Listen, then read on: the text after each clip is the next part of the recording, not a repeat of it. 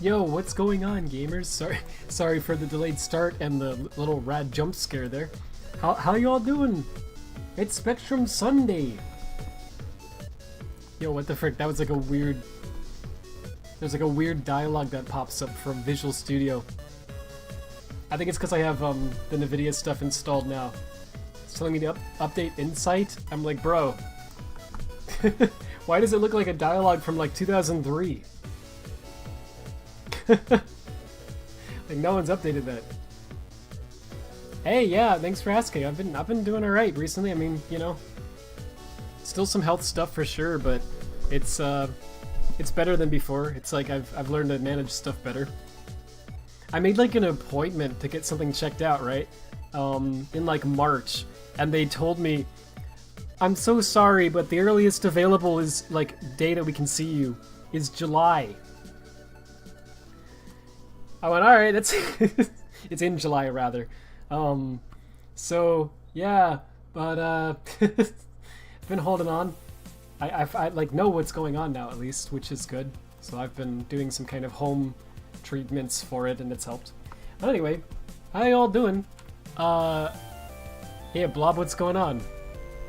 It's gamer time. That's so true. Let me pop out the chat. I think it'd be good. I'm not sure if I should do like the Rush OST at some point. Because we did Colors DS, we did Rush Adventure. So it makes sense maybe to go backwards to Rush. But we'll see. This one's a pretty good song right now. Alright, let me close some stuff here. Get this started. If you can't tell, the timing was a little rough today, but we're here. Do the Minesweeper OST. Oh, it's my favorite. Does Minesweeper even have sound effects? I don't remember. I think it has a bomb sound, right?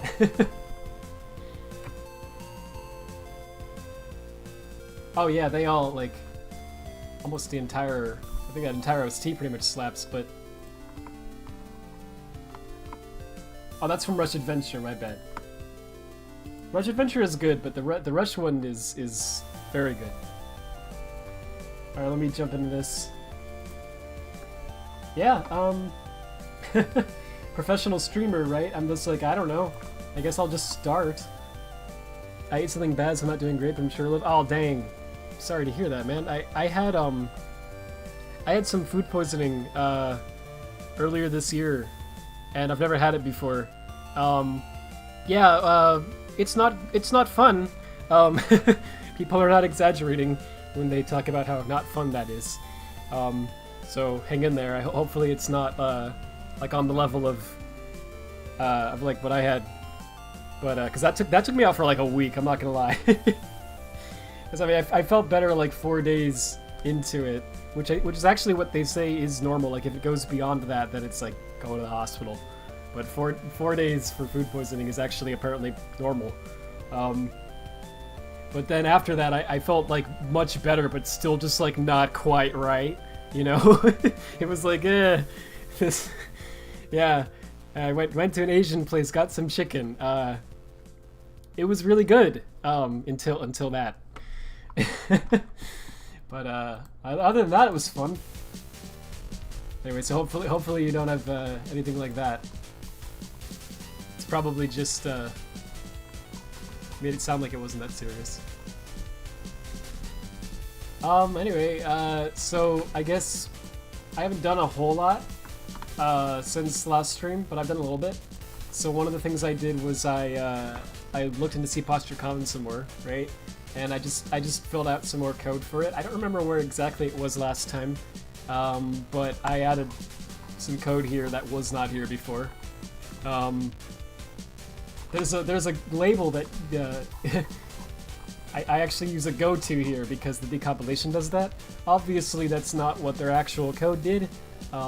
So you know we want to get rid of this and rewrite this such that it does the same thing without the go-to. But for now, I'm just doing that because. Like the way that I work is that I first get it to work accurately to the original, like best as I can, and then I go back and I clean it up, right? I feel like that's a good way to go about doing it, because you get results faster, and also, like, you can ensure the accuracy of it, whereas if you try to just start by like, oh, I know what they really typed, and you try to do it that way, then sometimes you get it wrong, you know? And you can get all these subtle mistakes that you make. So these are some more functions that I filled out. I don't think this one was here last stream. I honestly don't remember, but I think I filled this out in between the last stream and now. Not food poisoning, just physical overweight. Oh, that's good to hear. Because yeah, food poisoning is not fun. Yeah, so I guess we're just gonna do this. I feel like, again, with these Spectrum streams, right, it's like most of what I'm doing is going to be C+ or Common. So that's a fun boat to be in, because it's not a very fun thing probably to watch me figure this out. But once we can get this going, it's like this will be the majority of the movement code that we actually need. So from here, it's not going to be too bad at all. I was looking at some of the other postures and states and things, and yeah, they really are not like complicated like this one. On the good side, I pre-ordered some anime Blu-rays, but they're expensive and looking forward to them. That's awesome. Yeah, that's really cool. I have a lot of friends who are like collectors, right? Like they like to collect a lot of things, and I respect that. Like I think that's cool. But me, I tend to not be too into that for whatever reason. Like when I try to, a lot of physical things that I see, I'm just like, I don't know if I need that, you know? But for some reason, Blu-rays are an exception. I don't know why, because I don't know that it even makes sense, because you can probably find, you know, most of these shows like on a streaming service, or you could honestly, you could torrent them, right? So it's like, why am I spending all this money on this disc? I don't know, there's something about Blu-rays that I just find to be very cool. I like having it in my hand and knowing that no one can take this show away from me or edit it. I don't know. I like the quality of it. There's usually a lot of really cool bonus features on there. I just like them. So yeah, I've been collecting Blu-rays recently too. I actually have like a Jellyfin server, where I've been like ripping the Blu-rays and then like putting them on there. So I can just watch them like on my phone, or like on another, like if I bring like my laptop somewhere, I can watch it on there without having to bring around the Blu-ray and the disc. And it's been really nice. I've very much enjoyed doing that. But I understand it's silly, because it's like, why, if you're gonna set up a server anyway, why not just torrent it, dude? I don't know. I like doing things semi-legal, I guess. If I can. If it's some show that I like, I want to support it, you know. So I don't know. It's just I can't really explain it. It's not perfectly logical, but I've been collecting Blu-rays too. I always see them like, if I don't like it, I can sell it and make most of it back, and then I often never sell it. Well, yeah, right. I mean, that's a good point. I feel like especially with Blu-rays it's nice, because with DVDs, you know, the quality's lower, but also like if you the thing with DVDs is they can get scratched easily, right? So if you're getting like a used DVD, it's like there's a fairly high chance that it could be scratched, right? So like that's not fun. But with Blu-rays, they have like protective coating on them or whatever. So like you can get used ones and they're not usually scratched.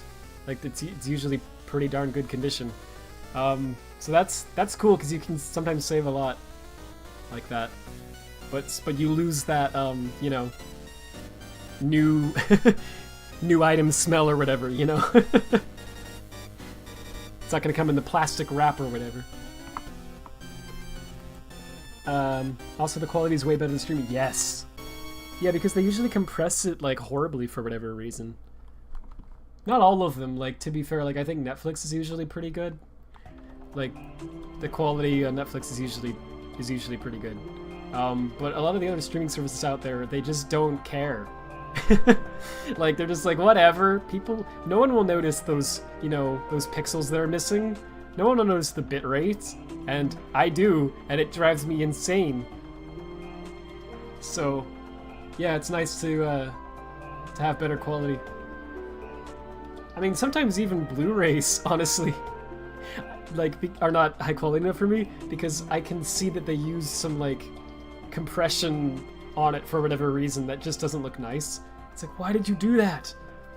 You could have fit this on the Blu-ray without compressing it like this, bro! Pains me when they do that.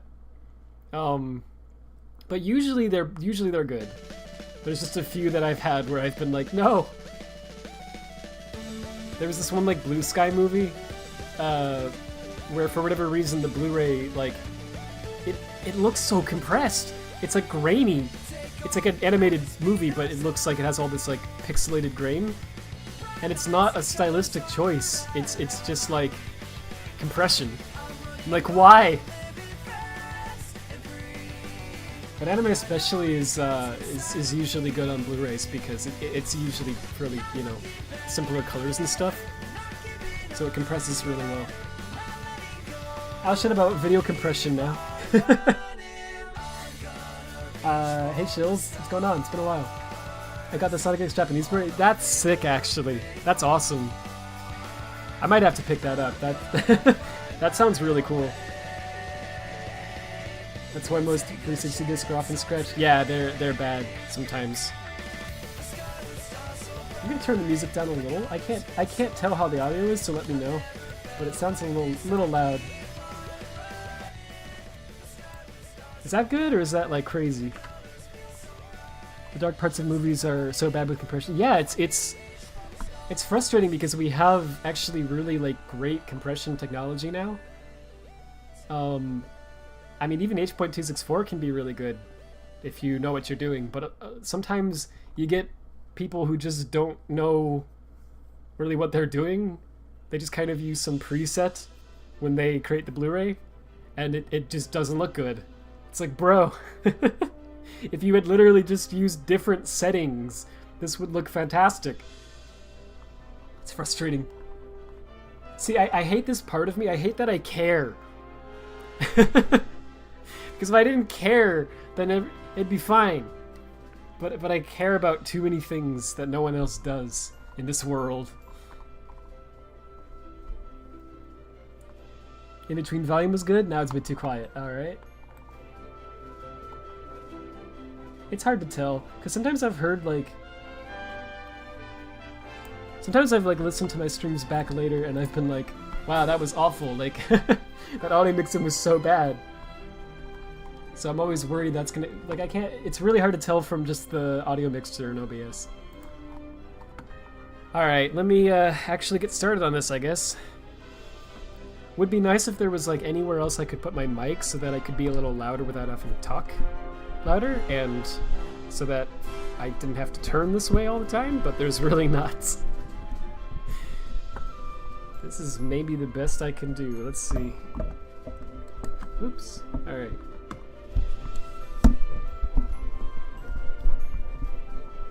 That is not necessarily better, but... Alright, okay, fair enough. Let's go over here, maybe? Yeah, real professional stream. When in doubt, check your own stream very briefly. Yeah, and just have it echo for a moment. Oh, look at this. Let's finish setting things up. What? What are we setting up, Windows? This is the same mic I've used since 2015. Did it come unplugged for a minute? Maybe that's what happened. I still don't know why it's anyway.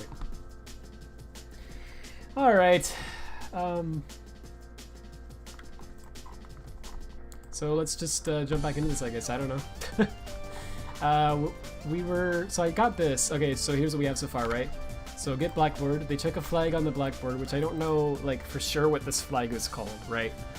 Because this was an enum value, but it got compiled down to this. So, like, I don't know. But I assume that it was something like ignore collision, which is why I put this here.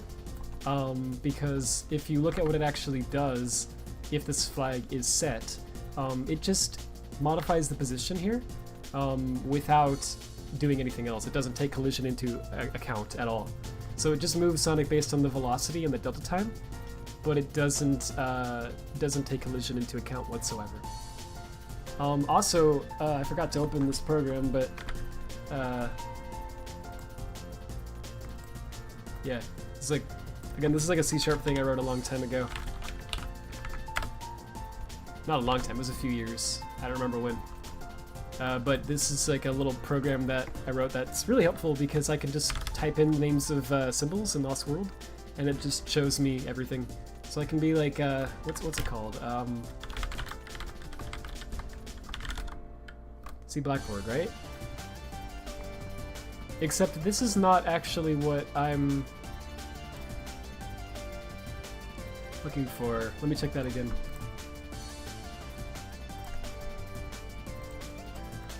There was a value I found somewhere in Lost World, like a function rather, that it was something like is distable collision, which they meant to say disable, is disable collision, but they made a typo. But I can't find it all of a sudden. But I think that's the flag that's being checked here. I don't know where the frick that is. Let me just straight up search for it. Because why not? Oh wait, yeah, that was fine. It was like they made this typo in it. Or maybe not. I thought they did.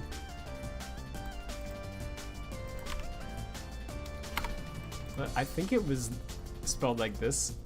Ah, is distable external force. I think that was it.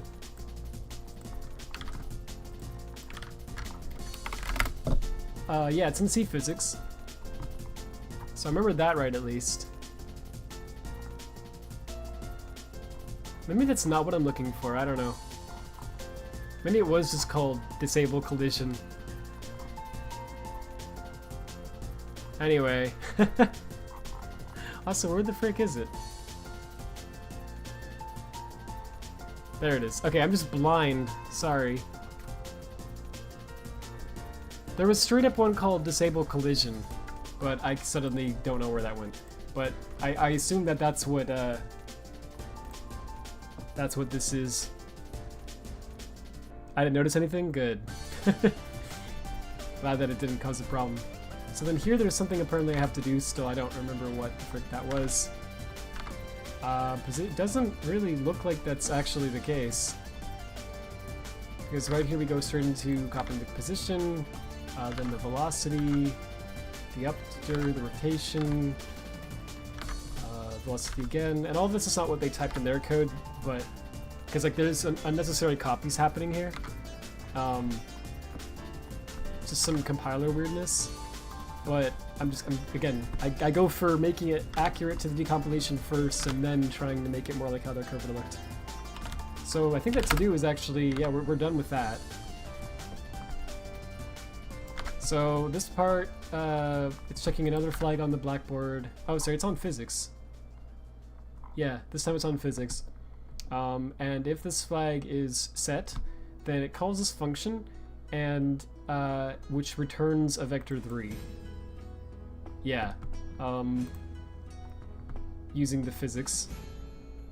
It then copies that vector 3 that was returned into this other value, and then makes yet another copy because of compiler weirdness. So the end result is essentially this. It actually sets two vector 3s at once here to the same value.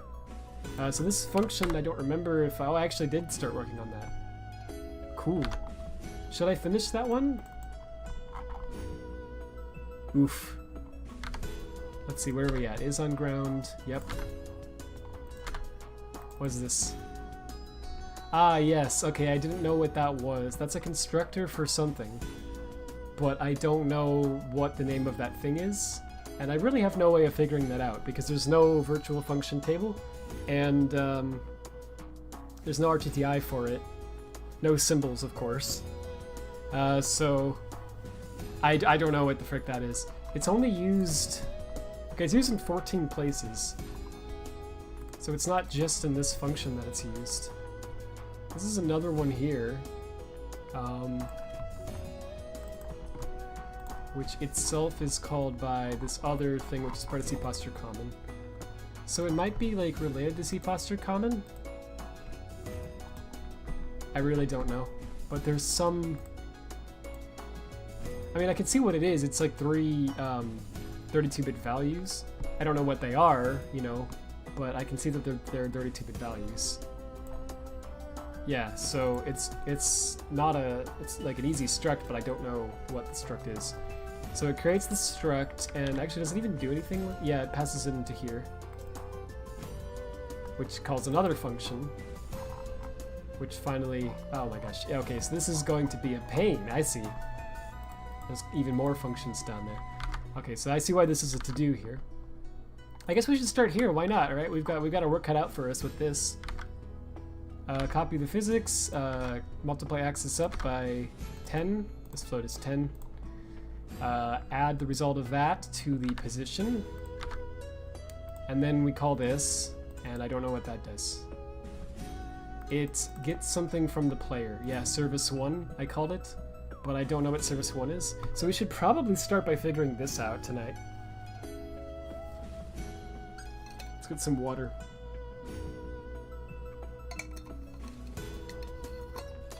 If Spectrum ever gets to the point where it's like mostly done, it'd be nice to have like a compilation of all of the times that I've drank water on the stream.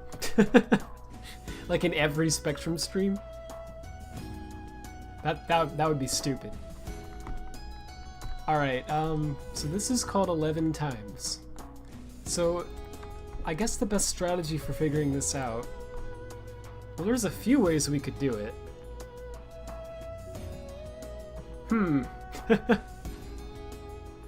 Yeah, there's quite a few ways we could do this. Let's just figure it out somehow. So here is a function that calls it. It's also C posture common. Okay. Wait, did I click on this one? Yeah, I did.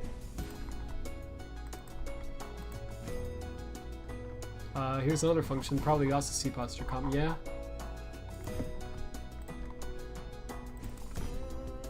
Okay. This is part of the base posture. This is the one that we called before.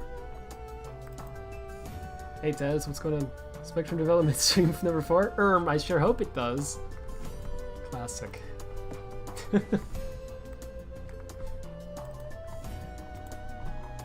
It's... oh, this is part of C collision. Okay. Well, I mean, it's used by a function that's part of C collision. Interesting. I sure hope it does. Yeah, that's...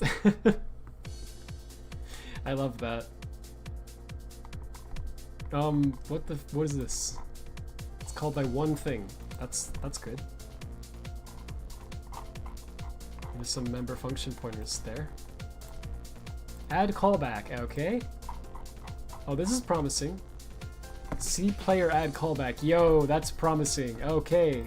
So there's a few ways we could figure that out. I'm gonna do the better way, but it's slower.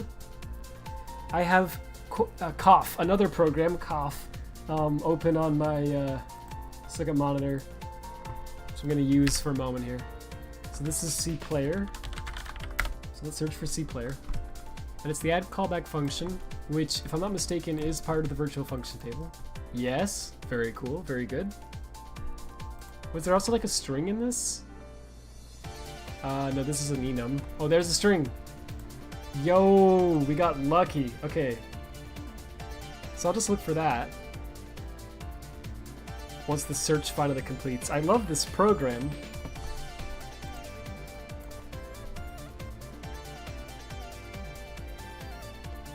Like, why is it that the industry standard software always just is awful? Like, why do people think this is good? I don't get... like, my friends think this is good too. They're like, oh, this program is so good. It's so much better. I'm like, why? I just don't understand.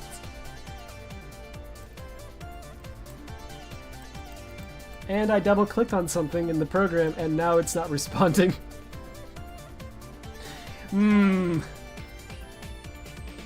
Because double-clicking is too hard for multi-thousand-dollar software to handle.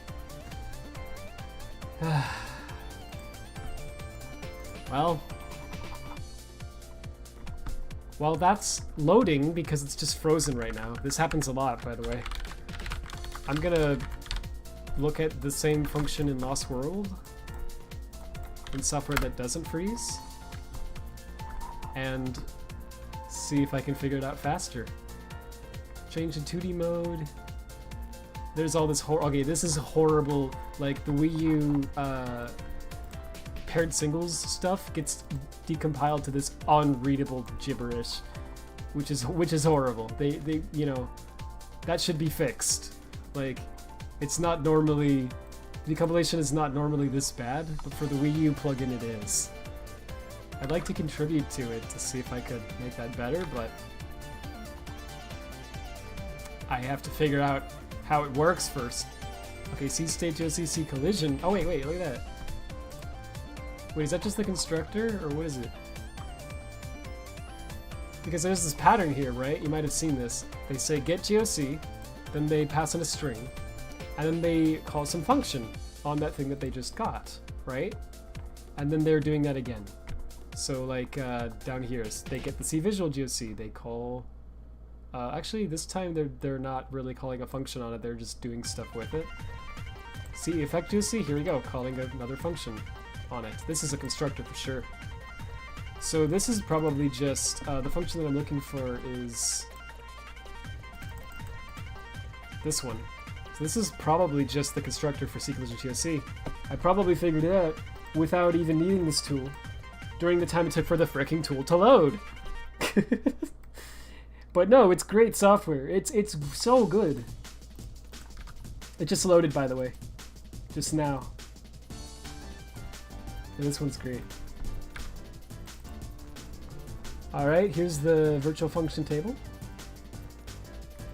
Actually, there are multiple of them.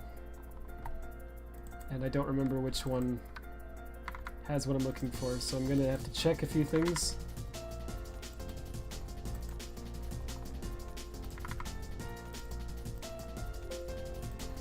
It was like this with 3ds Max as well, right? Like 3ds Max is like the industry standard modeling software, right? It's like, oh, it's what everyone uses in the industry. And you try it and it just sucks. Like it crashes. When I used to use 3ds Max for Lost World modding, it literally crashed for me on average, like less than 5 minutes. It was unbelievable how often it crashed. And I wasn't doing anything crazy. I didn't have like a billion extensions installed or anything. I was just using 3ds Max. Like, they expect you to spend several $1,000s for that software.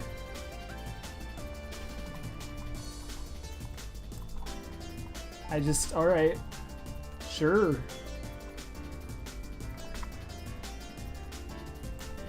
Okay, so wait a minute, I must have missed it because it's not anywhere in any of the ones I'm looking at. Could it be this?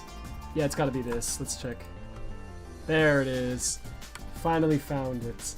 The Iblis trigger. Oh, whoops. It's like a tooltip on my screen. It's freaking huge.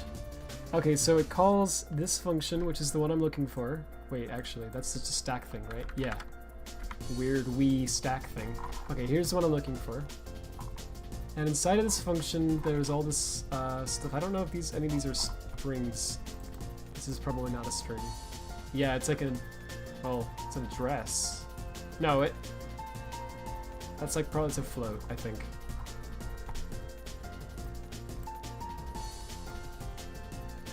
Anyway, it does all this stuff. I think at some point there was a virtual function table involved, maybe?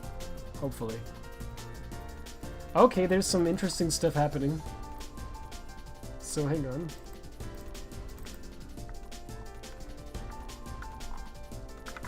I don't know what that is, but lower down there's this VF table. Nice. So that is probably...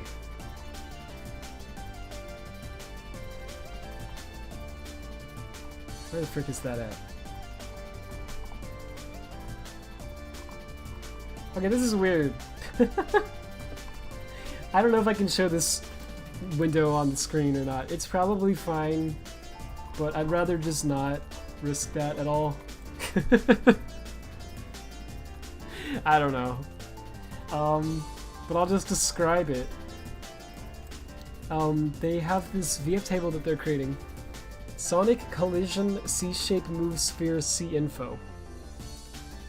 And they're creating this class. For some reason in Colors Ultimate it does it... It looks like 7 times? Sonic, no!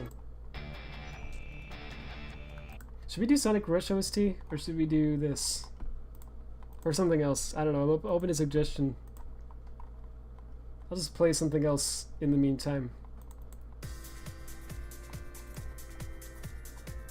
Yeah, so I don't know why the frick it does that like 7 times. It's kind of weird. Is this it? Yeah, that's gotta be it.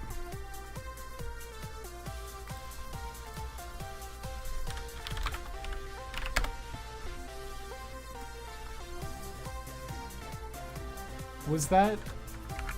That was a pretty lucky guess. I think this is... Is that actually right? Or is it just this one? It's just the one.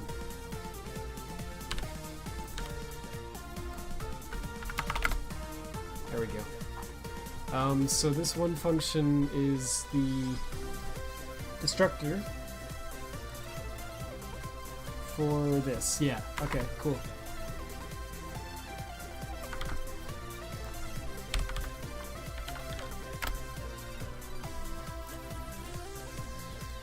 So this is the name taken. Oops, I forgot. This is the name taken from Colors Ultimate. So this is the one good thing about. I've said this before, but this is the one good thing about Colors Ultimate existing. It's the fact that we have RTTI now. Thanks, guys. That's the only good thing. There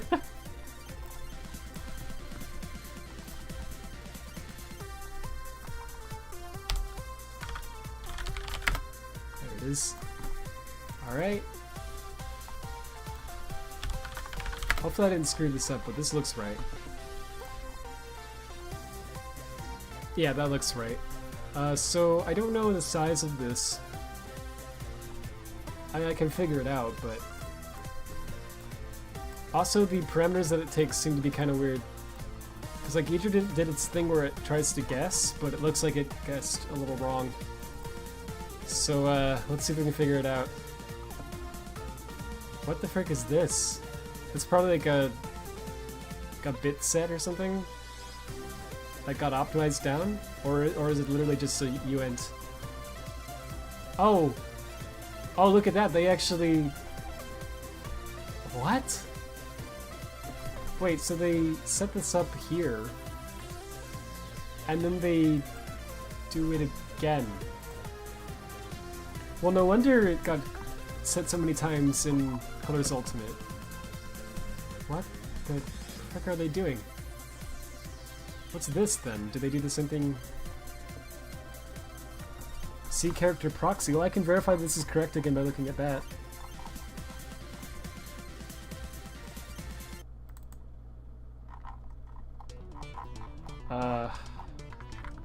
It's another function entirely.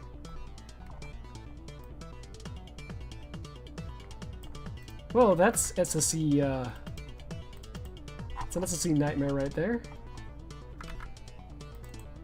There's all these intrinsics.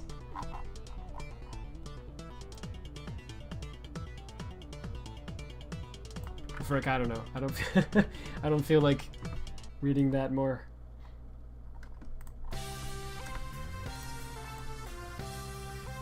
You streaming loud this year, Ed. Thanks. It's more than last year, that's for sure. Last year was kind of just was not great. Some things got figured out, so that's cool. Okay, I don't know what's up with it. Like, this is actually really weird. because they set the VF table pointer right here. But first of all, it's not the first value, right, inside of this. It's like it comes later. So that's already very odd, right? But then it gets worse because then they call this, and for some reason we have another. Yeah, what does this get? What does this get? Oh, look, there's another VF table. And wait, this doesn't get used? Like, what? It has to get used. Okay, well, this is another VF table. It's probably another destructor? Yeah, that's confusing.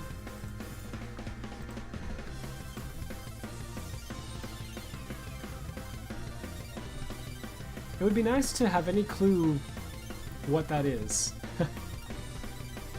Like, what is this?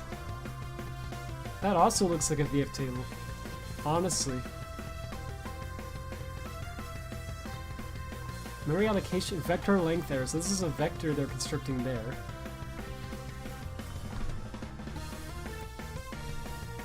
Where does this get used? Okay, 79 times. Jeez, dude, this is a bit of a pain. Okay, so let's take a step back. See if we can figure this one out.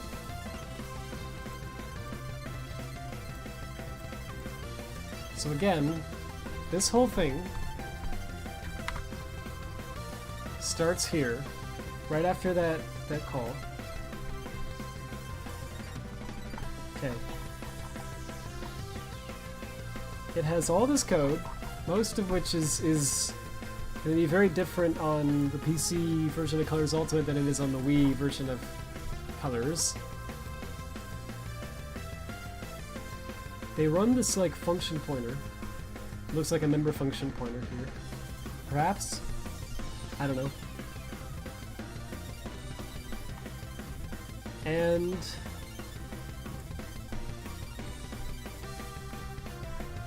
at some point they do this. Looking for those values. Hex 4000, that is actually there. I don't see Hex 2000, but that's probably part of another one of these numbers here. Let me check this actually right here.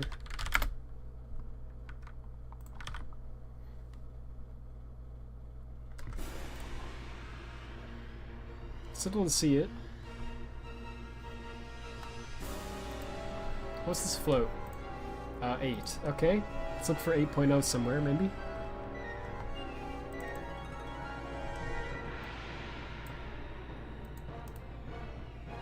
Found something. How the frick do you use this tool? Doggone it.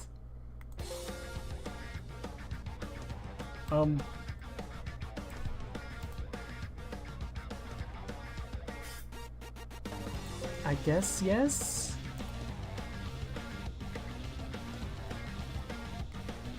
I just want to say that this is a float, right? But for some reason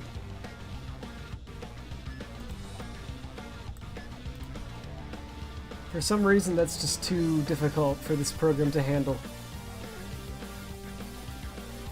This UI is like so bad. I have no idea how to freaking do this. Like,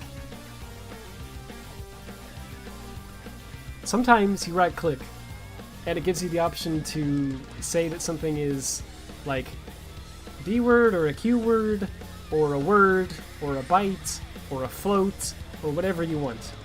And other times you right click and it just doesn't.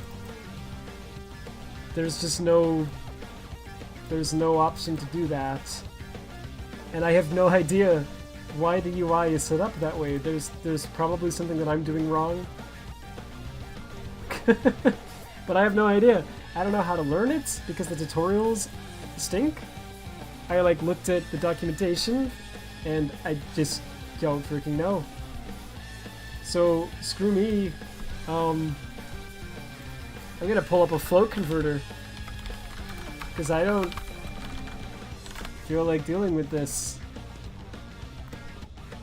Yeah, here we go. 8.0 as a float is hex 41000, right? So that's close to this value, but it's not quite it. This value is 4 as a float. Assuming that I did that correctly.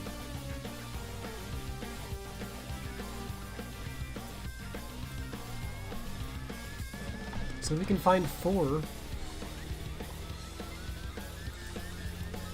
There's 5. Oh, here's 4.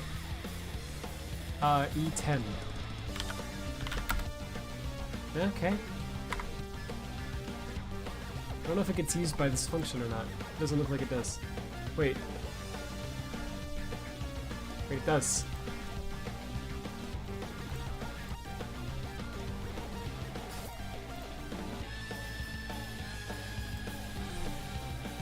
Oh, I guess there's another... I see.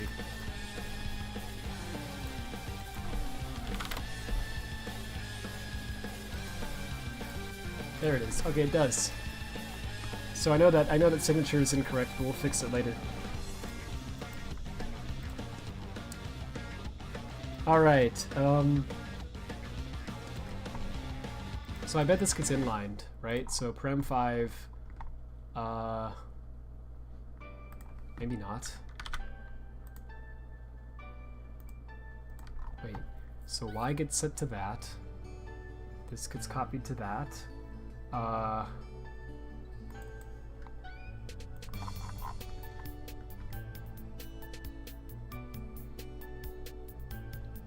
I don't see anything that should be checking if it's greater than 0. So that's a little confusing. I don't know where that check is coming from. They have a check that checks if 4.0 is greater than 0 or not.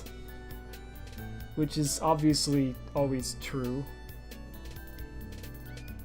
Oh, wait.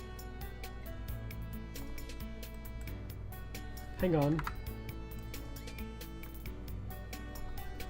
I think the program just screwed up the decompilation a little bit.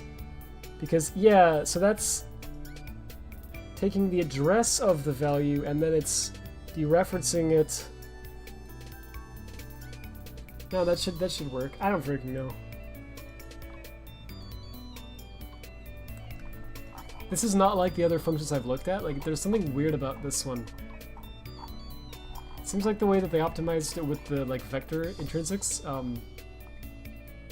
made it all weird. But I'm trying to just figure out if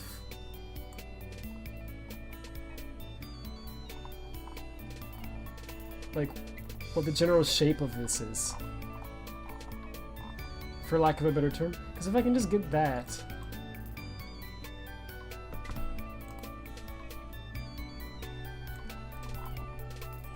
Okay, so hang on. So towards the end, or no, rather, was it this function? I don't remember anymore. Yeah, this one has a C character proxy that it creates in it. So there should be a function, like at the end of this, that if you look at what it actually does, it should create a C character proxy. But I don't see any function that really looks like that.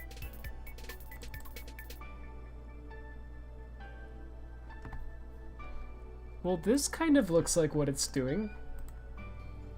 But it comes after all the rest of the stuff and it's not... It's very odd. It's a real puzzle here, gamers.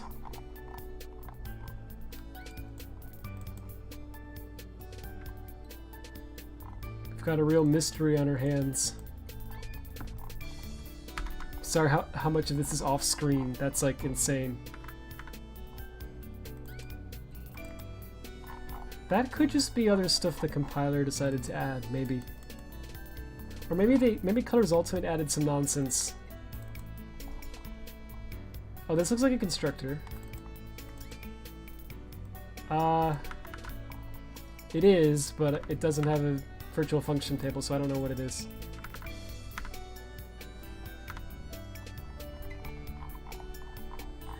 Like, bro. It's one of the craziest ones I've seen. It goes so much deeper than it needs to for no reason. Like, what did the compiler do to this code? This might also be like de novo. Sometimes de novo screws up the code. I found that the way that it seems to work is that it there's different modes that de novo has, but it seems like what the older versions do, the one that was used in this game, is it by default at least, it seems to just randomly obfuscate the functions. So like it goes through all the functions in the game and it just picks ones at random and it just obfuscates those. So it's like sometimes it obfuscates something that actually maybe you want to be obfuscated, but a lot of times it just obfuscates some random stupid nonsense that has nothing to do with anything. And if it happens to obfuscate something that is used by the game a lot, like every frame, then the performance will tank because it has to de-obfuscate it every frame, which is awful. So we love de novo, it's great. Thankfully that doesn't usually happen, but here we go, C character proxy, I found it. Okay. So this entire function got inlined. Give me a second, I'm gonna mute for one moment.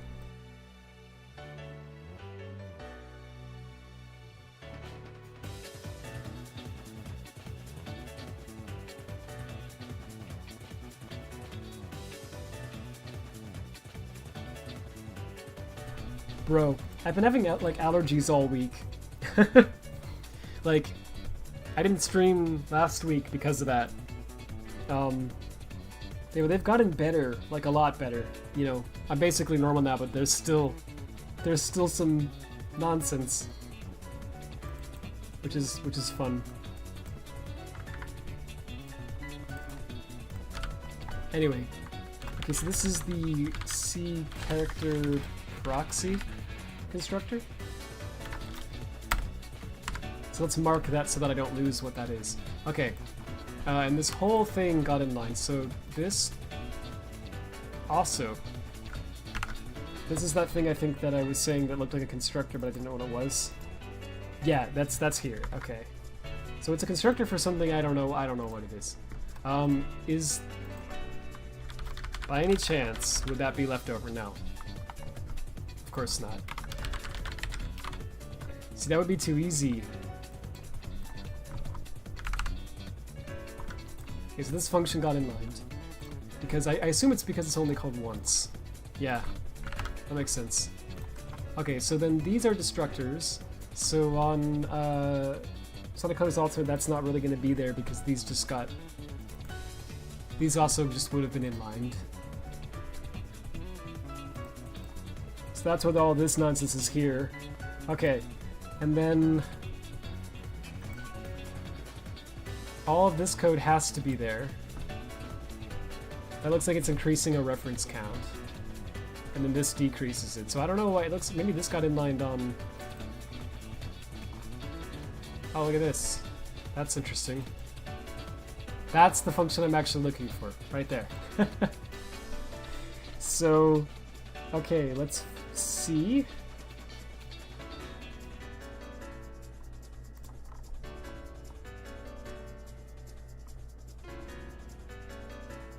Okay, I think this line of code right here corresponds to this. Oh yeah, those two lines, yes, I found them. Okay, so this if statement, that's this. Yeah, okay. Here we have an assignment that's preceded by an if-else statement. So I assume that that's what all this is. Yeah, this entire thing also got inlined. Because it's only used once. Okay. Makes sense. So that's what that is. So there's the function. Bro. Okay, so I found the function that I'm looking for, but I was hoping... There's not really the context that I was hoping there would be, but we'll see if we can what we can piece together from this. There's a few things here. So this calls something on here, which is the C player. Param 1.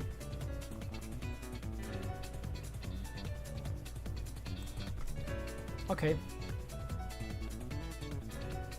Let's just figure this out real fast, because why not? This must return something.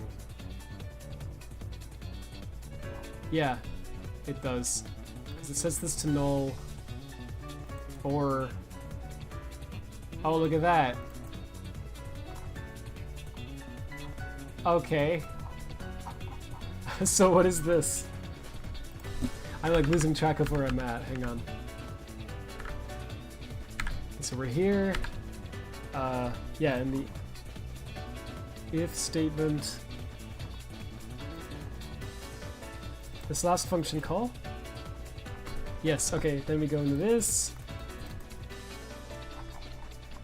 It's Sonic C physics body. Okay. So let's name that. Oh, that's what that was. Cool. Alright, we figured that out at least. Jeez, dude. It's fun to like be at the level of reverse engineering where you're like wanting to explain what you're doing, but it's just like, I don't know how to explain it. Like doing a lot. Make that a class. Also, it's funny how that's not in any other namespace. It's just right here. Like you'd think that'd be in collision or physics or something, but nah. Sonic Team had other plans. Also, this is great because they create this on the heap, don't they? Yeah, so we can see the size. It's hex 90 bytes. Very cool. And because there's RTTI for it, we can also see what it inherits from, like what classes it inherits from. Which is very nice. It inherits from ref count object. Which makes sense. I think I saw it being used in that handle. It's from the Hedgehog base. It's the Hedgehog engine stuff.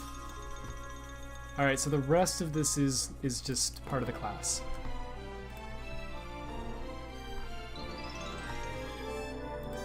Oh, also there's this fun thing where they have this function they call that does some weird thing with the stack.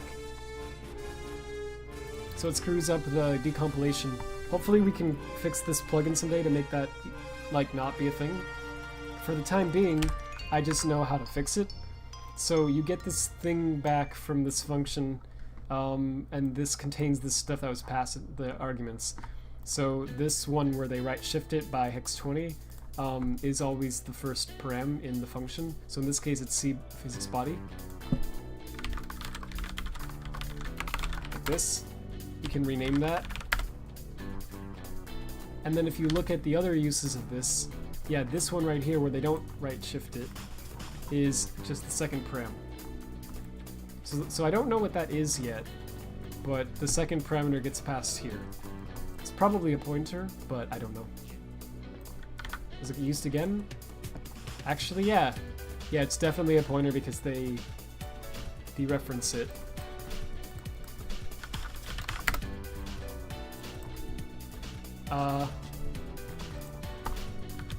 I guess we could do this for now.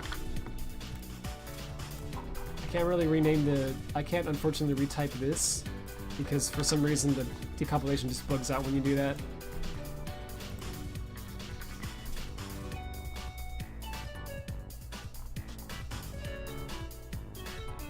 Okay. Could probably set all these, but I don't know. I don't know if I'll do it for all of them because I'm just... It's a lot of effort for something that I'm not really looking into right now. We'll set a few of them, why not? Oh, well, this is actually really helpful right here. I didn't realize there were 3 of them where I would have copied this.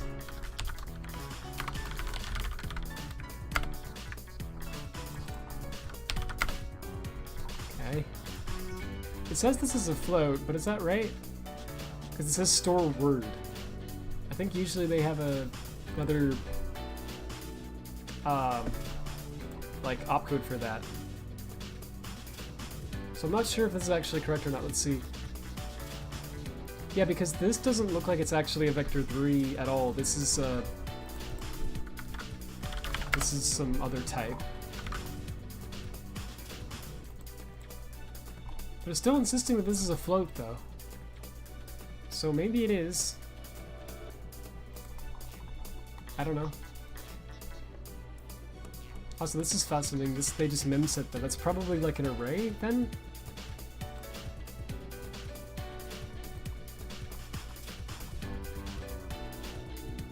This is such a mess. Wait, what's this? Okay. Just why not? Make it a uint. Wait. Oh yeah, that's actually right. Okay. And then this should be like a pointer to something, I guess. Why is load size inaccurate? I don't know.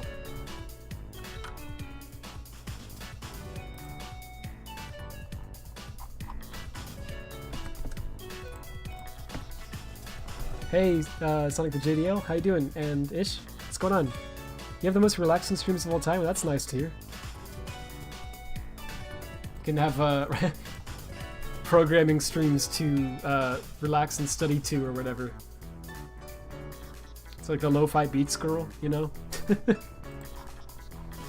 It's just me typing a lot and then silently whispering like, I hate this software. Just having all my negative opinions about everything. C++ is designed like, why is it designed like this? Hey, Spectrum for the internet service provider. Sure. Do I remember that ad for... Well, I don't know if like Charter Spectrum is worldwide or not. Like, I know it's in the US. I don't know if it's like what other countries it's in. But in the US at least, it's like a big provider, and they have these ads that they show all the time. And now they're just boring ads, but at one point in time, they had one that was a parody of the song My House.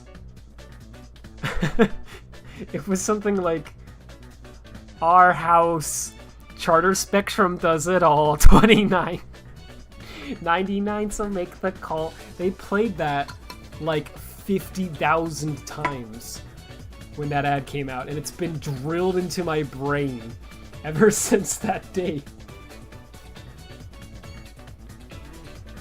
So good job, I guess. That's, I assume, what they wanted to do with that ad. I still remember that. They're like fine. I think we used to have Charter Spectrum actually, and it was fine. It wasn't great, but it was okay. It worked pretty well most of the time. Now we have fiber, which is nice. It was noticeably nicer, but it's not through Spectrum anymore. Anyway, I'll shut up. Oh, I didn't know you were seriously asking. Sorry. Sorry, JDL. Yeah, it's a mod to turn Sonic Lost Order into colors, basically. It's a crazy idea. But most of what I'm going to be doing is just this boring code stuff, right? Because that's most of what I have to do to get this to work. I thought Knuckles was a 4 out of 10 at best. I thought Paramount Plus for it, and you regret it, but I'm not going back. I bought the annual service. Yeah, I haven't watched it yet, so I mean, you know, I'd like to see it without spoilers, right? But, yeah. I've heard very mixed things. Like, I've seen a lot of people on Twitter saying it was bad.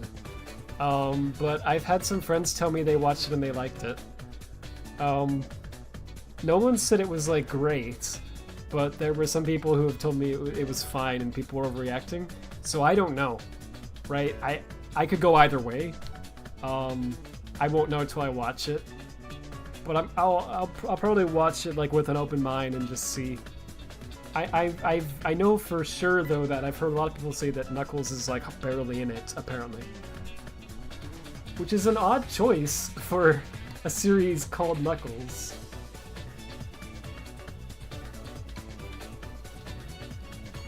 I don't know if it'll be bad or not. I bet it depends on if you like Wade the movies or not. I mean, that's like such a weird freaking idea. Like, why would you make a spin-off series about Wade? So, I mean, I don't think I'll think of that as being good, but, I mean, maybe it'll be fun.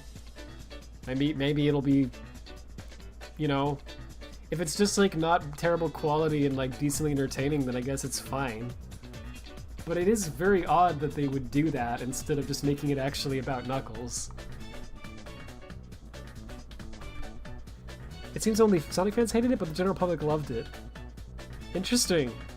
It has very good audience and critic scores. It's objectively a great TV series, but us Sonic fans only wanted the chaotics. Huh, because I think IGN reviewed it. And they gave it like an 8 out of 10? Which is higher than the score they gave for the first Sonic movie. So according to IGN, not only is it great, like an 8 out of 10, but it's better than the movie. So, I know IGN's opinions are crazy sometimes. I'm not taking their word for it, but I'm just saying I find that very interesting that seems to be what they thought of it. Like, really? Like, okay.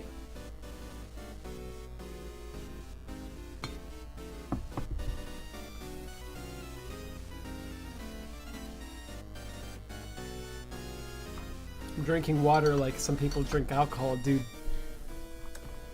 Anyways, sorry. My throat's all crazy these days. It's the Wade Bowling Show featuring Knuckles. It's about bowling? Like, I shouldn't ask because I kind of want to just experience it for myself, but... What?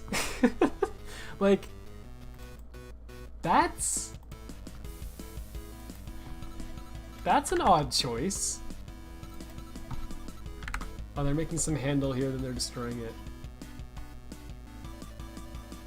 It's all about bowling. What the... Oh, okay. Alright.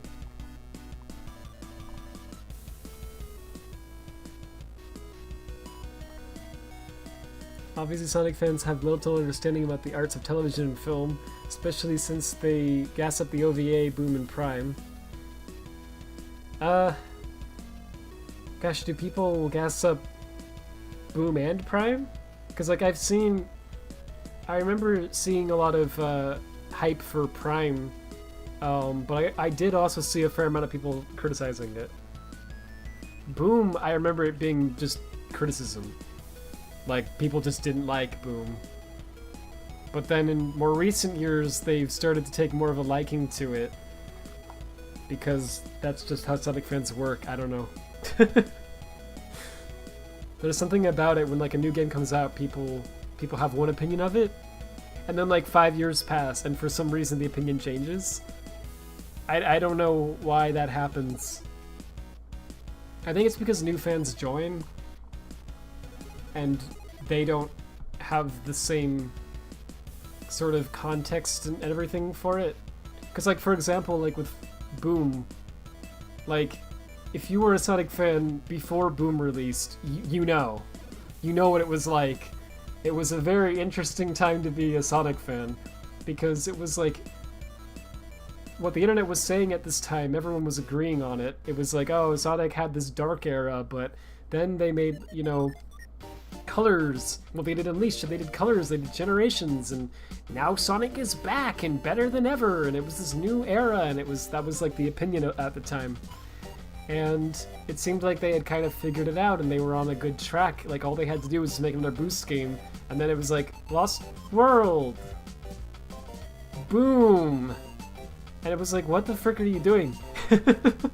Like, there was this bizarre feeling in the whole fan base of just, like, confusion. Like, what? Why? And then I think a lot of us knew what was going on, too, because we saw the articles about the, like, layoffs. And it was concerning, because the way they advertised Boom, they didn't make it clear that it was just a temporary spin-off. They really made it kind of seem like it might just be the new Sonic. Like, from now on, it's just gonna be Boom. No other Sonic things ever. And the whole fanbase was just like, no, we don't want that. Like, we do want other things, and we will throw money at your face if you make it. But we don't want Boom. Like, what are you doing? So there was this large, like, distaste for Boom. But then, if you're a new Sonic fan and you joined after the movie or whatever, you don't really know all that. Right? You don't have all those feelings attached to it. You're just like, what's this? A game? Oh, a TV show? It doesn't look so bad. Why do people hate this so much? Right? Like, I think that must be what happens. Is that people join and they just don't really... They're new here, you know? They're not like us veteran Sonic fans. It's a thing called going back with a different perspective, and also new fans join, like you say. Yeah, I think that makes sense, because like, I've had times where my opinion on things have changed a little bit as well, but usually I try to go into things with an open mind, like, as best as I can. Because obviously I'm a human like everyone else. I've got emotions. So sometimes something happens and it's hard to not have a biased point of view on it, right? But I always try my hardest to be like, alright, well, my gut reaction to this might be negative, but let's see, right? Like, let's give it a chance. Maybe this is good, actually, right? And I always try to do that. And most of the time I find that it actually isn't so great, and my opinion stays the same as what I thought it would be. But sometimes I do find that it actually, when I do that I actually do enjoy something. Like Frontiers, I really thought was not going to turn out. But I liked it, you know? A lot. Like, it's very flawed game. I can easily list like 100 problems with it if I wanted to, but it's fun. It's fun, and it has a lot of good ideas in it that are genuinely like concepts they could build on if they want to. It brought back the tone of Sonic that I wanted for the most part. There's things I could nitpick about it, like I don't really like the story much and all that, but it just has the shonen feel again, which Sonic hasn't had in so long. And it was just so refreshing to see that again. It was like, oh my gosh, they got it. Somebody at Sonic Team finally stood up and said, what if the Sonic fans are actually just weebs? What if they just want to see Sonic do a bunch of really cool stuff? And they could just fight a big, like, Ava-like monster with, like, a Dragon Ball-esque power-up. And we could have, like, some robot girl that Eggman makes. And sure. It's like, that's cool. Like, it doesn't take much to make me happy, dude. Like, just give. I've said it before, but just give me something that, like, my, like, you know, teen self, like 14, 15-year-old self would have been like, that's cool, right? Just do that, and I don't really care about anything else that much. Making Sonic more weebish was a good idea. I agree. Like, genuinely. We already played this song. So I mean, Frontiers has a lot of problems for sure, but I just see the plus sides of it as being such big things that they should have done so long ago that they just never did. That my overall feelings toward it are positive, because I'm just like, well, I mean, it genuinely does. I know people always say this, like it's a step in the right direction, but I really do feel like it actually is this time. I didn't feel that way about Forces, for example, but Frontiers I'm like, yeah, I actually see it being a step in the right direction. It's just that next time you have to actually like fix the problems, right? When you make a Frontiers 2 or whatever, you gotta sit down and you have to say like, alright, let's fix the jankiness, let's make the animations a lot better, give it some actual style this time. Like it needs to look impressive, you know? People care about the looks. Whenever anyone says like, oh, the gameplay matters most, the visuals don't really matter, I mean, that's not entirely true. Just keeping it real. Like, just look at how people react to the Persona menus, and come back and tell me that again. It's like, nah, like, visuals do matter to an extent, man. Like, if something looks visually impressive, people tend to like it more. So, I mean, I really do think Sonic has been lacking some style in that department for a while. Because if you look at, like, Unleashed and Colors and all that, like, those games have a lot of visual style going on. There's some really great art direction and everything. And it feels like that fell off around the time of Lost World. And they haven't really fully gotten it back yet, up to that level of quality. So Frontiers 2 needs to really sit down and say, we're gonna give Sonic style again, right? Like, we're gonna make everything have visual flair. Like, all these little details, like, just put in things like, on the results screen, like, have some cool effect where it, like, zooms in and it kind of winks or something. I don't care. Go full Persona on it. Like, just do something crazy with it that makes people go, oh, that looks cool. I think that would be nice. And, like, the world needs to look more like a Sonic world. It shouldn't look like, you know, a generic Unreal Engine grass level, or a rock level, or a desert. Right? It should look like something more stylized. But if they can just do that, like, make the style real nice looking, keep this gameplay pretty much the same, honestly, as it was, iterate on it a little bit. I'd like to see if they could play with the spin dash some more, for example, right? Maybe give him some new moves, make the combat a little more interesting, I don't know. They don't have to change much. It's a pretty good blueprint. And just make a lot of really fun levels that this time are not just Generations rehashes, right? Like, give us new levels. And that's about it, man. It'd be fine. It'd be a good game.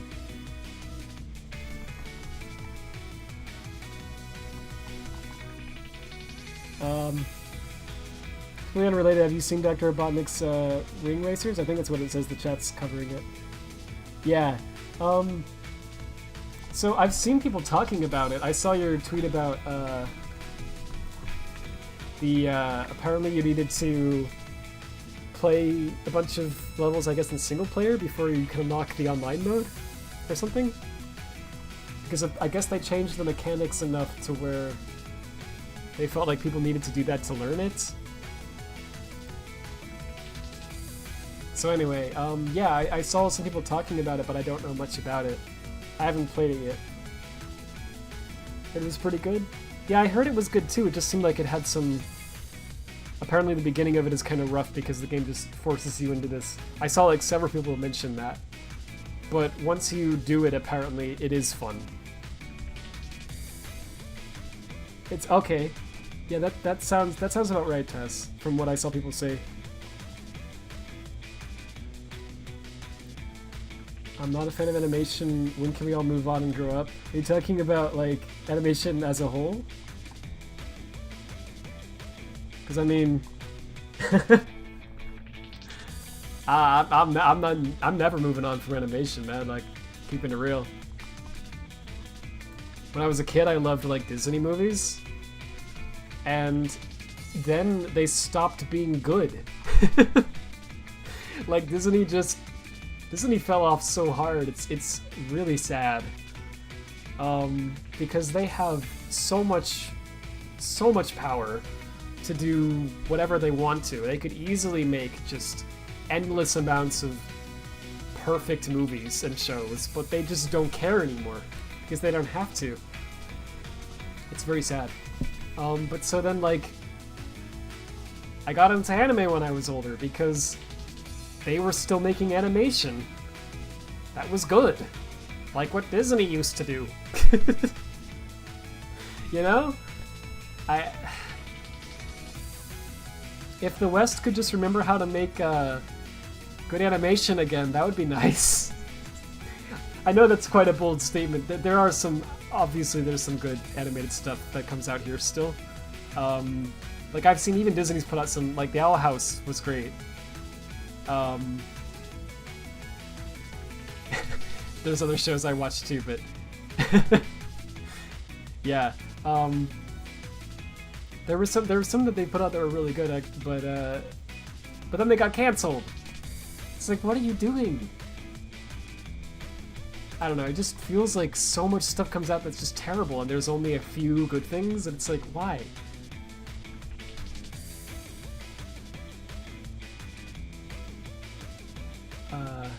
The minutes you can skip more easily? Oh, okay. Oh wait, so they make an update to it? The tutorial was as long as Kingdom Hearts 2's beginning part? Oh jeez. Yeah, that was maybe too much. Disney movies unfortunately not good anymore, as they're pretty woke. I don't want none of that in their films.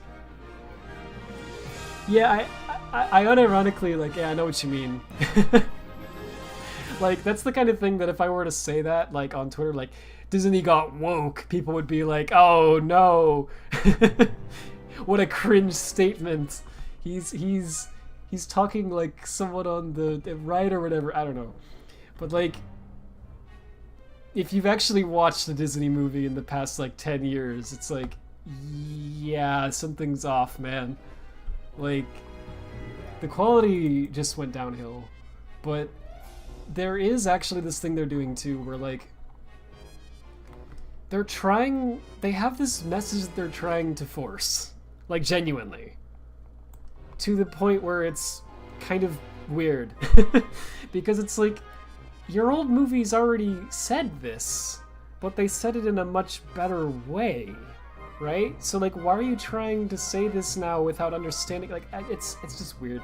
I don't know if people will agree with me on that or not, but I've talked about this before a little, I think, too. But like, one example that I found is like, for example, like in Aladdin, right?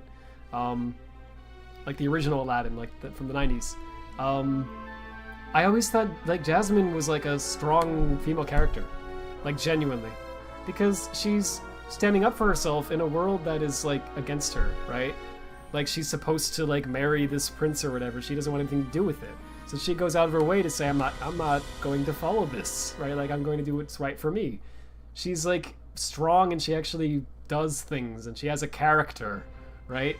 But in the remake, they felt like that wasn't strong enough for some reason, so they like add in all this extra stuff on top of it to really try to make that message more like loud.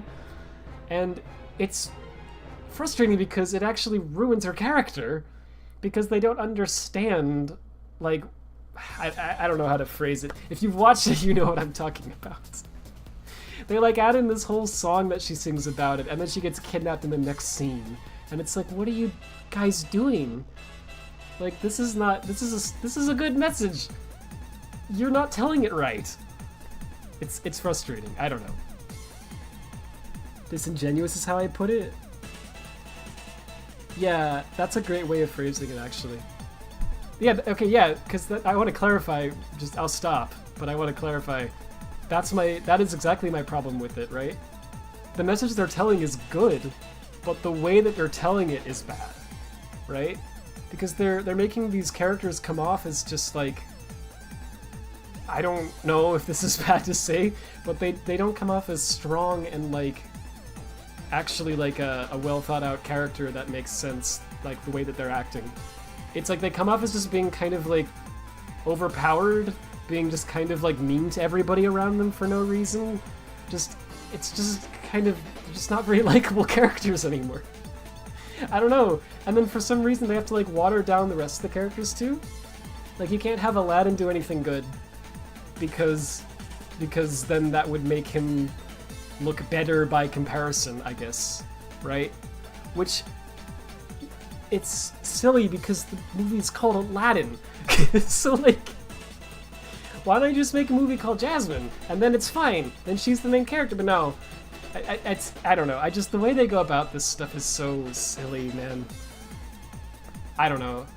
But it's so frustrating because once in a blue moon, you get a like Western movie that comes out where they actually do the message correctly. And it's like, yes! Thank you! Like, that's how it used to be done, that's how...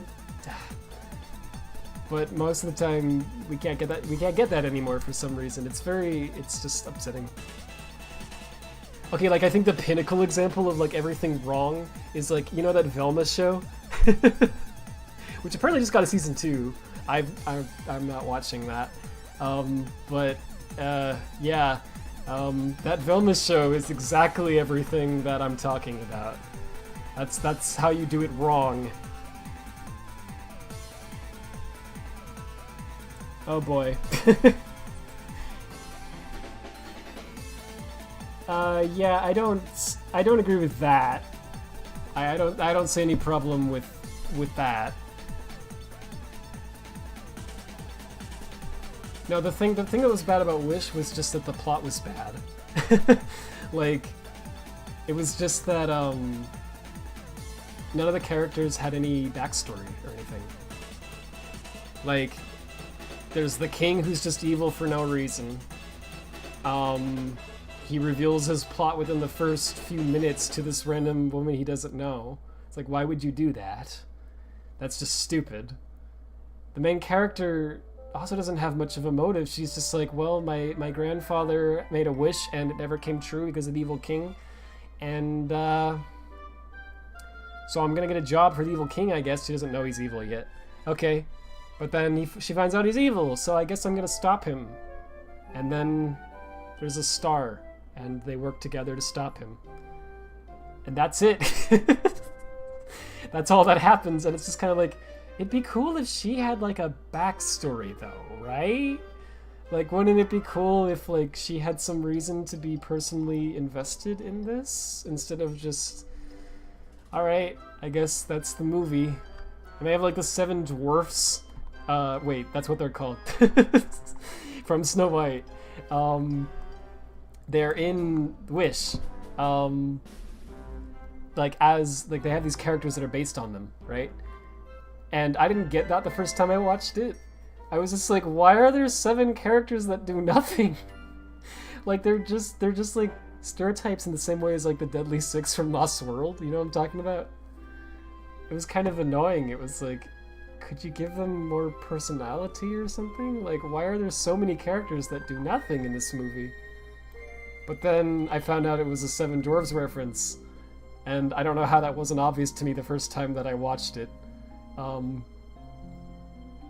Not good. It just felt like there was unnecessary. Like, the only reason they were there was to make a reference. It's like, you could make characters that actually matter too, though, guys. Like, you could give them a plot reason to be there or something. Like, I think it would have been a lot better if, like, she had a motive and the king had more of a motive as well.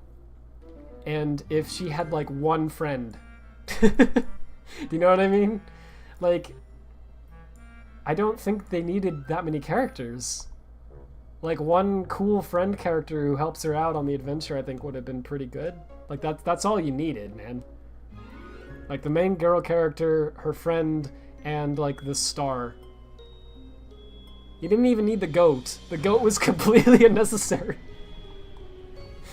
Yeah.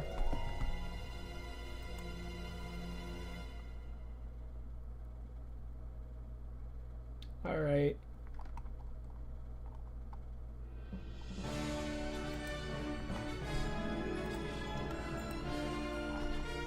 Yeah. I don't know, Tess.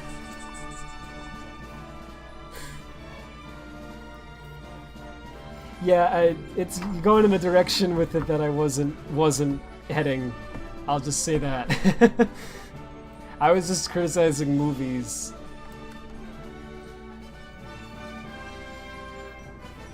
I wasn't saying anything political.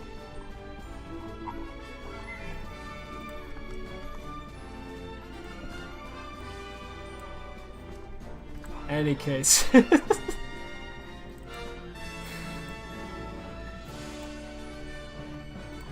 Float? That has to be a float. Yeah, okay. Oh, that 4 could have been this.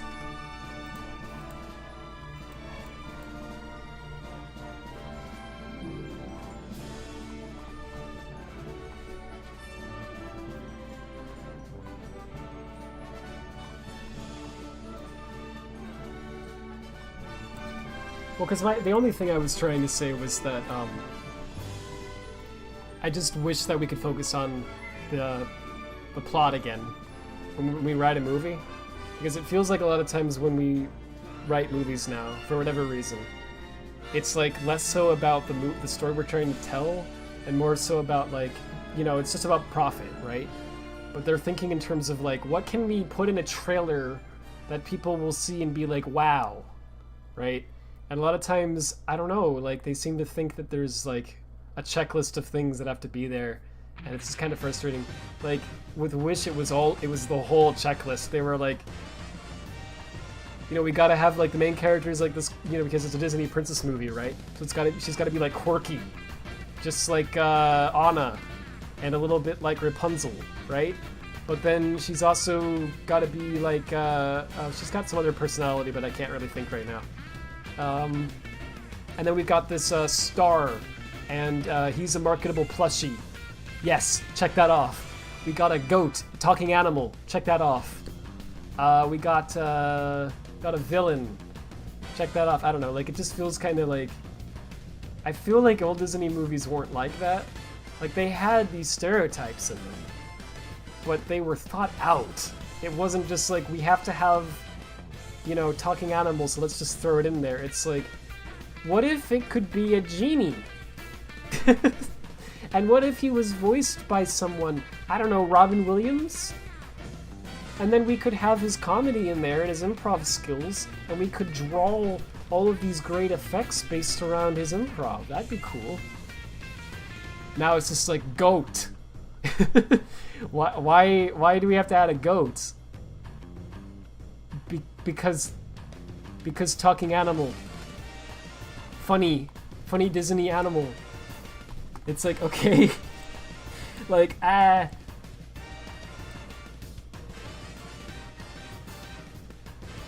actually like kind of weirded out by, like, I'm not gonna lie, I don't understand the whole thing about like,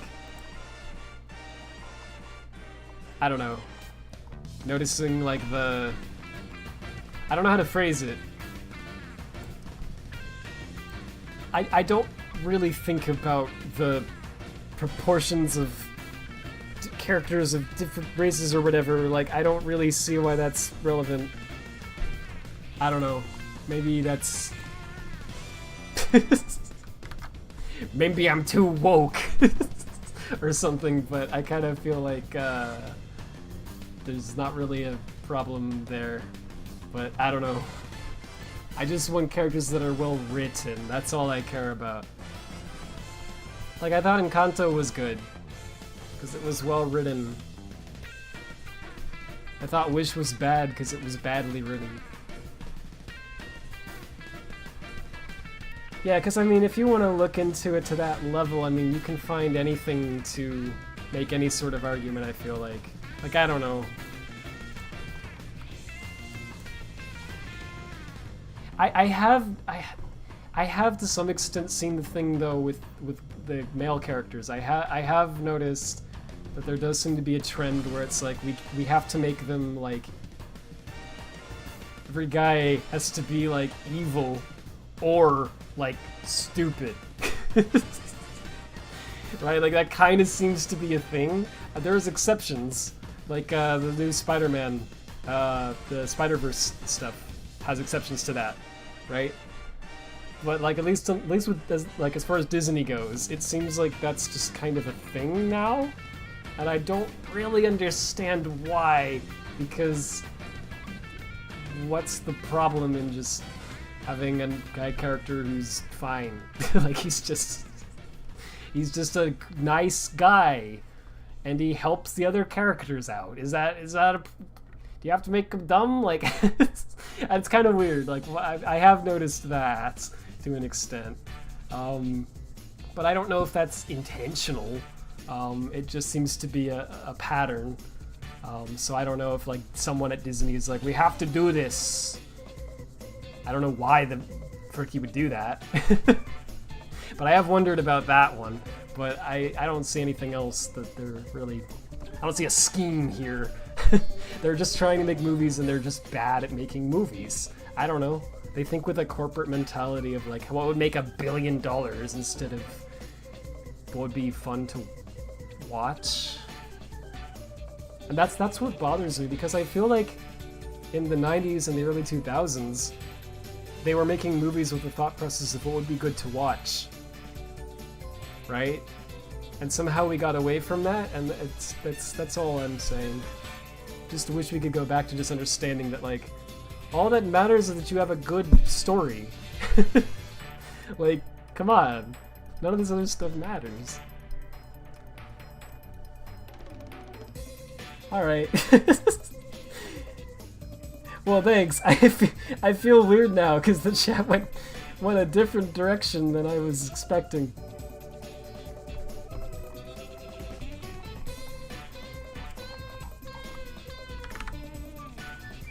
Anyway, programming.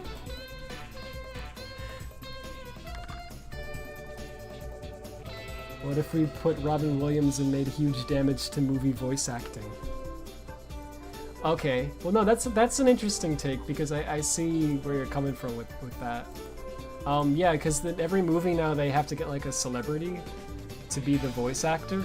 And it used to be that they selected voice actors because they were a good voice for the character, right? But now they select voice actors because they're famous. So like you get Chris Pratt and everything now, right? And it's like, okay. Like, he's fine. He's not like a bad voice. I mean, I don't know. I thought he was okay as Mario. I haven't seen Garfield. Did it come out? I don't know if that Garfield movie's out yet or not. I haven't been paying attention to it. But he's voicing him in that too, right? So he'll probably be fine as Garfield as well. But it feels like you could get voices that would fit the characters better, right? Like instead of it just sounding like Chris Pratt, maybe it could sound like the character. So I do see that how the success of Robin Williams as the genie did make every company start to do that. But that's not his fault. Like, that's just the fault of the industry being stupid. I don't know. They just like saw something, they saw it made money, and they went, let's do that. And they didn't like think about why it made money and why people liked it. They just copied it. Oof.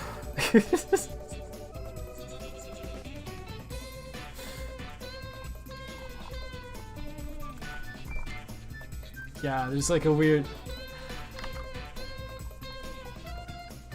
It's kind of weird because it feels like sometimes like you can't say like anything without it going one of two extreme directions these days.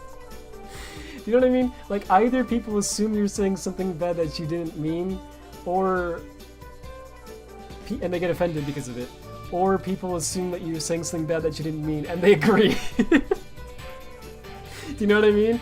It's like, interesting.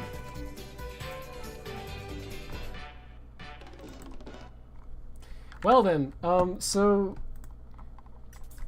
somewhere here was the constructor for this. Yeah, this is the C character proxy. And then somehow I got lost again. Oh, what? What the frick is this? So this is the Windows version, but it says NX sphere shape description. Like it starts with NX, which is interesting because isn't that the codename for the Switch? Is NX also the name of like stuff in the physics library? I don't actually know. Let's look that up. Oh, it is. It is. Okay, so that's a physics thing. I don't know how you're supposed to pronounce it because it's physics, but they spell it with an X, which is weird.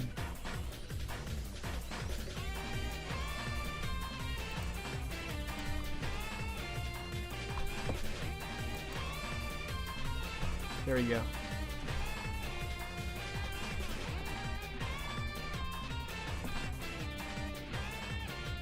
So what's up with this?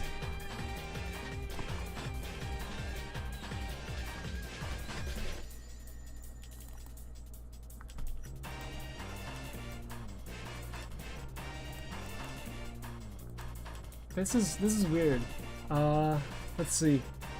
Because they set the oh wait, no, I'm just being stupid. Here it is. Okay, so this is a switch statement, and if the value is set to 1, here it is, then they do this.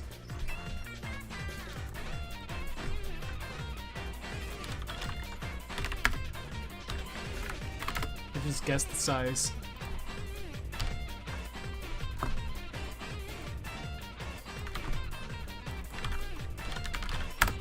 So this is from the NVIDIA's physics library, apparently. So if I were to like look into that, I could probably figure out like how this works. It's open source now, isn't it? I don't know if it's like the same version or whatever, because they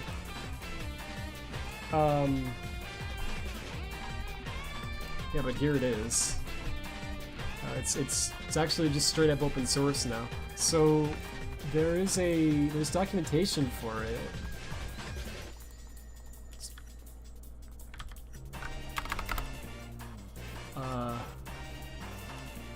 I don't know if it's but the one that's used in Colorless Wii is a lot older than this version. So I don't like know if yeah, this is part of physics though, because I found it when I looked it up.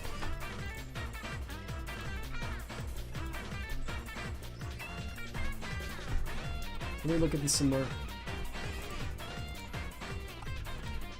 There's another repo that's older. Yeah, this is the GameWorks. Better if I copy it like that. No? Maybe it's in an older branch. How far back does it go? 3.4? So just search this branch.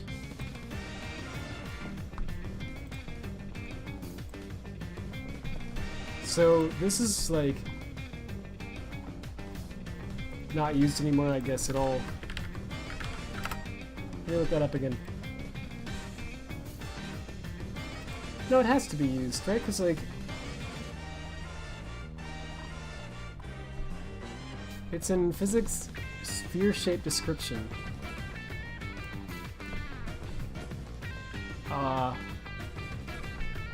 Which I guess is not a thing anymore.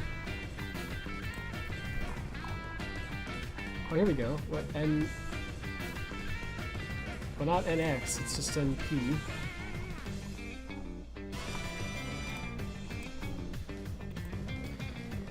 I'm like scared to check the chat. Speaking of open source, I wonder what DOS 4.0 being open source does good. I mean, open source is always cool, but what do you do with DOS? Yeah, I saw that. Actually, there's kind of a cool story about that. Hang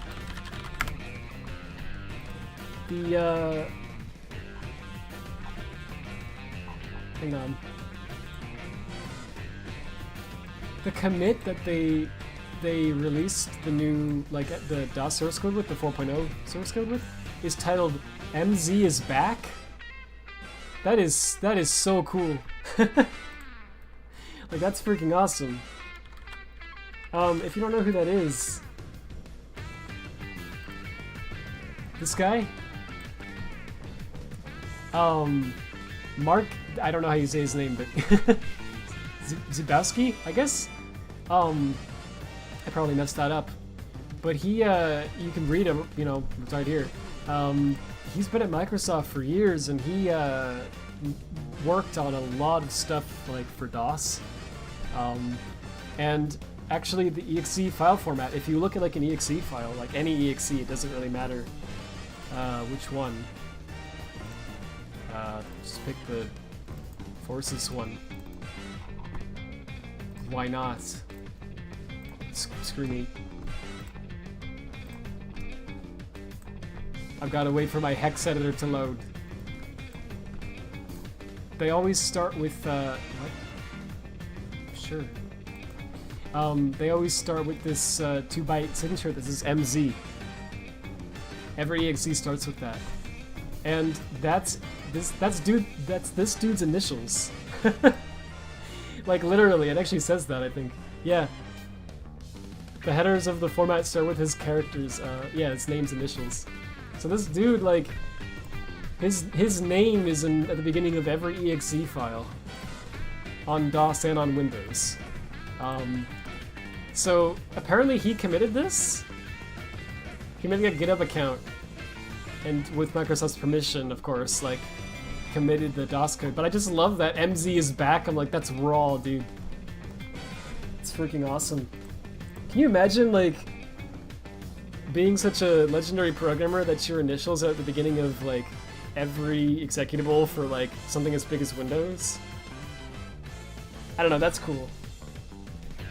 But anyway, yeah, I don't know what good it really does to have the open source, to be honest, because, I mean, I figure by this point in time, most of DOS has been figured out anyway, right? Like, people have figured out how DOS works. Because there's projects like DOSBox, you know? So, also, DOS is written in assembly, I think. I think the 4.0 and above is probably has C code in there as well. Like, a lot of it's assembly, so it was kind of already open source in a way. It's just that we didn't have the comments, you know? So it's kind of like, yeah, it doesn't necessarily do much. It's just kind of cool. I don't know, but I think it's cool that they open sourced it. I was joking with a friend the other day, like, we should just go back to DOS. Like, we screwed up somewhere along the way. Can we just start again? Like, just go back to DOS and just, like, reinvent, like, Windows 3.1, right? Just keep going. You know, reinvent 95, reinvent 98, reinvent 2000. You could maybe just stop there, but let's keep going. Go all the way to Windows 7, just stop. Just stop there. That's all you need. You just need 7, but with DirectX 12 and like the better DPI support and not much else. Like, are there anything else I'm missing? Any other features from like 10 or 11 that you're like, oh, I need that? Those are the only things that come to mind for me. Anyway, so it'd be cool if I could find the source code for this. Oh!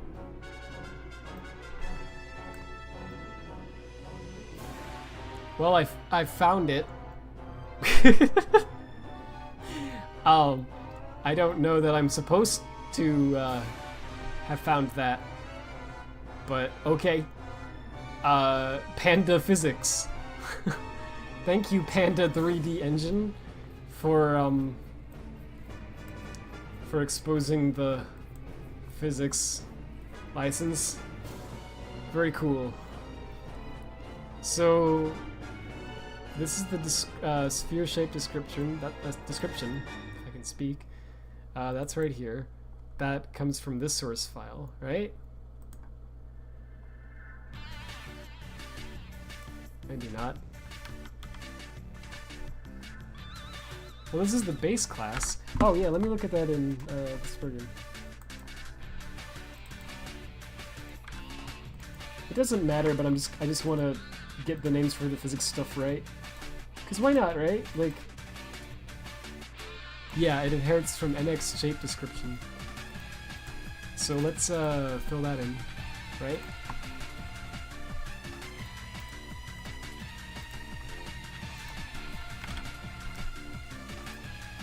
Yeah.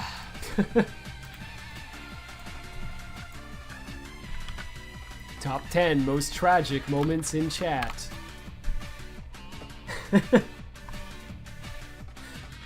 I kid.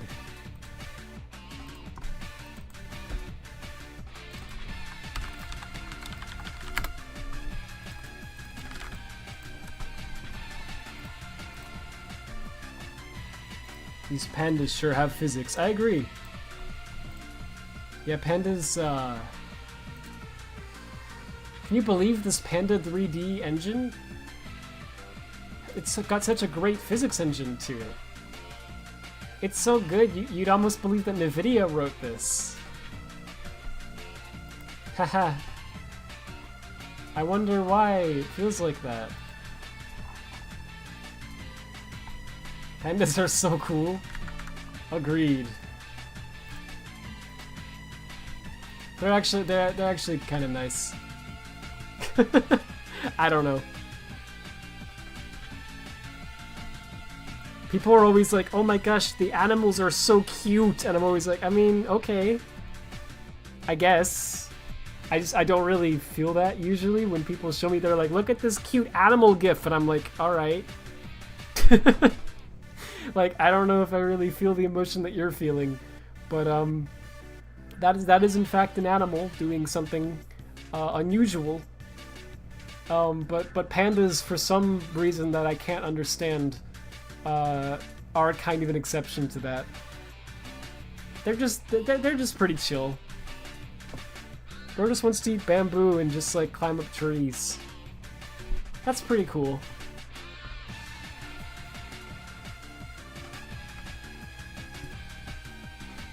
Yeah, I believe you, Blob. I think, no, I mean, I know it's gonna sound silly, but I did think that, like, immediately, actually, but I was like, well, I don't know. Maybe not. But then as it kept going, I was like, yeah. That's not good.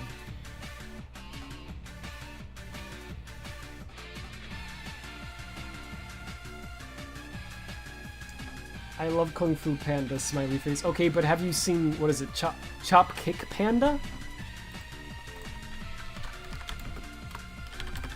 I don't know if this was a popular bootleg or not. Like, I don't know if there was, like, a Saber Spark video or not. I don't freaking know. Have you seen Chop Kick Panda? See, this is the real good movie. See, they used to make movies like this. Back in my day. Yeah. I agree. Well, I mean, also, I don't know, it was just statements that were just not very productive or good. I don't know. So, like, NX physics. Oh. I see. Okay. So, this is not actually PhysX code. My bad. This is Panda 3D code. This is the physics code, but they did not include that. So Panda 3D actually followed the... They followed the law. What happened was, it got included in their documentation because the generator that they use, like Doxygen, I assume. Did it say Doxygen? Yeah. Saw that they included the physics header, and so it generated documentation for it. Whoops. Yeah, like here. Like, this is not maybe supposed to be included in the, you know, but they didn't really leak anything that they shouldn't have. I have heard of Chopkick Panda. It looks terrifying. There was a Cyberspark video? Of course there was. I didn't know that, but somehow I knew that. You know? But if I just keep searching for the string, I guarantee you it's on the internet somewhere. Yes. Yeah, I found it. For real, this time. Why do... Like, why would you do this, though? Like, who would do this? Who would do this? Who would just be like, yeah, I'm just gonna throw the, you know, NVIDIA library that's supposed to be private. I'll just throw that on my GitHub. That seems fine. They're not like one of the biggest companies in the world or anything, so they probably won't go after me. Like, but it's been 8 years. This was 2016, so this was probably before they open sourced it. Because now it's open source, so I guess they don't care, except this is an older version, right? Like, I hope I could, like, show this. I mean, it's on GitHub, so sue him, not me. But there should be, like, a version number somewhere. Is it here? Jeez. Is there a version number? Yes. This is version 2? Wait, wrong version equals 2. Never mind. There's gotta be a version number somewhere. This is the loader. Oh. We are expecting this. Okay, where is that defined at? I don't know, dude. Search for it. Here it is.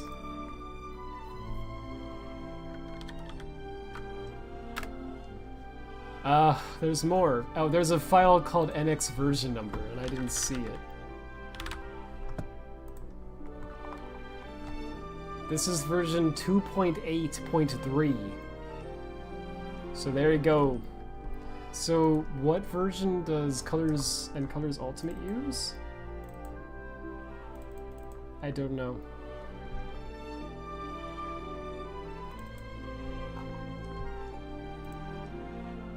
I could figure it out, but I don't know that I want to. There's a license file. Maybe they... Well, no, they wouldn't have done that. Yeah. That's probably in the credits for the game. It doesn't really matter. I was just curious. Because it's an older version for sure. But I don't know if it's this old or if this is newer.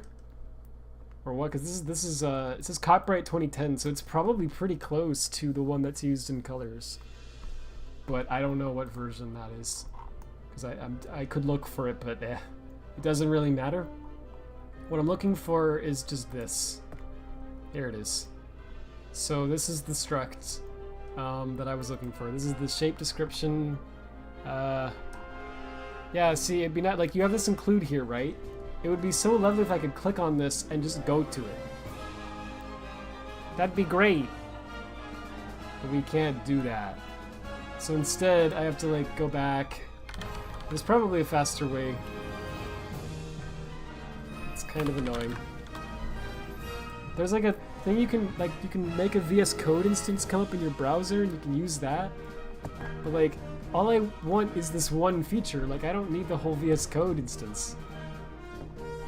So it feels kind of wasteful to load that whole thing up just so I can go to file, you know? Like, come on.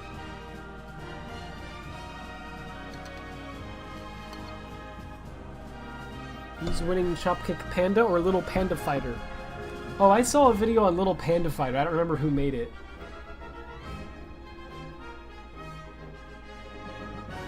They can make physics, they can emulate a 3DS, they can sleep. Yeah, pandas do it all.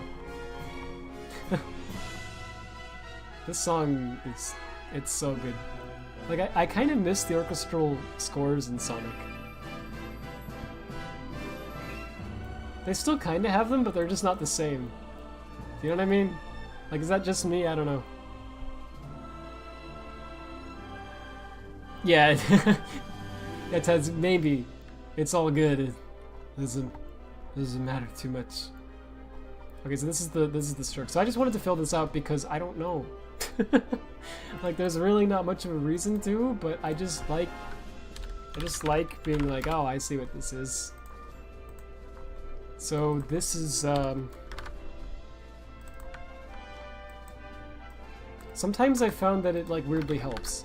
Like in the future, I won't be surprised if I find another function, because there's actually all these other functions here, right? That use this VF table. So like I won't be surprised if I find this in the future somewhere, and it helps me because I can immediately be like, oh, this is a physics thing, right? Like I don't need to like guess what it is. Also, like, I'm sorry, but like, is it just me, or is this like terrible that they don't use namespaces? Like, this isn't C code, it's C++. They use like C++ features in it, but there's no namespaces. It's like, what?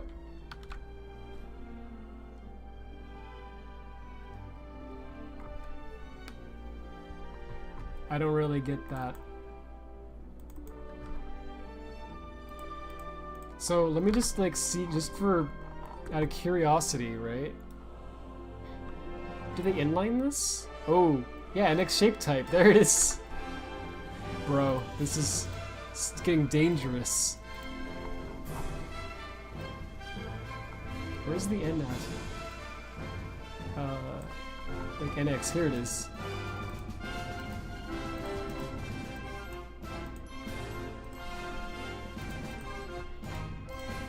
This is the like sketchiness of just being like, oh, just put the physics stuff in there, no problem. Don't sue, please. Don't sue. What's the xenum? It's wrong. Include, is that from NX shape? Probably. So wait, so there's a go-to file right here, right? So can I just type the name and then, okay, so I can do that. I might just be stupid. It's not as convenient as I wanted, like I wanted to just double click the include, but okay. So I can hit, like, what was the shortcut for that? T?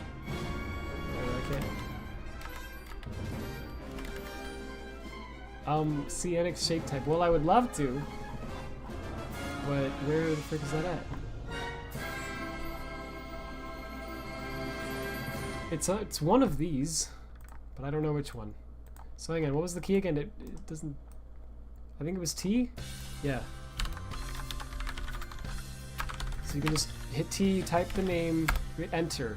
Okay, that's not so bad.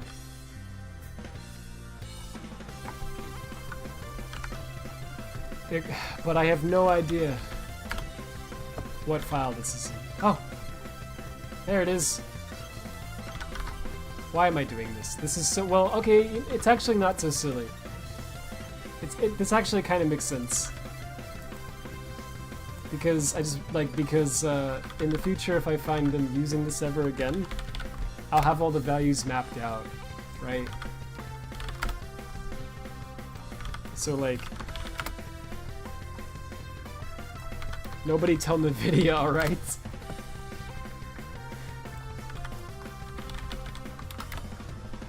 I'm sure it'll be fine.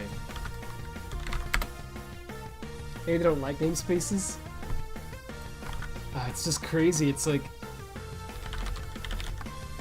Because this stuff gets intermixed with like all of the rest of your code, right?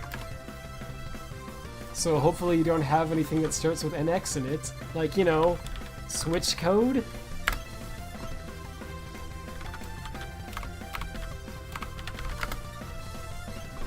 And this doesn't matter at all, but this is that old-fashioned C++ trick. It's such a crazy hack, but in old C++ you didn't used to be able to specify how big the enum would be. So like the enum could be 1 byte, it could be 2 bytes, it could be any size. You have no way of knowing how big the enum will be. Usually, on almost every compiler that I can think of, it would be an int. It would just default to being an int. But not always. So, in order to make sure that it would be an int, you would have this enum value called force dword, which would force it to be a double word, which means an int, like a 4-byte value. And you just set it to this number because this is big enough that the only possible way that you can represent this is if it's 4 bytes or more, right? So by having this value in your enum, it's forced to be 4 bytes. That's why so many pieces of code have this. If you ever see that and you're like, what is that? That's what that's about. In new C++, they made it so that you can just do this. You can just type the enum name and you can do this. There you go. And now it's forced to be an int. So any values you type here, it's going to be the size of the int, right? And if you need it to be exactly, 32 bits, you just do that. So yeah, so you don't need this anymore. But that's how they used to do it back in the old days.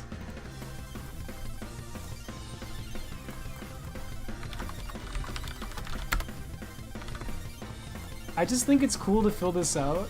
Like, I don't know, this is silly. Again, I don't need to do this. But I just find it to be kind of cool because you get to see the compilation, like decompilation come together and it just looks real nice. I won't do it for every little thing, but I'd like to just fill this one out. I think it'll be helpful because in the future if I find something else that uses any of these, it'll be like, right there. So I don't know, so this function must be the one that they call set to default. That has to do with those.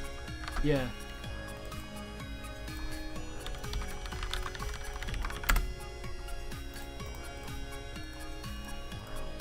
Except does it take a param? It does not. So this is not right. I'm doing something wrong here.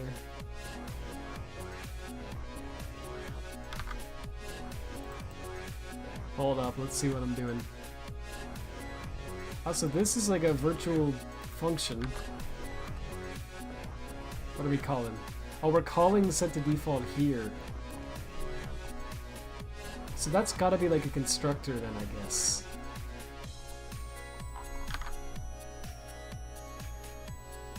Just calls it, just sets it to 1? Huh. It's confusing. Do not use. That's some good code. Oh, look at this. Platform. This is available on the PC, on the GPU. It is not on the PS3. It is on the 360 and it is on the Wii. It's kind of cool.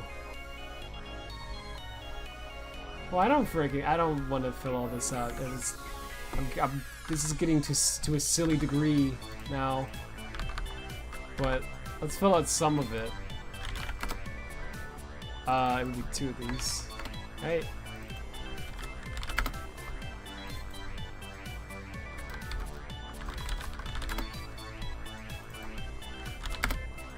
That's the official Linux Steam code that can do everything from your hard drive. Commented scary.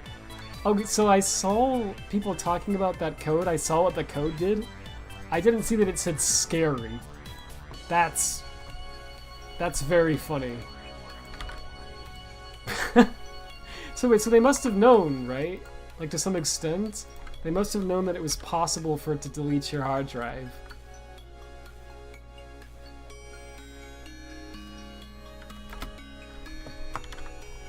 And they shipped that for some reason. Very good code.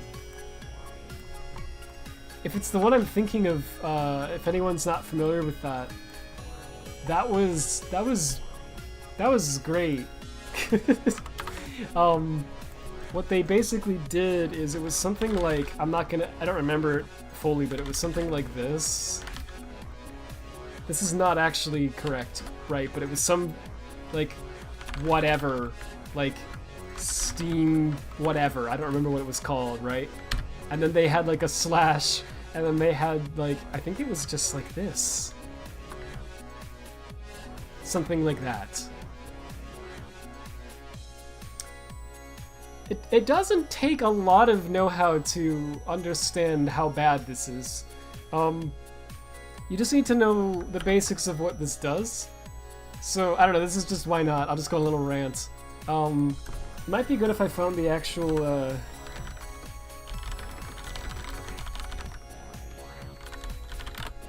if I could find the actual, like, yeah, here it is. Oh no, that's so bad. Wasn't there like there's like a video on this. Here, I found the code. I was very close to what it was, to what the actual code was. Apparently it was this. So, okay. So let me just give you all a basic Linux instruction in case, because no one asked for this. But, here you go. So sudo means super user do. So it means do something as a super user. It's the Linux equivalent of running something as an admin on Windows, right? So when you run a program as administrator and it asks you, like, do you want to run this, yes or no? That's what sudo is. You're just saying run this thing as an admin. So then rm means remove, right? So this is the command that you use to remove something. Usually, you know, you're deleting a file, or it can be a folder full of files, right? So you pass these arguments to rm to tell it what you want it to do. So if you say -r, that means recursive. So that means delete everything inside of the path that I'm going to pass to you. So if it's like, normally rm is just going to delete one thing, but if you give it the path of a folder and you'd say -r, it will delete everything inside the folder, right? So it's not just going to delete the folder itself, it's going to delete everything inside of it too, which is sometimes what you want, so there's a command for that. But the problem with that, obviously, is that sometimes you don't want it to do that, and so there's like some built-in features, basically, to keep it from actually deleting things that you didn't intend. Like, because maybe you told it to delete everything and you didn't mean to do that. So it normally sort of try to help prevent you from doing something like that by accident, but sometimes you really do have to delete something that it thinks is not what you wanted, right? So basically you can override its safety checks by saying F. F means force. So you're saying, force this command, I know what I'm doing, I'm not going to do anything stupid, I promise, but do as I say, right? Delete this folder for real.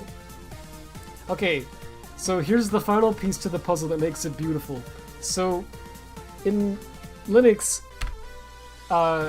everything starts with this one directory called the root directory. This is the path for root. So it looks kind of weird because on Windows it doesn't work like that. On Windows you have paths that are like C. Like this is what the root drive essentially would be like on Windows, right? And then you go from here. But on Linux it's just like this. It starts there. So it's kind of different how it works. Like in Windows you have one letter for each drive. So like C is like the drive that Windows is normally installed on. You can also have like D, you can have E, you can have as many drives as you want, up till Z, right? Then you run out of letters. On Linux, the way it works is that it's kind of more abstract. It's not like real. It's like you have this pretend folder that everything is inside of, and it like maps to that. So you can have like inside of the root folder, you can have a folder called like my hard drive, right? And then maybe this maps to your hard drive. So this could be your equivalent of C. Does that make sense?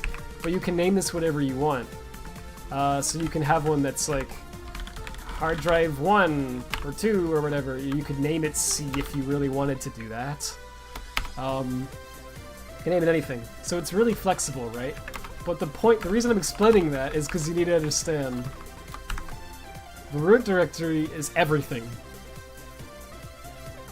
It's not even just C, because it also includes every other drive. Does that make sense?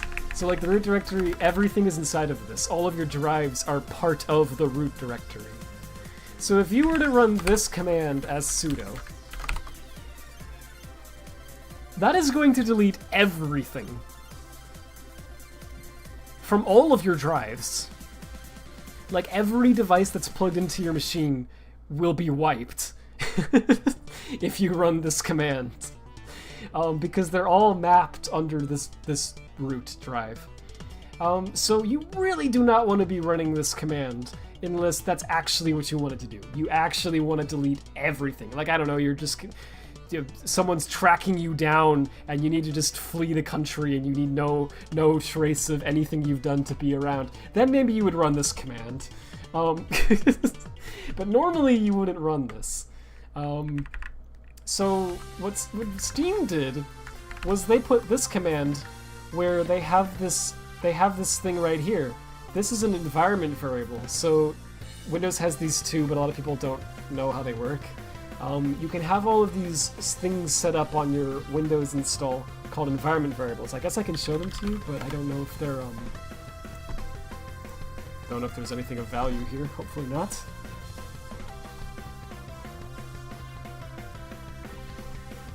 Well, kind of, but I guess it's too late now. That wasn't so bad. Okay, well basically all that this is you can set all these paths, right? So like, I don't know, like there's this one environment variable called VS100 common tools. So if in Windows, if I were to say like this, I think this is how you do it? No. That's it. If you say percent, in any command on Windows, if you say percent and then the name of something and then percent, it will print out the value of the environment variable with this name. So this is just a way to like pass certain things into programs, right? Because you can write a script that's like, oh, do something with whatever this value is, right? And what's cool about it is the user can go into their settings on Windows and they can change the value. So if I decide I want to move this somewhere else, I can just change this path here, right? And now everything that uses this value should still work. So it's a very useful feature, right? So Linux has that too. You have an environment variable called Steam root, and when you install Steam, it sets this environment variable up, and it sets it to point to the folder that Steam is installed in. Alright? So when you run this command, what should happen is that this gets replaced with the path that Steam was installed in. So maybe it was installed here, I don't know. And so this is what ends up actually running, right? You're not saying delete everything, you're just saying delete the Steam folder. Cool, all is good. But what would happen if, for whatever reason, this value didn't get set up properly? Well, this would happen. And you would delete everything. So that's exactly what was happening with Steam, as I understand it. Was for whatever reason, this environment variable wasn't being set properly, and so Steam was running this command, and it was actually ending up running this command, and Steam updating was just causing your entire system to be permanently deleted. Good work, guys. Very great. So they fixed this, I think. They changed this to some different code that doesn't have that problem anymore. But anyway, it's a fun rant to explain that. So sorry for being off topic. This is probably the video that I saw recommended to me. Yes, it is. I haven't watched it yet, but I could tell from the thumbnail alone is is what I extrapolated. So it might not be, I might not be correct, like that there may have been more to it than that. I'm pretty darn sure that's exactly what happened. Very powerful forward slash. No, for real. It's like, it means everything. Like that's where your entire system starts. Because, final thing, right? The Linux is built with this mentality that everything is a file. Like all of your hard drives, or flash drives, or CD-ROMs, or whatever you have hooked up, that's also all just a file, right? It's like a folder on your virtual drive. Yeah, and even things like devices are mapped as files. You have like a file that represents like, I don't know, like if you have like what's a good example? A game controller plugged into your machine. That'll show up somewhere as a file. And so if you want to write code on Linux that like talks to the game controller, you might actually just open the file that relates to the controller, and then you could just write some data to that file, which actually means send data to the controller. Right? And so your code just looks like opening files and writing them, but what's actually going on is all sorts of stuff, right? So it's really powerful. It's like a really clever idea, but that's how Linux is designed. So when you delete all the files, you're deleting everything. So it's even worse than a program that would delete your C drive on Windows, because it's deleting even more than that. So that was a very, very bad piece of code to ship. That was a huge mistake. Alright, sorry for the rant. Stuff like that's fascinating to me. Let's get some water and then actually get into real reverse engineering mode.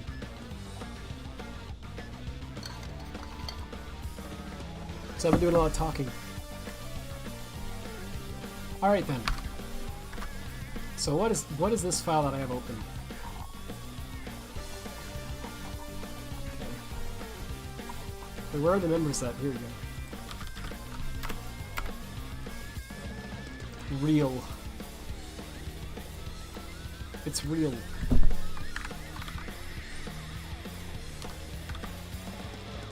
Wait, frick, what was it? NX9F32. I really don't need to do this. I don't know why I'm doing. I just want to know that this is mapped out, so I never have to do this again. I just think that would be kind of cool. Okay, so this is a struct, and then there's an unnamed union. That's fun.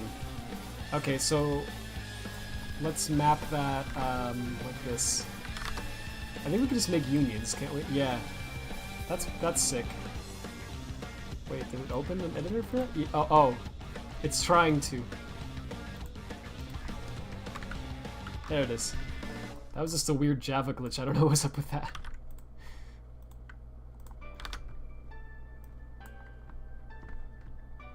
What a stream! Where will it go next? It's very eventful. Yeah. There's all sorts of terrifying hijinks happening. Let me get the Rush OST going, because I think we've heard, Colors is great, but I think we've heard it a few times now. Okay, this might be loud, so I'm going to turn it down just to be safe. It was kind of loud, so I'm glad I did that. I think I can play this without claims, right? Should be fine, because it's Sonic music, but you never know, man. YouTube's gotten so crazy now.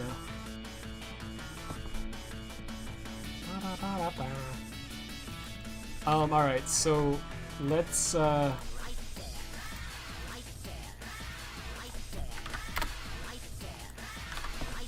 it's so bad that it's not in a namespace.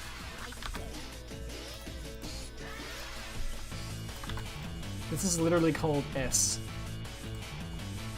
Because it's just local to this, so that's why they named it simply like that, but what a great name. Okay, and then we have NX Real, which is probably just a float, right? But I don't know what it maps to. Yeah, it's F32, which I'm sure is just a float.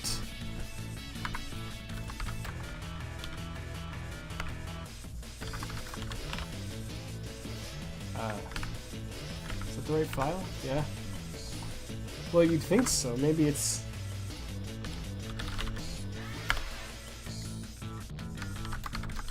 Oh, I see why they do it like that. Well, I think so. It's so that you can remap it if you want to in your code, right?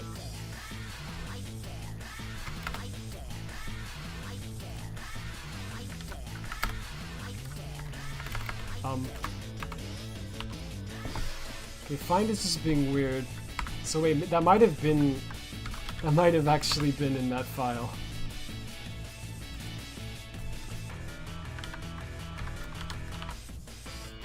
No, I guess not. Does it include more? Simple types, there it is.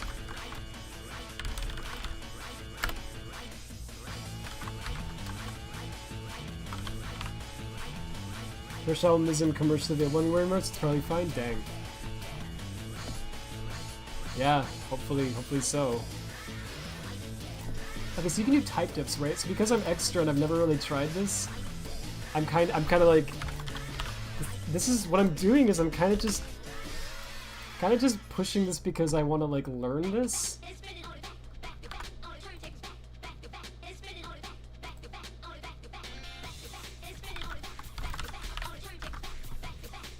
So that's yeah. So then there's another type def that makes it. Hey, can you type def a type def in Ghidra?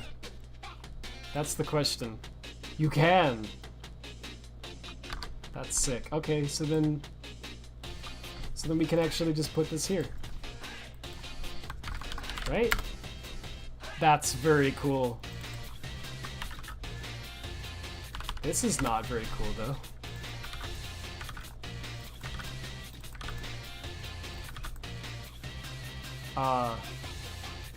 Well, I don't know if this is true or not, but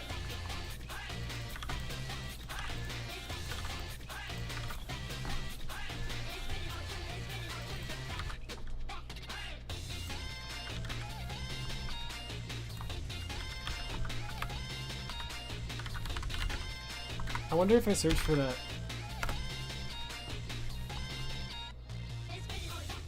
Oh, they don't define it anywhere.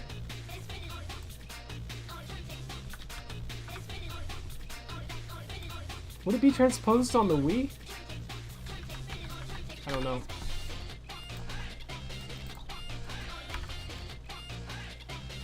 Maybe we'll assume it is because it doesn't matter. Change it if it isn't. I know I don't need to do this. I don't freaking... I didn't think it would take this long. Okay, that's the struct. Here's the union. There we go. And there's also an NX real.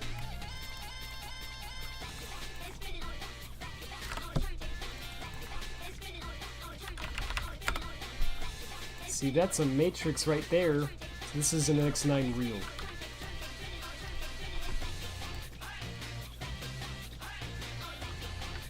Okay, so then here's the matrix type. NX mat reformed, but we need to start with 3.3.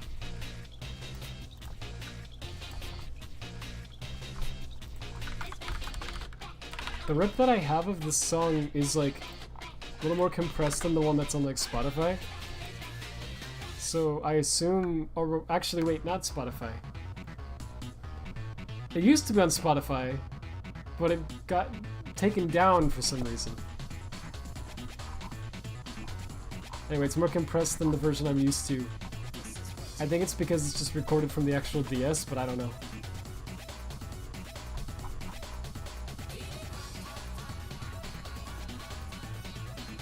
Okay, so this is MAT33 data type, which is just in the next reel. Or NX9 reel, rather.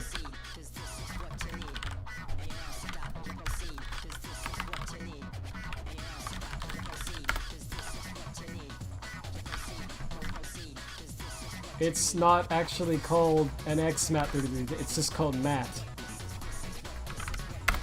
This is why you guys need to be using namespaces. So like just make the namespace called NX and put all this in there. Like jeez, dude. Alright. But that mistake wouldn't have happened.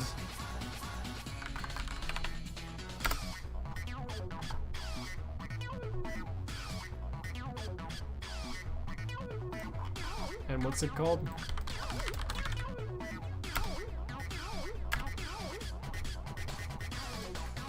So it could be either of those.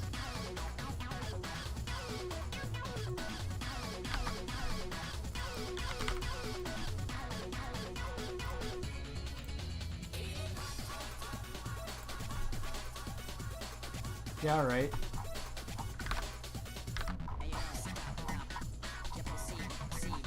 Not 34. Wait, stop. Proceed.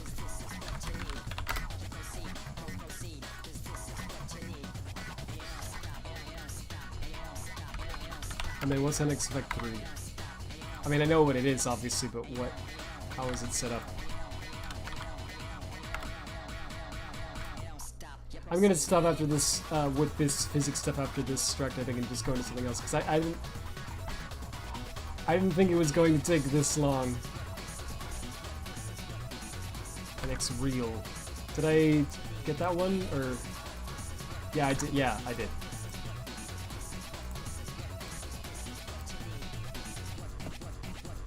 You just like, no. What to do here? This is what you need. What you need.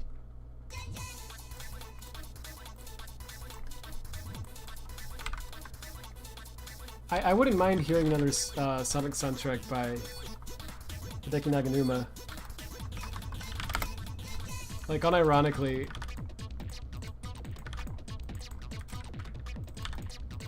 his style's pretty cool.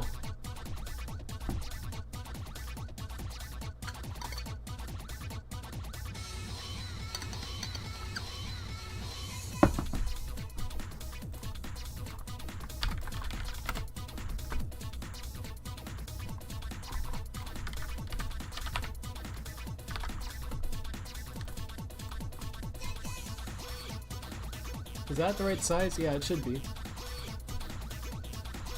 It's nuts, bro. Alright. All that so that you can do this. So dumb.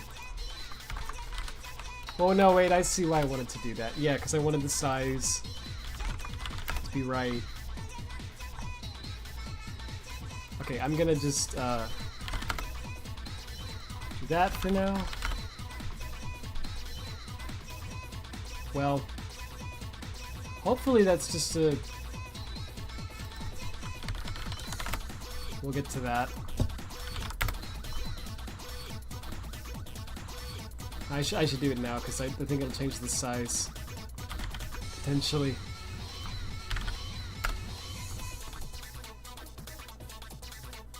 Well, it says it's an int. There it is, NXU16. Alright.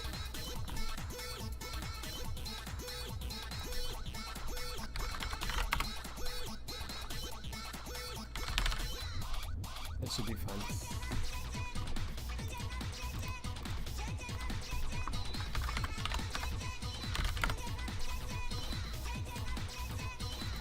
I need to move this tab over here. I keep clicking that. Alright, so it's a U16.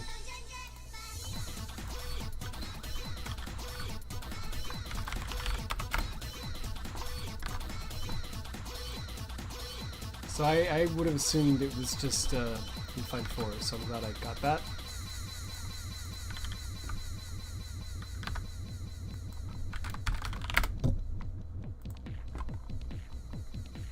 It's the material index.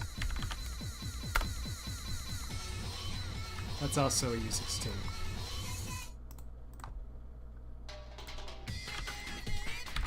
This one's great. Why don't I just I like something about the beat of it.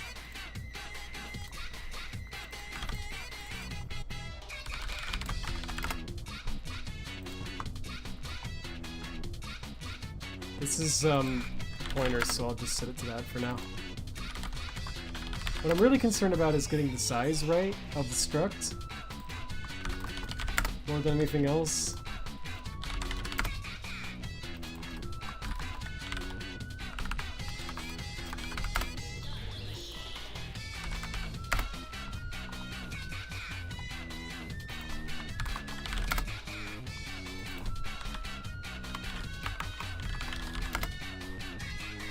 This is actually a void. That's nice.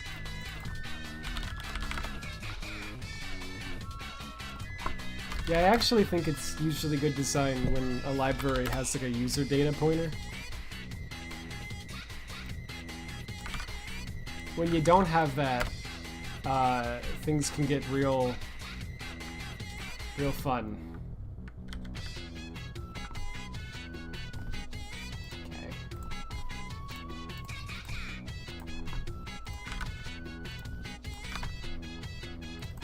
Reverse engineering stream, he says, but actually it was just him typing a bunch of code from this guy uploaded to GitHub.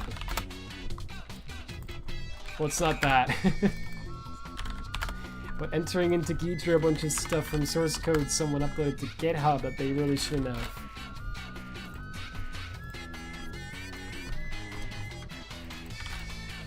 How is he figuring all of this out?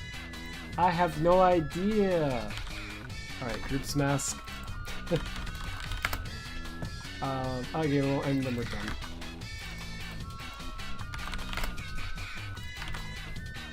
Assuming that there's not... Yeah, that should be it. So this is the size of that struct.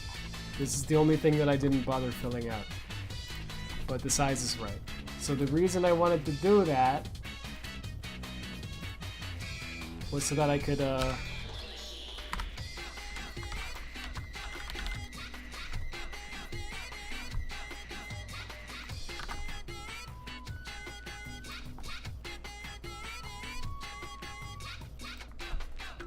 Oh no, we're going on to that song.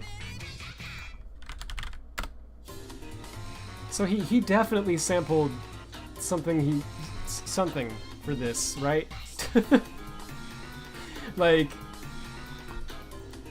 was that ever confirmed? Or do we all just assume that? Okay, wait, this is not right. Something's wrong. Because why would this be the value that's... Oh, wait. Maybe? Yeah. Okay.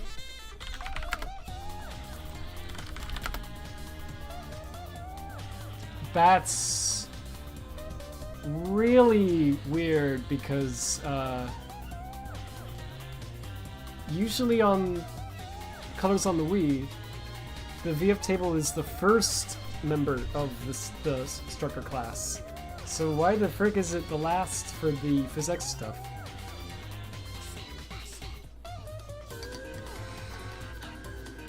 I guess it must have been compiled differently for the Wii than the rest of the game. I don't know if it was confirmed, but I want to bet he did. Some samples are... Yeah, no, like, absolutely. Did someone ask... Like, my boy! What was the video you used? I'm kidding.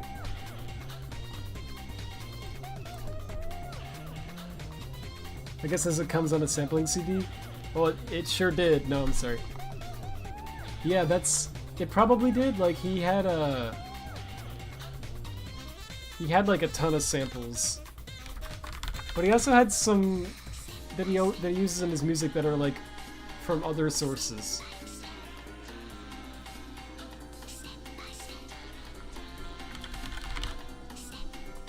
Okay, so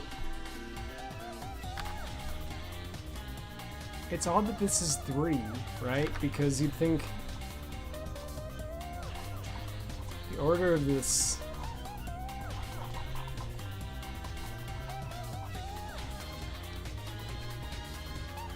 it should be 1, right? But maybe... Oh yeah, right, 0, 1, 2, 3, what the frick? Wait, so this is the destructor. So then the rest of it got...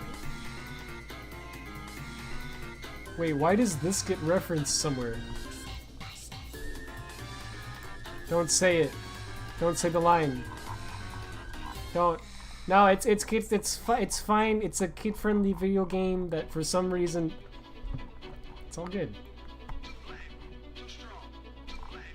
I think this is just a weird freaking thing about how it got compiled, but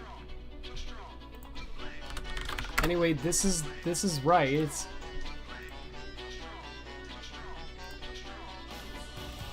I think maybe I should actually resize this.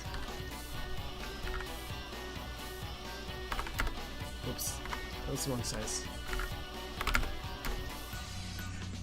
Yeah, that looks right now.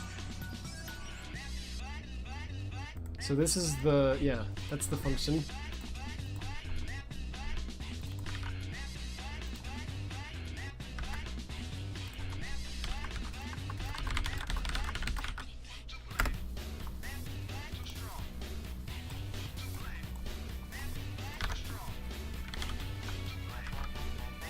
Okay.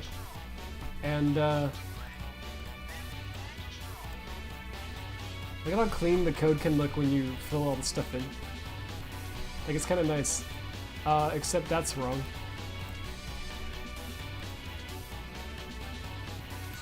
Oh, yeah, no, this is something that I did wrong earlier.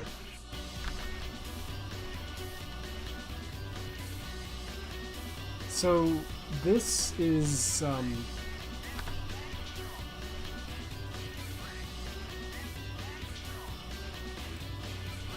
look at that again. Oh. What does that do?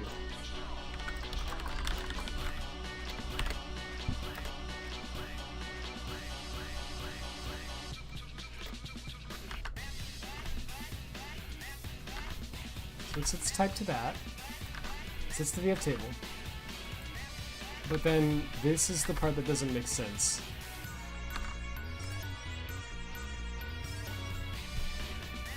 Because the shaped sphere part, that should be 1. That makes sense. Why? Oh, is this the constructor?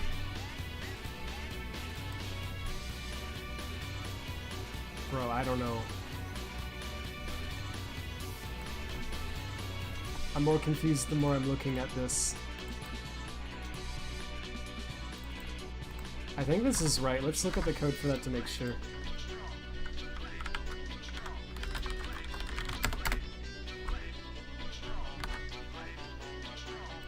Well, yeah, that looks like what that would be. Negative 1.0 is what skin width is set to. Yep. 1.0 density. Yeah. And this is the same thing. Yeah, so it's all correct. So the only thing that's weird is like these two.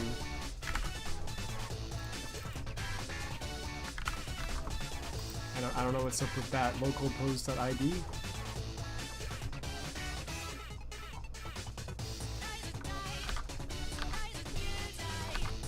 What's the type of this again? Oh, it's a matrix. Okay. Put your hands up and 1, 2, 3 for hitting. Yeah. It's just an odd sample.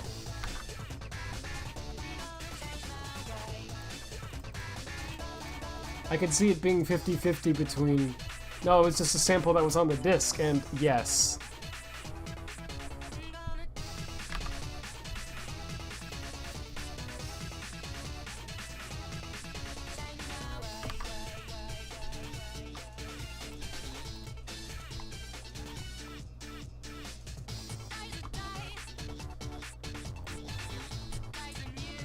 Like, this is the part...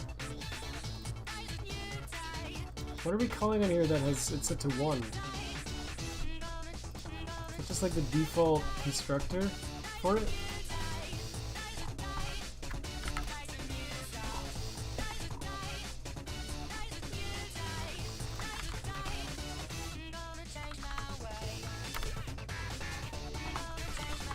Oh wait. Yeah, maybe this could be it. Bool init. Okay. Is that set to something by default? Yes. So init equals true. That has to be what it is.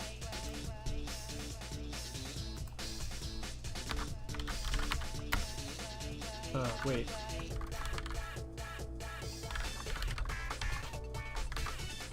Yeah, that looks like it. Yeah, okay, so it's,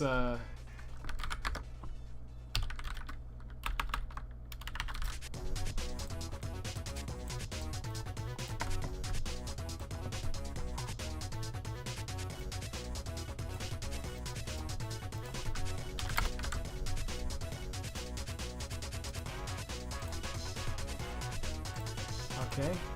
Weird that the other ones didn't come back. That seems kind of like a bug, but okay.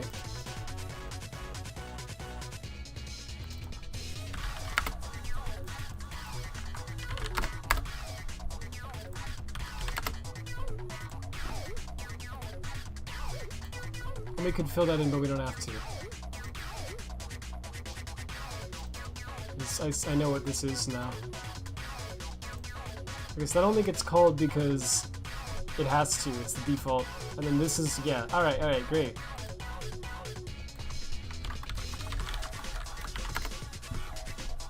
So finally we can go back to whatever came before this.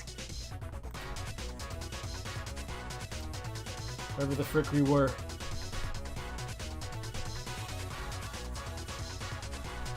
This is the sphere one. There we go, that's nice. Look at how nice that code looks. Except this is wrong. Yeah.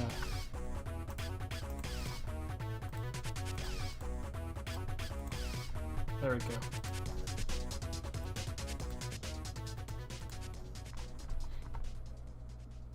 There we go. And, that's very fascinating that they call that again. Anyway, where is this at? So this is actually in the Sega code now. This is really cool because physics is open source now, right? So like this is the old version of physics.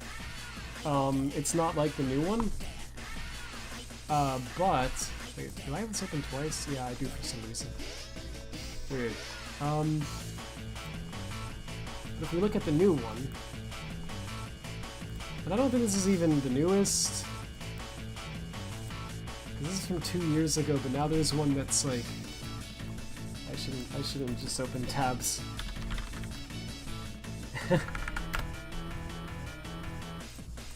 You never know, man. Yeah, so this is really confusing because they have this physics which is open source, and this is the main branch, right? Default branch. The last version that was committed was 2 years ago, so 2022? Okay, so they say Physics 5 is now available here. For some freaking reason, it's in another repository. I don't really understand why they did that, but okay. It's part of the Omniverse now instead of the GameWorks, like it was before. So, I don't know, but if you want to use the Physics 5, then this is the new one. So how, like, different is it? Because it looks like it's pretty freaking different because the names and everything look to be different and all that. But they're... Oh yeah, no, it's not that different from 4, but it's very different from the one used in colors on the Wii. So what I'm wondering, though, is if you could port the old physics code to this, right? Like, if it comes to that, because I'd like to just use Havoc, right, and not have to do any of this nonsense. But if we end up having troubles with Havoc where we can't get it to map well enough to the colors physics, maybe we could literally just like use physics because it's open source now, right? So like I just grab the oldest version that's available open source and just map to that or something. Like, I don't know. It's possible. But I think it's good that I mapped a lot of this out because that will be helpful. Now there's a lot more though I'm seeing. Well, so this is just obviously going to be the shape type, right?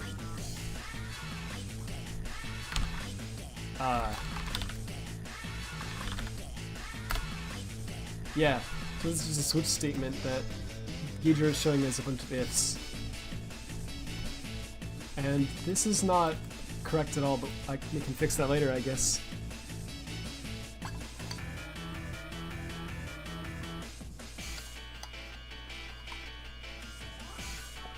There we go. Water. So this should be the box then? And if I were to look at that in the other program, yep, it's a box. Confirmed box. So we don't need to map out everything, but I just want to like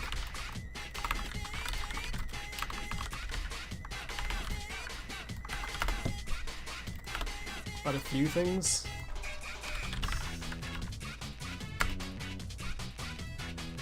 But also, this is definitely bigger than that, so that's very odd.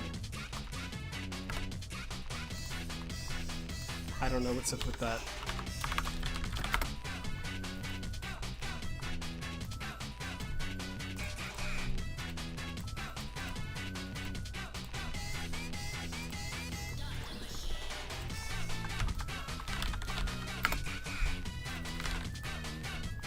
And there's going to be another value after that probably, but whatever.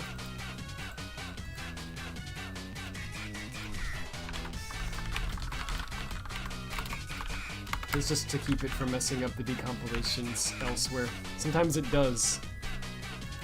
Why?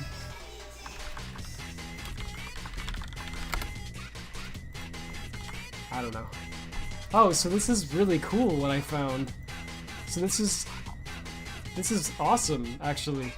Hang on, what's Param 2? So I don't know what Param 2 is, but Param 2 seems to be like a bunch of like fields that initialize this. So for every like physics object in the world, they create a C physics body class, and this calls into physics and actually sets it up for real. So what they're doing here is they have a big switch statement that operates on the type that you passed in. If you passed in a sphere, then they create in the next sphere, right? And then they set the radius to be the value that was passed into whatever struct this is, right? They call something on it, and I don't know what the frick that is. Probably something to make the radius correct. It's a box, they do this, right, and they just repeat for everything. Shape wheel. They have a wheel shape? I don't know, dude.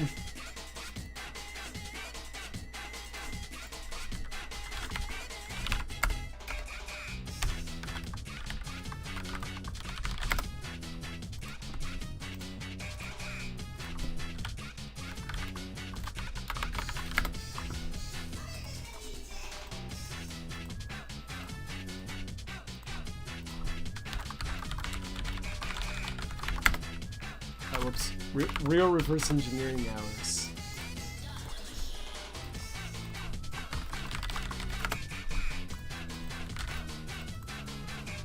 Yeah, and then I assume there's like a radius after this as well, but again, I'm just, you know.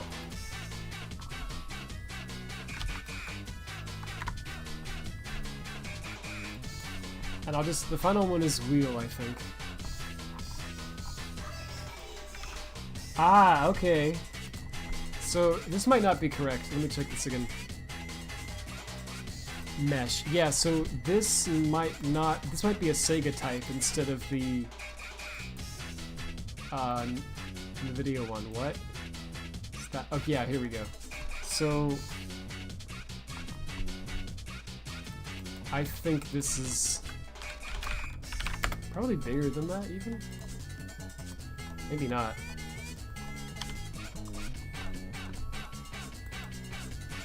Here we go. Oops. Okay.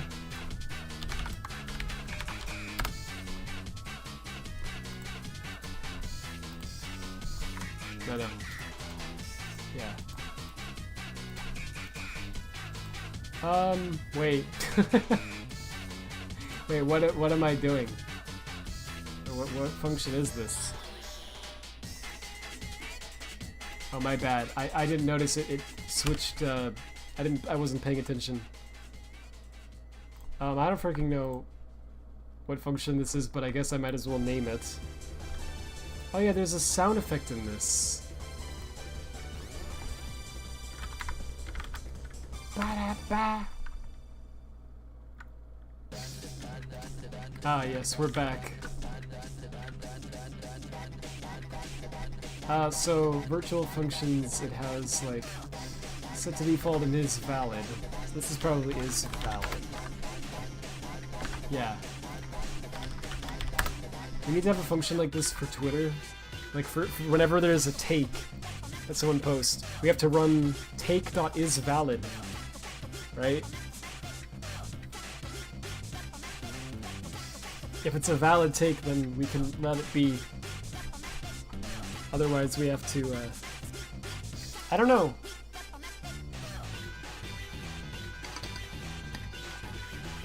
I don't know what to do with non-valid takes.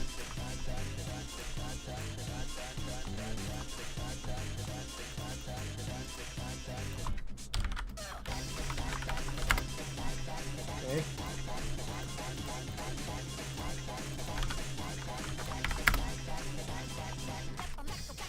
I like that I've just been doing physics stuff this whole time. Like, I'd like to get back to, can I quickly set the size of this, or is that going to be an timer? It's not so bad.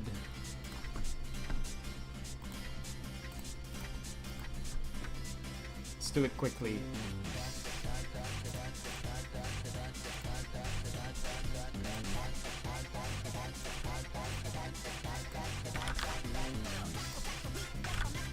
I'm not gonna fill that in now. You have to fill this one. Oh, that's an enum. Oh.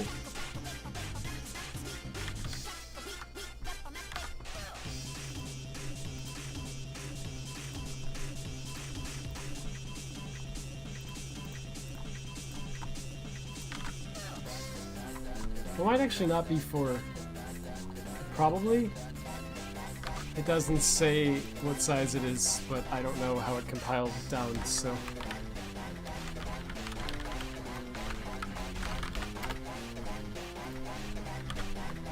But if I had to guess, it's 4 bytes anyway. We'll see.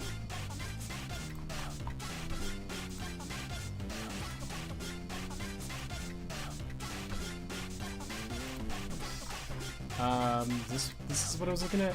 Yeah, I don't even remember. Yeah. Okay. Yep.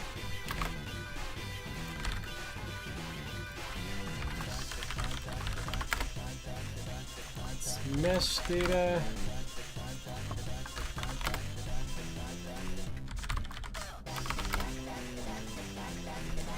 And the paging mode. There we go. Cool. Oh wait, there's also a real. Well, if it says if supports mesh scale, I assume that the Wii would support scaling,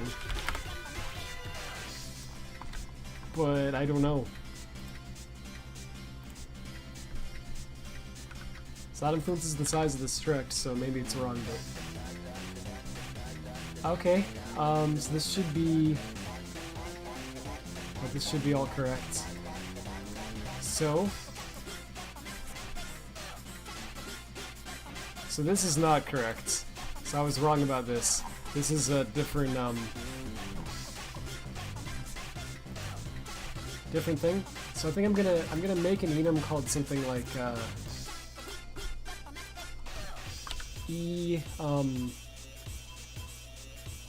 what is this, physics body?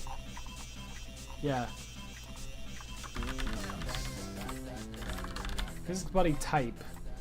I'm gonna put a thing that's like Yeah. So we'll fill this in.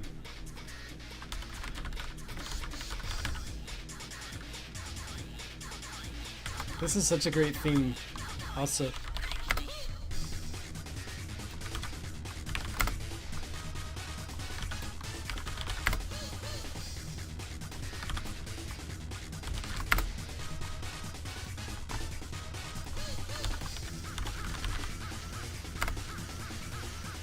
Whoops. I made a mistake. What was the third one? Wait, this is capsule. Oh, frick. What did I do wrong? Oh, I see. Knowing Sega, it would be none. But actually, I don't know that for sure. I'm just guessing.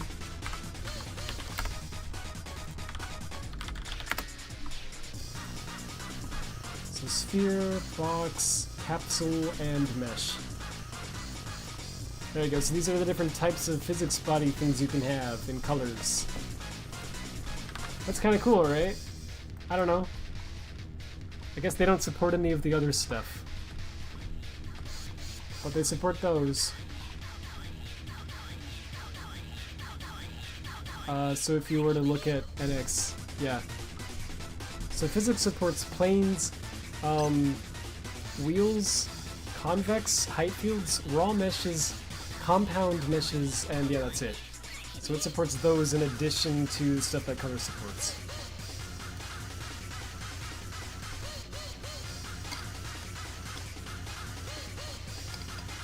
But colors doesn't do all those. So I mean, they don't seem that useful to me anyway, to be honest. Like, I see why colors only supports these.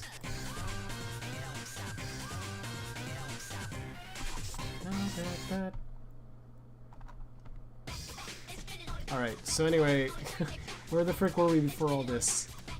I mean, I'm glad I mapped that out actually, though, because when I see those in the future somewhere, I'll know what they are immediately, because I'll have the name. So that was kind of useful. Okay, but this is like another function,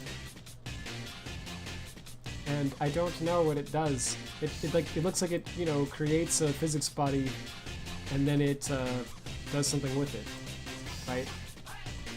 I don't know what exactly yet. This is VStack 78. Oh, okay. So this is like, these are parameters. So these do get used. This is all struct.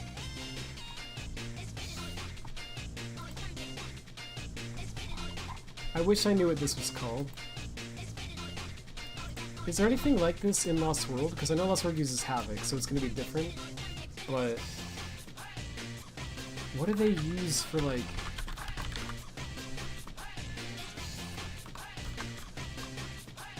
What do they use for this, though?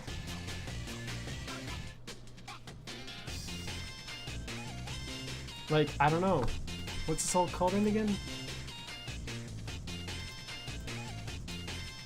Oh, I can't go back that far, bro.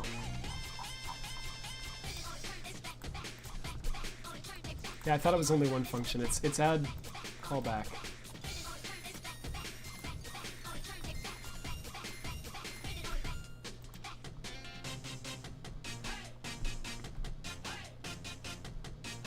It's the C collision GOC.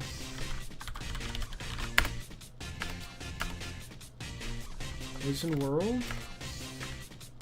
Collision GOC. Hey, why the frick is this broken?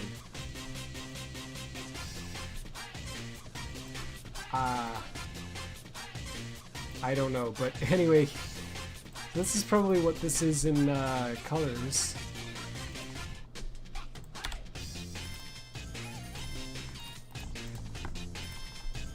Is it all there now? Yeah. C collision initialize. Physics raycast job.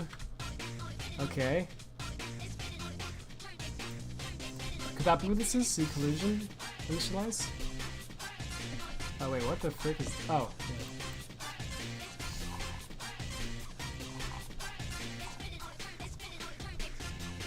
The implementation's obviously going to be different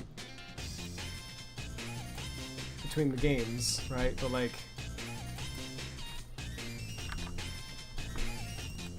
if it's at least similar, that's pretty different. What about this?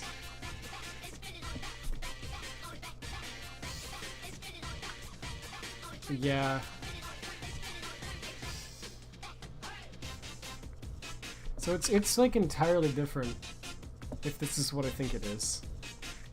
So I was hoping for a name for this struct, but I guess we won't be getting that.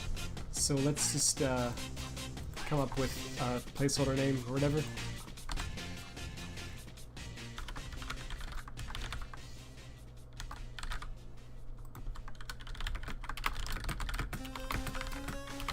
Bro, Sonic.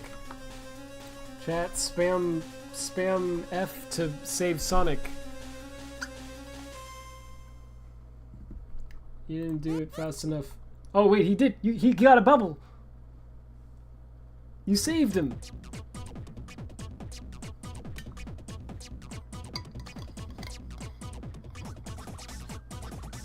Thanks to Blob. Your one F single-handedly saved Sonic.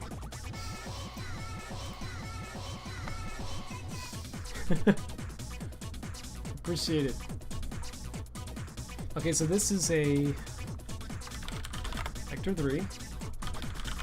Another vector. No, wait. It's a quaternion.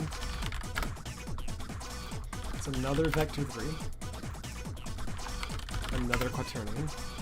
And then it's some other stuff. I don't know.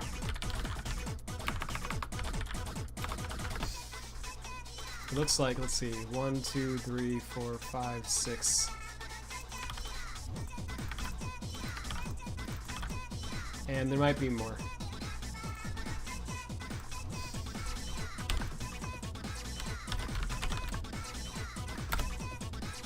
Well, that looks nicer.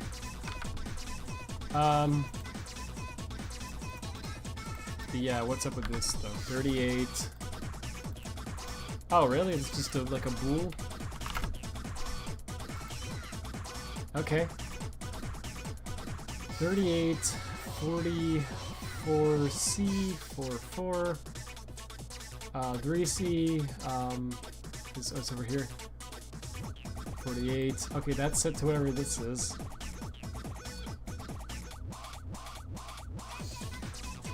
And yeah, I guess that's probably basically the size. So they passed that in.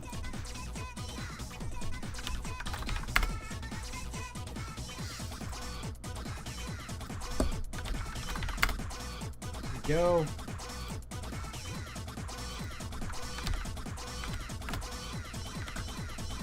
Okay, so let's see if we can figure it out from this. Field 40. Okay, this is a void pointer to some. It's a pointer to something. I like this one a lot.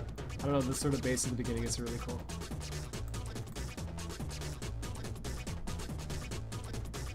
It's set to null. Oh wait, no. Okay. So what is this? F4, which is this.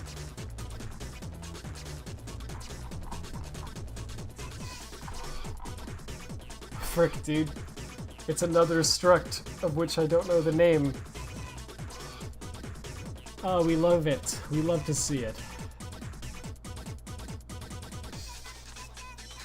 Well, wait a minute. Do I know the name? What's this about?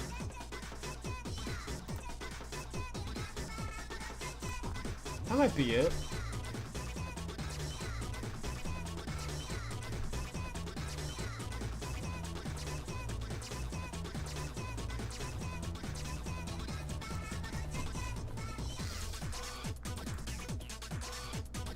Is there any, like, indicator of how big it is? Oh yeah, and what's up with this? Like, what the frick?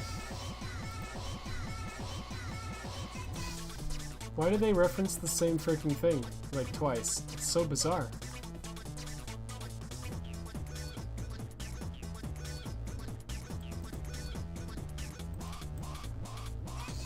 And also, what's up with this? So many questions.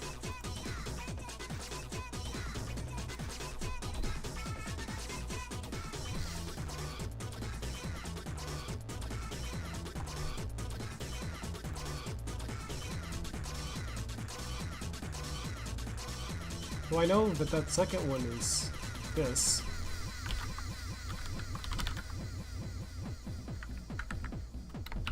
Right?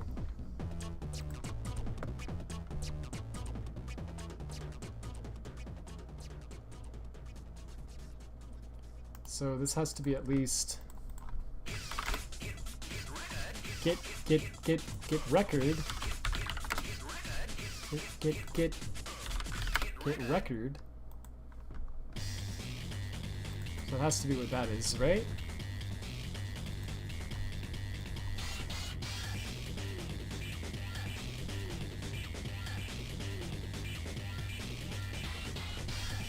This is frustrating how this got reverse engineered, like decompiled.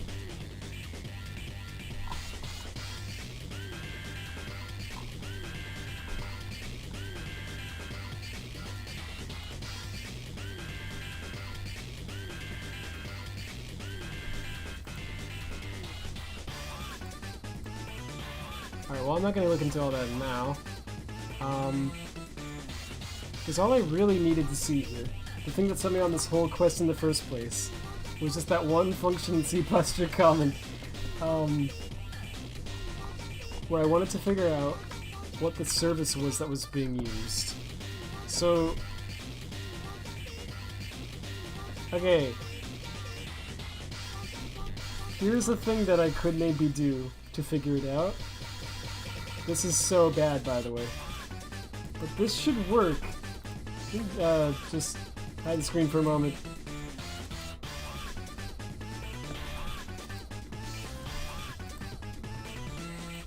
Let's see. Like this would stink to do it this way, but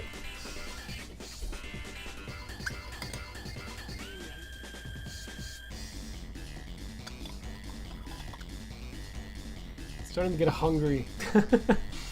So I'd like to stop this like before midnight in my time. That'd be nice. So we're just gonna figure out at least. I'll see how long this takes. I'm still waiting for this freaking program to load. Sorry, I know the screen's black.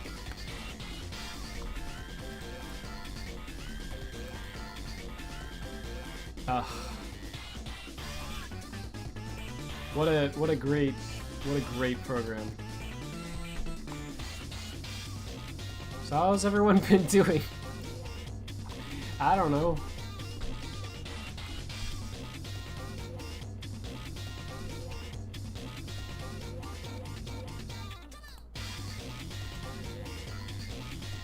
It's still freaking loading.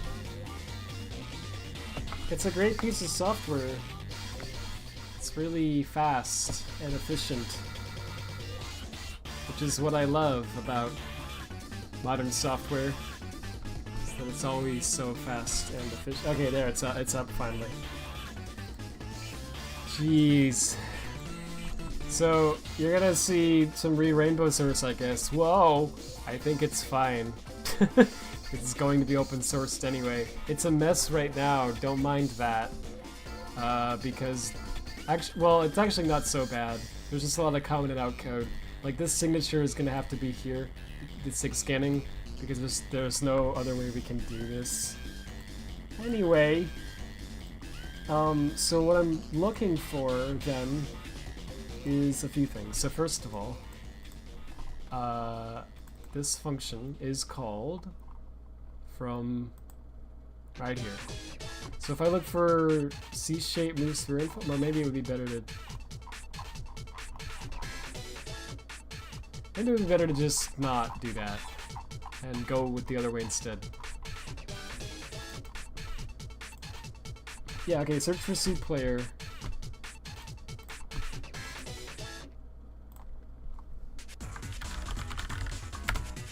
Look for that.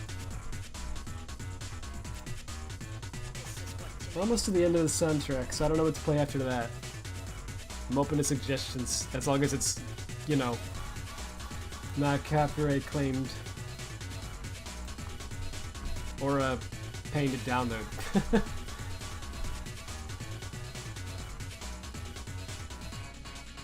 It's still searching. There it is. Okay, thankfully there's actually RTPI for this. Wait. Yeah, this is right. Okay. For a second I was like, frick. I might have opened the wrong build, but no. We're good. So this is the RTPI descriptor. This is a complete locator. Okay, so this is not showing up because of de novo. Let's search for this. It should come up. Yep. So I found a workaround for the de novo stuff,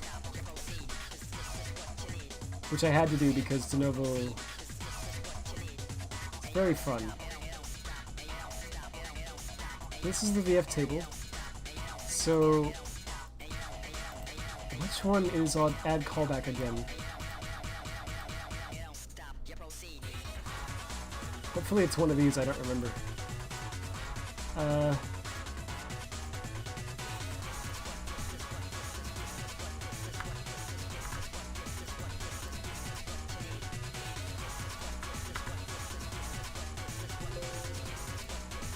Okay.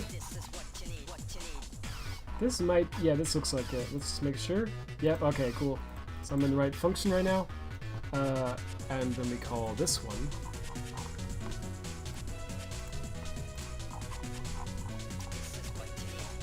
And in this function, what I'm looking for is really towards the end. It's right here.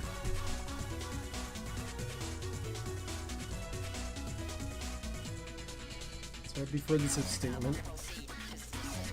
I think it's this. Wait, no. No, that's inline. Yeah. Proceed. This is what you need.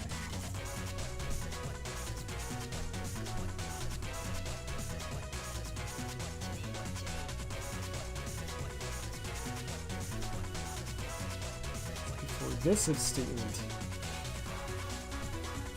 Maybe? Dude. I think this is it. Yeah, let's see if I can verify that somehow. Yeah, because this is perfect. Okay, so let's check that call. This is what you need. That should be... Yeah, if I check that... See physics body, perfect, okay. So what I'm looking for is this function call right here. Okay, so what I'm gonna do, this is horrible and there's probably better ways of doing this, is I'm going to build a custom version of the Project Rainbow deal, just because that's what I have for Colors Ultimate right now, like on hand. That's the only reason. Where all I want to do is just make a hook and install it. So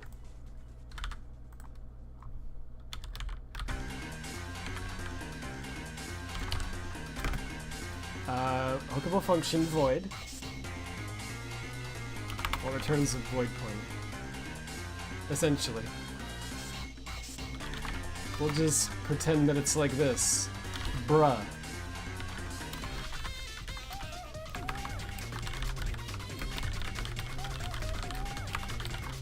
See, this is real dev hours right here.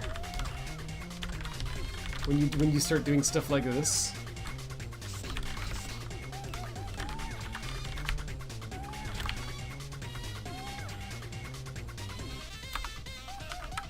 I don't care. So all I want here is to call the original.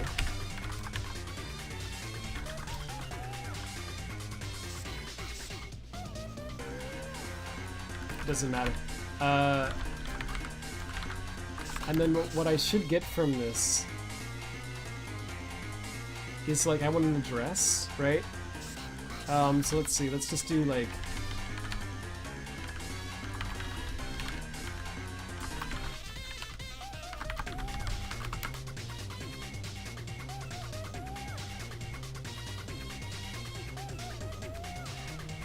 I don't know. What I want is the address of this.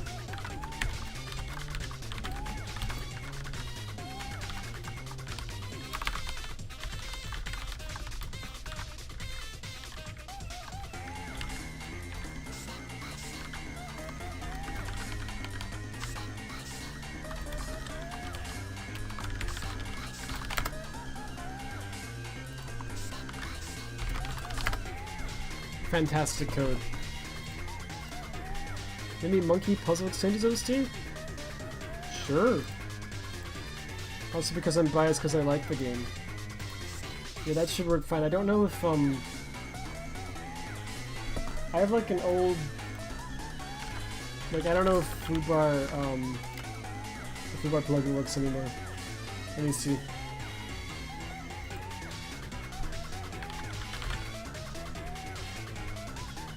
It was last updated in 2023. Yeah, so maybe it does.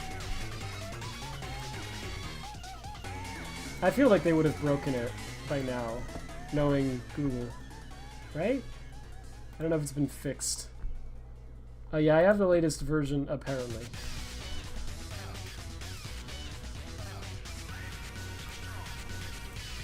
But we'll see what I can do.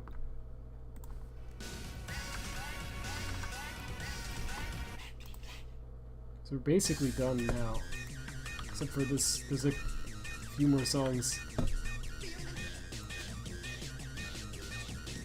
Oh, it looks like it kind of worked. Are there only 10 songs in the soundtrack? I want to make sure I didn't miss any. Oh yeah, okay. Did I say monkey idol exchange? It says money, but I think I misread it the first time. That's pretty embarrassing. Yes, Rad, yes. That's, you know, that's probably what it's called. Okay, so after this, OST is over. It's okay, it's a funny title, yeah. I just misread it somehow completely. Alright, so... Okay. I think it should be fine to just freaking run this. Maybe I did say money, hopefully. It should be fine to just run this. But I don't know. I don't know if Blue, like, wants me to, like, not show this. But I really think it's fine because it's all stuff that's already been publicly shown anyway. I don't even have the latest version installed. So it should be fine, because I remember I asked before about showing, like, before I made that Twitter thread, I asked, is it okay to show, like, the boss stuff? Blue was like, oh yeah, sure, it's fine. So it should be okay. If not, I'm sorry, I don't know if Blue's awake now. If so, maybe I should just ask.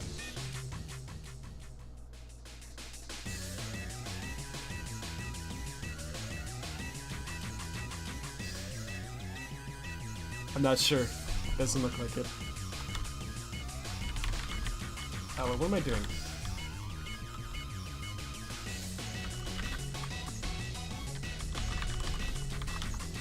This is so bad. Okay.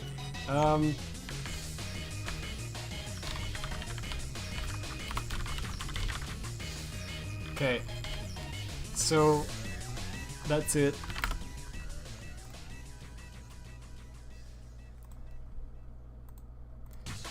Yeah, so, okay.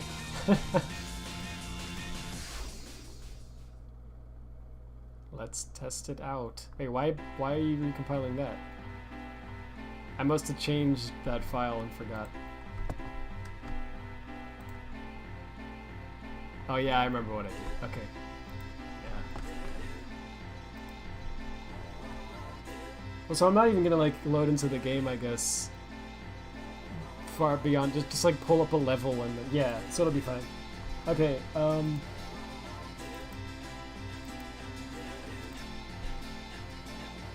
they get a controller plugged in, because cool thing about Colors Ultimate, if you start the game up without a controller plugged in, and then you plug in a controller later, the game just says screw you, right? It just does not let you use the controller at all. It pretends like it doesn't even exist. You have to close the game and open it again. That's the only way to get the controller to work. Yo. Okay, wait. This is hype. Let's play that one in a moment. So let me hide the screen for a split second because I think it displays like some hash on the screen when I start this that I don't think I want displayed. Oh, no, it would have been fine. It would have been fine. It's not a private, it's just like it's just the app ID for the game. This might be loud, I don't know. Whoops. What did I... Oh, I didn't freaking set it? Okay, go back. Am I just an idiot? Like for real. Like, how do you forget to do that, bro? That's the whole point of what I'm doing. Alright. So this should be the address of the function that I'm trying to figure out. So it's what I'm doing, I guess I didn't really explain it, is this function in colors, right? I want to know what this function is. So all that it does is it just returns a thing from CPlayer, but I don't know what the thing is. So there's a very high chance that this thing has a virtual function table at the beginning, which will have RTTI that will tell me exactly what the thing is, what it's called. But so I can't see that on the Wii because the Wii doesn't have RTTI on it, but the PC version does, right? Colors Ultimate does. So what I did is I found that function, at least what I think is that function, in Colors Ultimate, and I'm just hooking it so that we're just calling the original function, and then I'm just going to print the first value out in hex. Also, I should really... Oh no, what the frick? Yeah. Yeah, that might have been a bug there. Cool. So just all I'm going to do is I'm just going to print out the address, well, the value of the first, basically pointer in whatever is returned by this function, which should be the virtual function table, assuming that there is one. Hopefully there is. So we'll find out. So it's going to launch. Okay, and I don't know when this gets called, but it should be called when I load into a level, because that's when the that's when this gets constructed, I think. Oh, is this going to be loud? This might be very loud. I'll turn it down just to be safe. I don't know. Blind squirrel.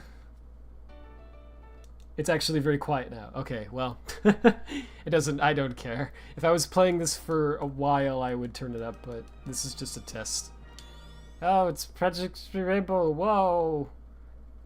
This is amazing. Aren't the load screens so great on Colors Ultimate, by the way? Like, good lord. Alright. Check the console. Hopefully it doesn't crash. That would stink.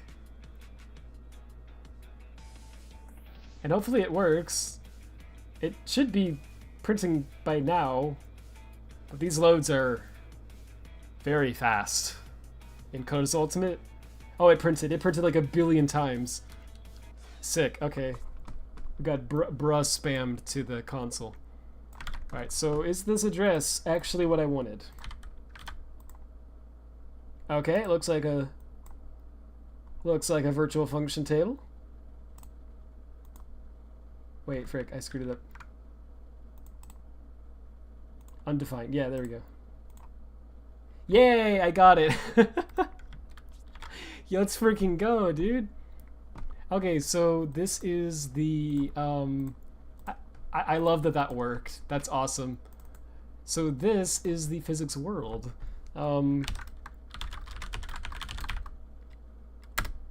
Except apparently I didn't create a class for that yet. But okay, so it's Sonic, and then there's C Physics World, like so. This is a pointer to that. So this is going to be called something like, that's good. And this function returns a C Physics World. Yay, that's what we wanted to figure out. Let's get the song. That's amazing. Thanks. That's awesome. I love like hacks like that when they work out. It's probably this function. Yes! That's exactly what it is. Let's go. Alright, now we know what that is. So we can go all the way back to whatever the frick the function was. I don't remember, so let's... and the undo list doesn't go back that far anymore. So let's just find it again. Here we are. Oh wait, the name's right here. My bad. Here we are. So now it should actually be named somewhere. Was it inside this?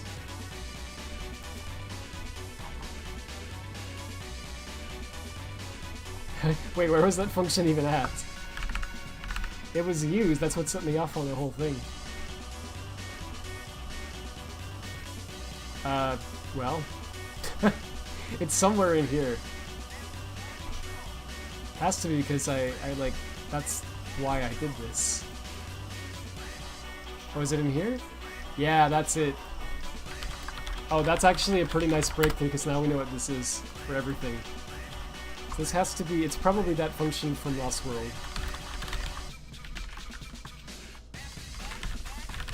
Yes, it is. Let's go. Oh yeah, so we got that figured out now. Awesome, so whenever we see this in any function from now on, which is actually not as many as I remembered, but this one too. Yeah, we now know what that is. It's not a guessing game anymore. Very cool.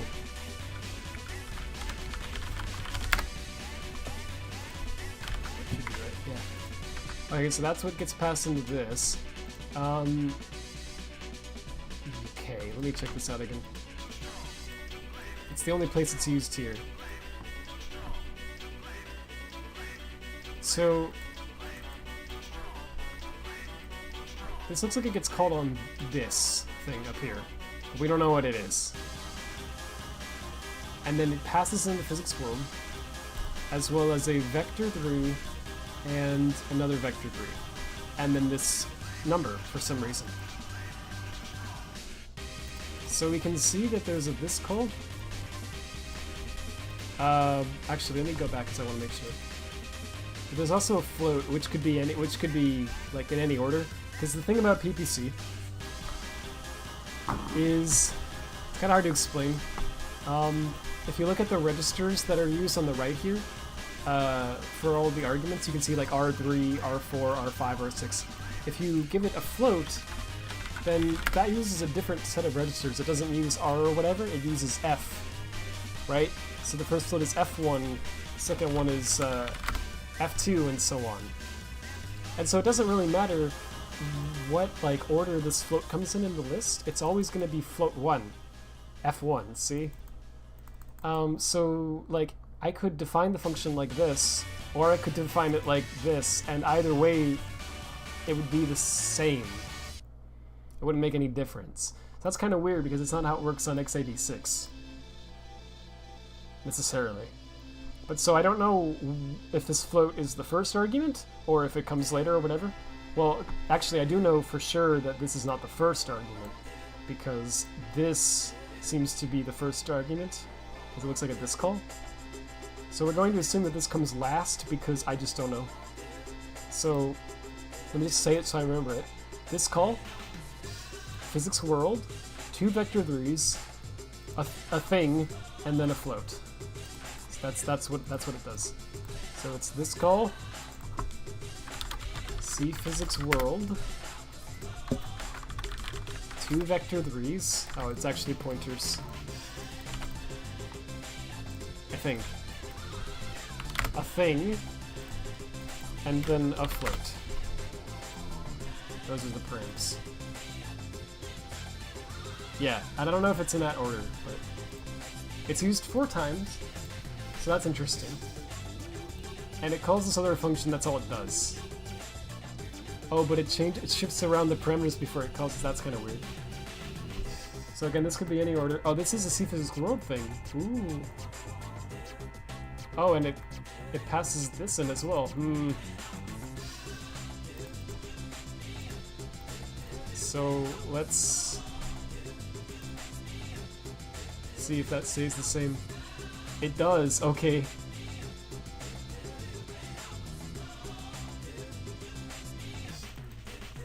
Okay, so this is part of that. Oh, bro, come on. Don't do that to me.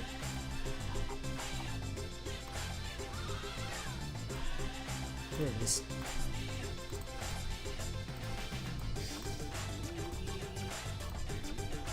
Let's go back again. C physics world, and then it passes it a vector 3, another vector 3, and then at this point, and there was probably also a float in there.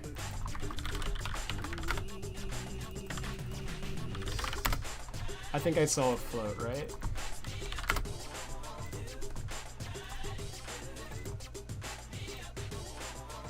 Wait, go back. Well, that looks correct, right? Except for param 4 not being used? I don't know if it does get used, it might.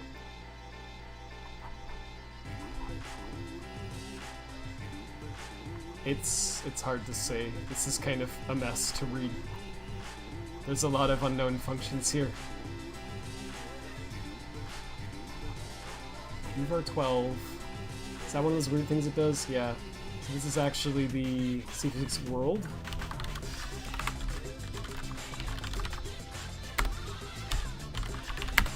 Okay. And this then is a vector 3.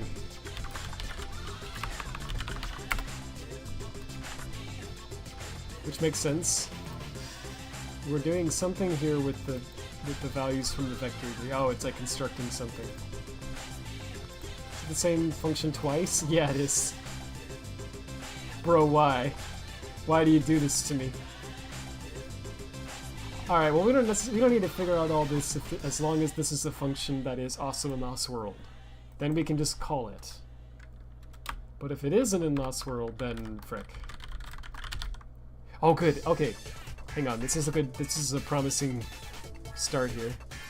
So these are all the things that are in C physics world and Lost World. We have,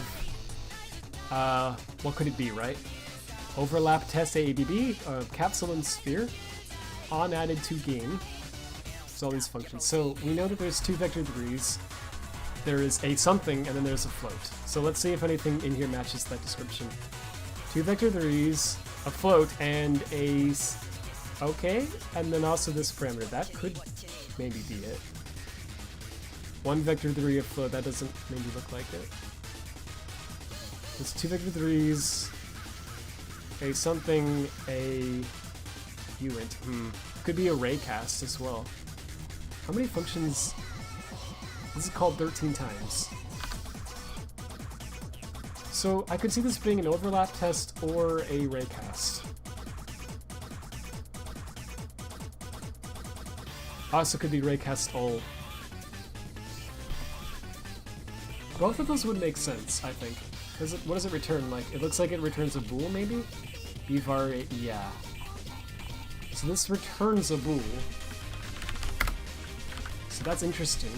I don't know if raycast returns a bool. Overlap definitely would, right? Because it's a test.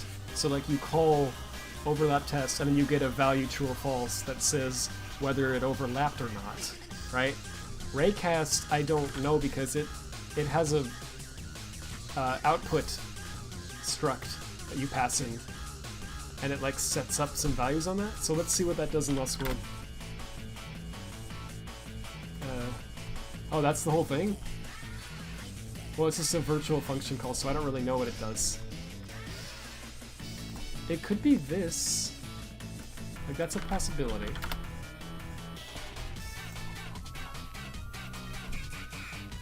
This is also pretty small, though. And I don't see it actually returning a bool, but it calls a virtual function, so we don't know. The virtual function calls screw up the decompilation, so I don't have any idea. So what does this look like it would be doing, right? It's C posture common. We're setting up... Is it just one vector? 3? Because we copy position into this. This is actually really nice that all those are figured out. We copy position into here. I already actually did this. Let me close this, by the way. Oh, I should have... Whatever. I should probably delete the code. I'll do it later. That's why you mark it with to-do, so you don't forget, right? Okay, almost midnight here, so I want to see what I can do before then. 460 equals position plus this. And then what happens to... These both get used in this function. Wait, what? No, that's just a stupid... Yeah, it added this line. Okay. Let's try this and hope that it works. Maybe the plugin doesn't work. Oh! It does! It does work! Nice. I think it's a little quiet. Let me know how the... Let me know how the volume is, because I can't really tell.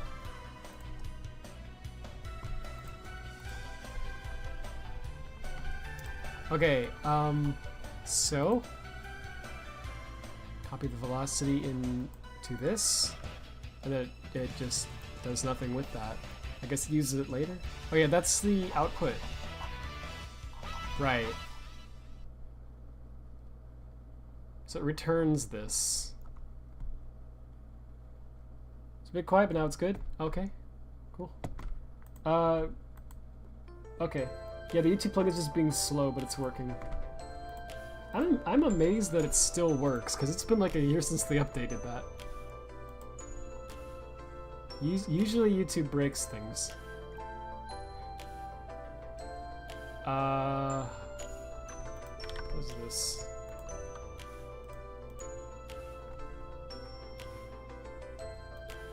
So they're constructing, yeah, something, and they're passing it into here. Oh man, I don't know what that is. Get collision. Well, see, this is fascinating because it returns this.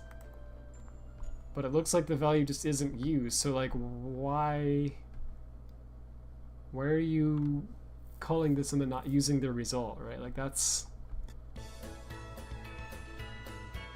doesn't make a lot of sense.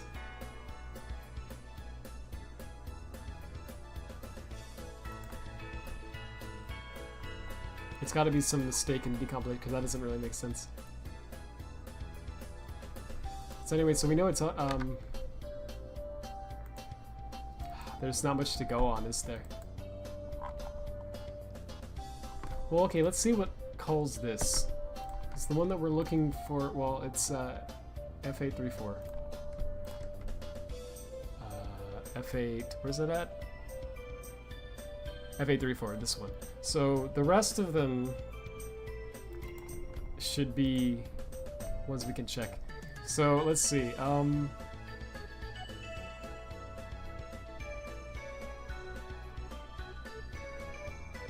That's kind of nice. That's catchy. Oh, this is also C+ or common. There's probably something like this. I can just grab this one.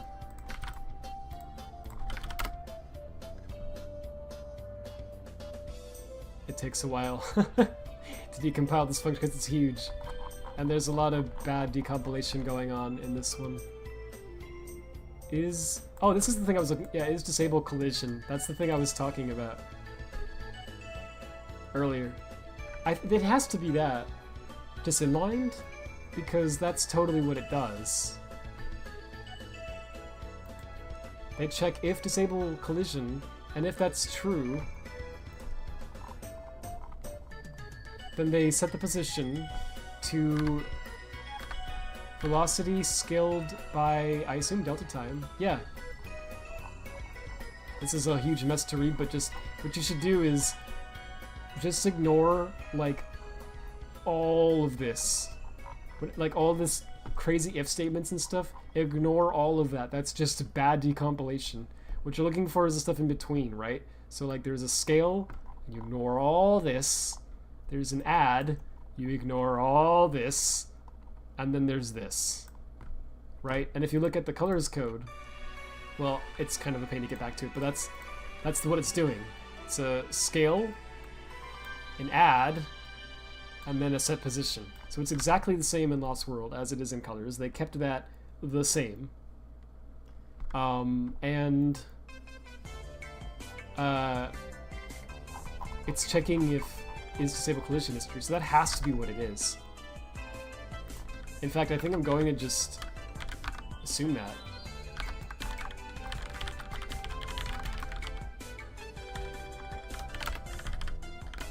Yeah, and then, but the only thing is,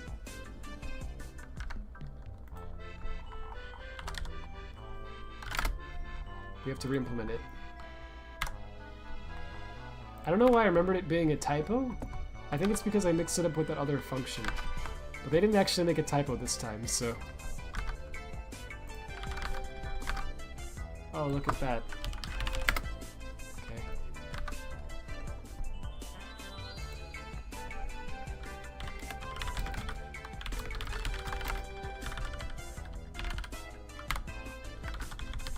No, go back.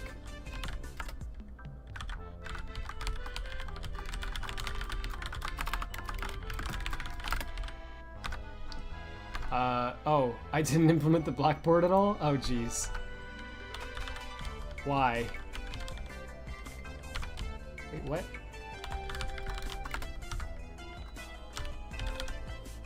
Well, this is awful then. This is gonna be bad. Ah. Oh, jeez, dude. Okay, flags 3 is plus 18. This is so bad. Like, I should just implement it. Like, why am I slacking off?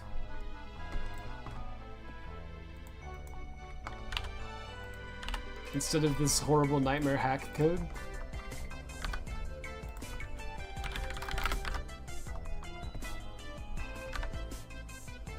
Sure. That should be correct. I'll put a breakpoint so I can check its value when I test it. Alright, and then, yeah, that should compile now too.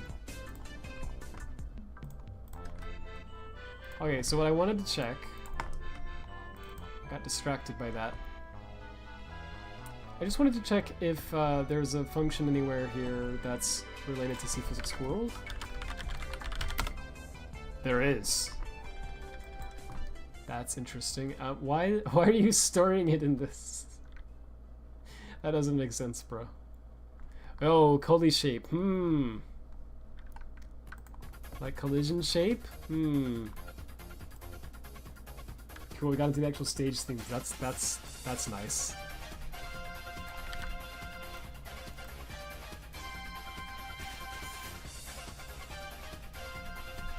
That's really good. Moving, holding, land, move? That's a very weird name. Can you go back?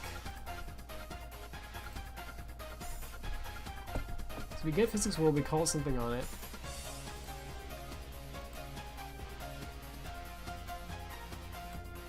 And then it calls another thing, which does all this. What's that float? 0.5, okay.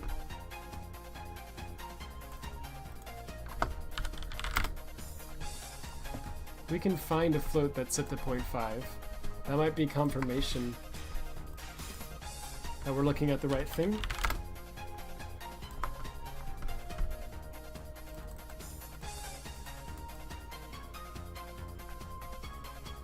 I think the Neo Geo versions of these songs are better, but the YouTube uploads are those have a glitch in them. Oof. Safe to listen to these versions? Just like a loud buzz or something? That's always upsetting when there's like a good upload, except for that. Like there's a little problem with it.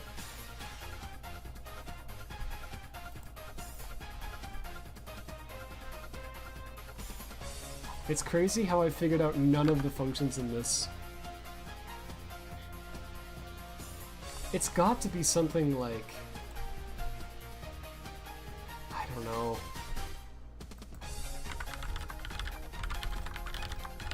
Maybe this is the wrong approach to figuring this out, but... Let's try...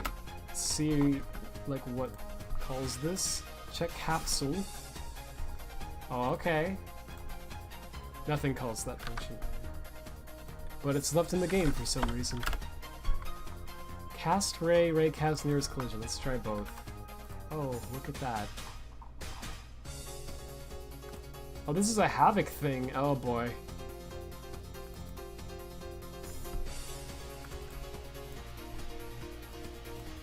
That makes sense because it has to ask Havoc about ray cast. Okay, so it could be called by like any of this. Oh, weird. That enemy does a ray cast. Set hopping info. Okay, that's kind of funny. Move rush bot. Okay, this is not related. Search plane and grind path. That's cool. Is that in the... That's used by the dropped rings. Oh, okay. Basically an audio chirp. That makes sense. That's how a lot of them are. So when you lose a ring, the ring checks if you're on a grind rail. I think because if you are, then the rings only fall onto the spline of the grind rail. I think? I don't know. I don't know if that's how it works in Lost World, but it seems like that's what it was doing. That's kind of weird, if so. Move bound. Yeah, I don't think it's the same. I think it's different in between these games. It would be cool if I could find something that's the same in both. What's this? Okay, I didn't figure out what this service was. It would have been, you know, good to figure that out.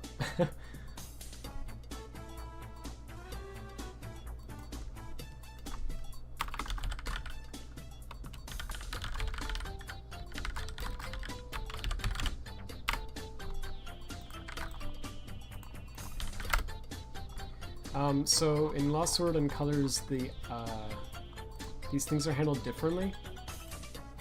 In Lost World, you get the services using a string, but in Colors, it's by index. So that's unfortunate because I don't know what the services are, right? It's just some number. I don't know what it is unless I can figure it out, right? So I figured out a few of them. Like this one I found out was the one for sea level info. So that's pretty cool. I could probably do that same hack that I did before on this again, actually, because I could just check the VF table of this thing that gets returned and look at the RTTI. Same with this. That would probably work, but let's see if I can... Oh. Didn't do that at all, apparently.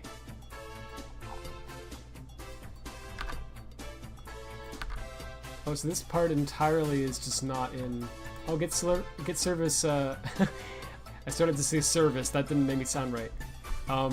Get service, see collision world, okay. And see physics world, so it could be either of those, but I don't actually have any way of knowing.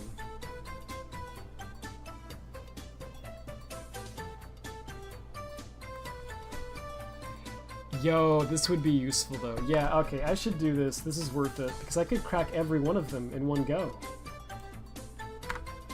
Like, actually, that would be sick. Okay, hang on. This is the single player callbacks. That's where I was before anyway.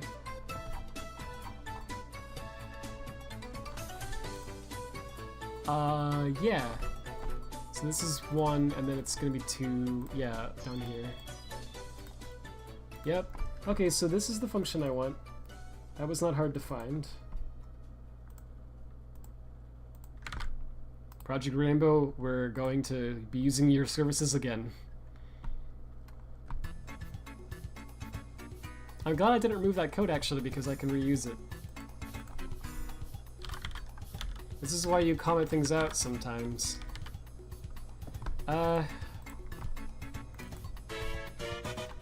It's a game document in the UINT.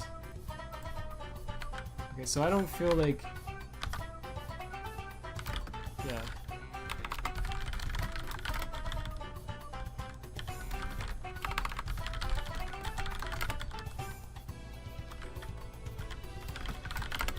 All I want is to say...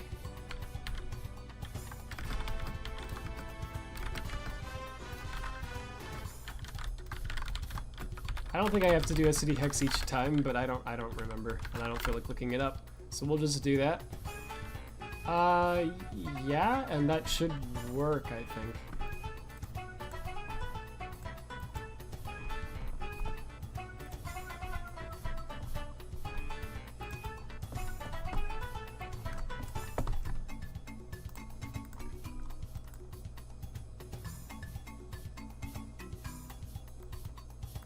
That. I love this game. Just give it a moment. Just give it a moment. There it goes. Oh, it's already logging 1 billion of them. Holy frick. This is already useful though. Hang on, let me grab some of these. Bro, I think I can crack every one of them now. What the frick? Hang on, let's try this. Oh my gosh, if this works, I'm gonna be so happy. That was not a bad idea. Bro!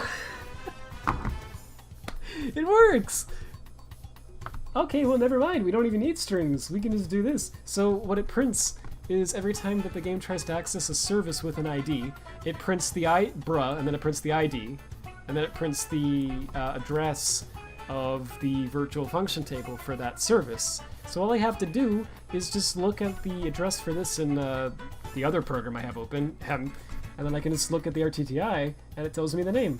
So 6 is the C save manager. Oh, this is so good. Okay, hang on. So let's make a enum for this. I didn't expect that.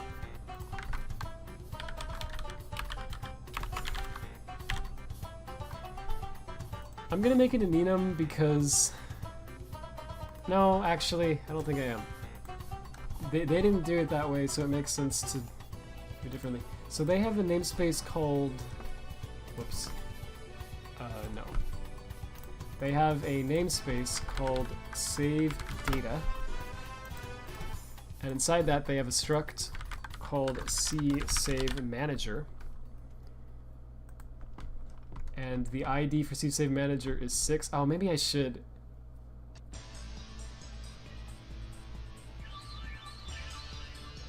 Huh.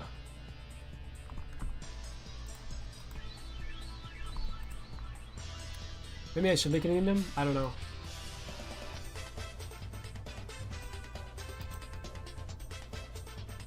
Or at least I could just write it down, like, somewhere. Yeah, I think I'll just write it down. That's easier. That makes more sense too. So I have this folder called RE Resources inside of the Spectrum. I think it's on the repo on GitHub. You can view it if you want. And this is just where I put reverse engineering stuff that I found to be helpful, that maybe other people might find to be helpful too. So I'm gonna say services, service IDs. So we'll just say like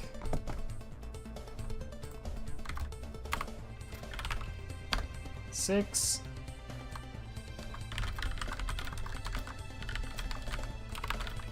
We'll just write each of these down. Yeah, okay. So here's another one. I'm so thrilled that that works. Like, that's freaking awesome, dude. I was guessing what these were the whole time.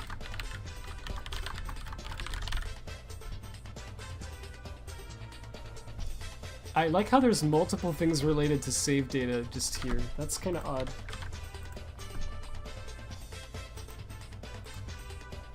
Okay, here we go. 3 is the fade in and out manager. I didn't know they had that. There's a class that just handles fading. That makes sense, I mean.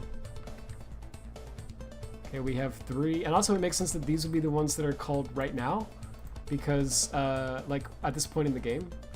Because we haven't loaded into anything yet. So all that's been needed so far has been fading in and out the file loader and the save manager. Because we're dealing with that already. Let me, throw this over to the second monitor to make sure that I don't miss any important things. Ah, yes, blind squirrel games. Did the game freeze? It might have frozen because I alt-tabbed too much. Or maybe it's because it's selected...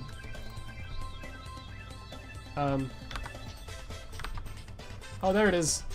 Okay, I just had a moment. I don't see anything different from what I already put in. Oh, it crashed. I don't know why it crashed. I'll try it again just to make sure that it's just to rule out the possibility that it was a one-off thing. It's probably not. It's probably something that my code is doing is making it crash. But let's try it again, just make sure. Hopefully it works. It's also past midnight now, but I'll stop soon. I'd like to log the rest of these first. That'd be very cool.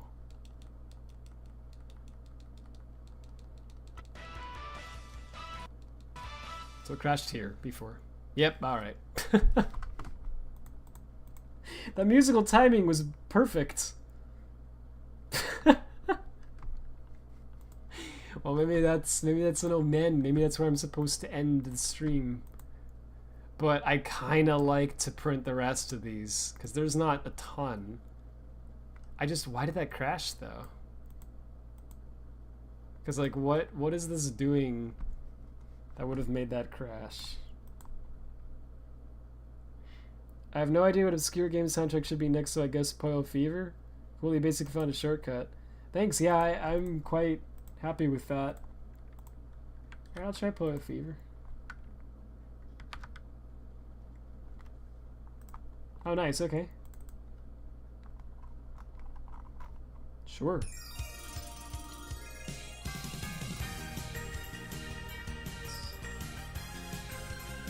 Trying to get the volume right. That might be good. Let me know how it is. Alright, so, like, why is it crashing only sometimes? That's the weird part, because it worked for the others. So why would it not work for this?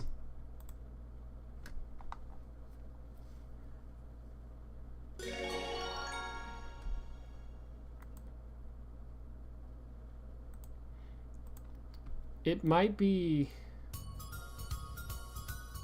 Okay, so let's rule something out here.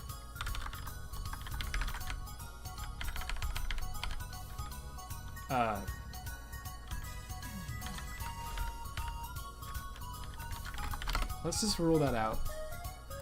See if if this works. If so, then that's good because it means that it's just something about the VF table. Like I guess it's trying to dereference a null pointer or something. That's probably what's happening. Or something that isn't a VF table, which makes sense. Yeah, let's see if we can. That would make perfect sense, and that would not be hard to fix. So hopefully that's what it is. Here we go.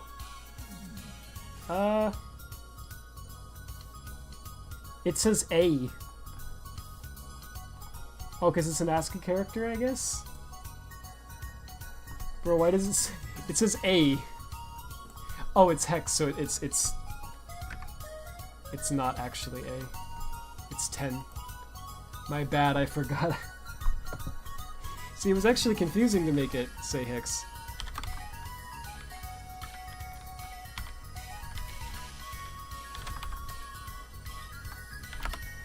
So we'll get rid of that.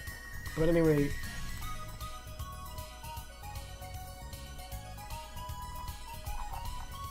I think A is the one that's making it crash. So let's test that out. If Z...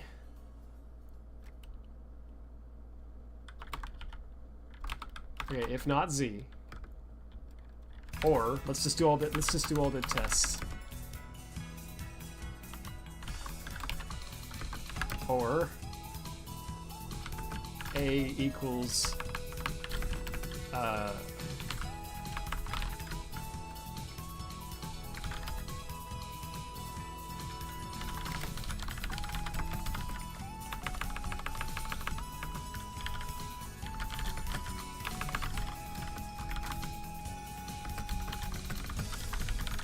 I'm gonna say not a real one. He's not a real one.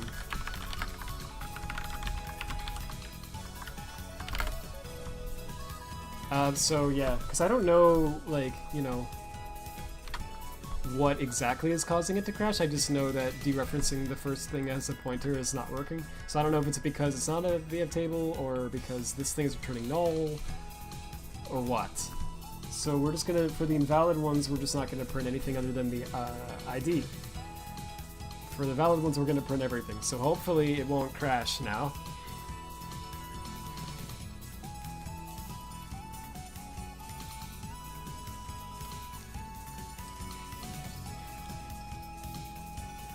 Sega.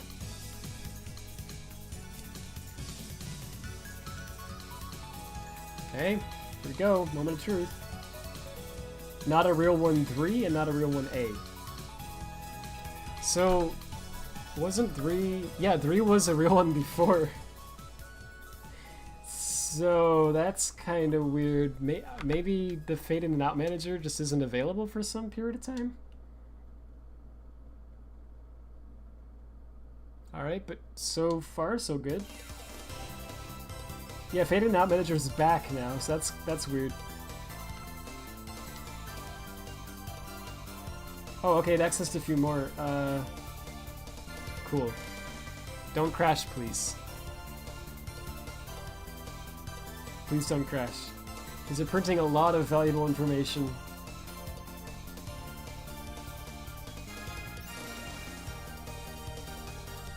That is so slow. This takes so long. Alright, there it is. Okay, whoa, wait. You're spamming way too much text to the console.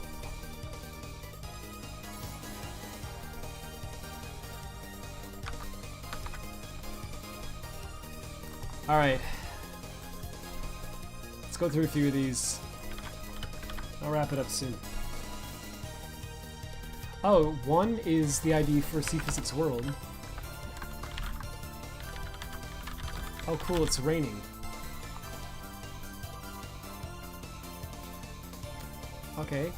So this is still the same thing, right? I just want to make sure that it doesn't like change ever or something. Oh no. Oh no, it does! I see what it's doing. Oh, frick. Because it's a different game document. So I don't know what it's called, but okay, so when the game document changes, so does this. So maybe we need a way to print the game document name as well? But at least I know...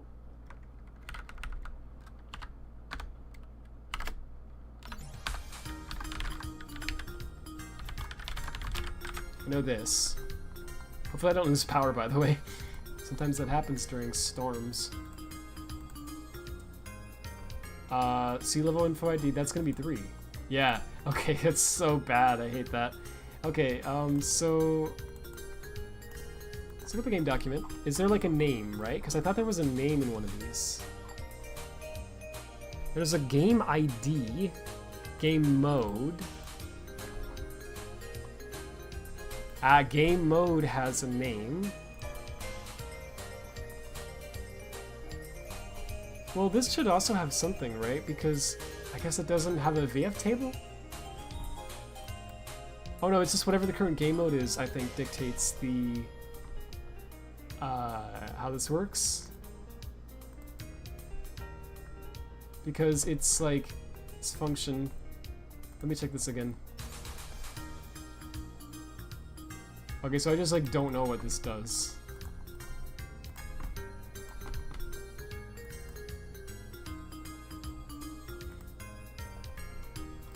But I'm sure this is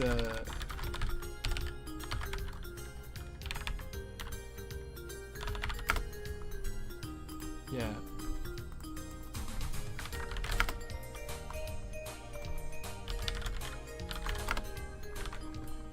It's a something.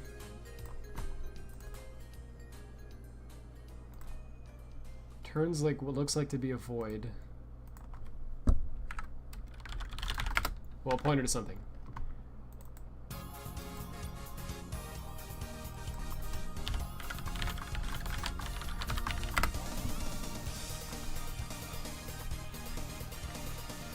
I always get like headaches during storms. Like, most of my life I've done that. I don't know why.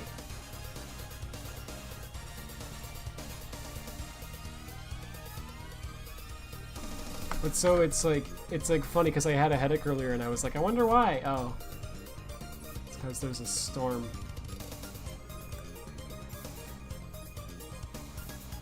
Okay, so I don't know.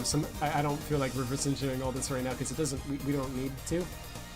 But what I need to do is I want to see the game mode. So I think if I, this is going to be the fun part. I think that if I get the first value, go into this. Oh, it's gonna be fun to figure this out.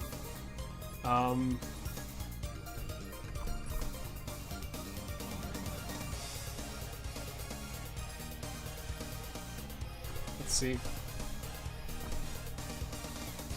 Well, I don't know if I need to, but I just want. Come on, that would be so. Oh, I didn't fill something in. I'll also do that later. Oh. Music was too loud. Sorry, hopefully it wasn't too hard to hear. Alright, I'm gonna actually stop this soon. That rain's crazy.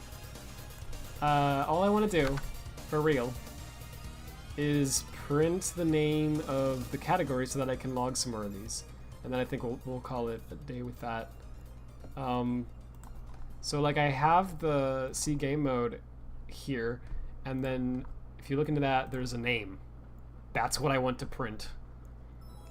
But I don't know if this layout of Colors Wii is actually going to be the same, you know, in Colors Ultimate.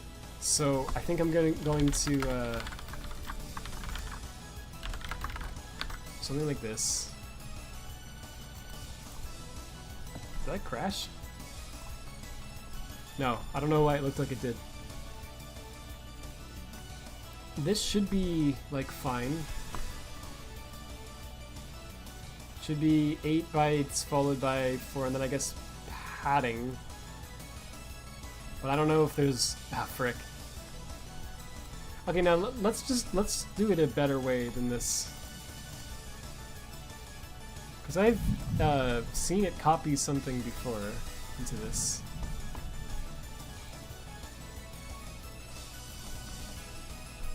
So all I have to do is just find a spot where we copy into this and then search for that string. Oh wait, what's this? Oh. I forgot I did that. Search for unnamed mode and just find the offset. Perfect.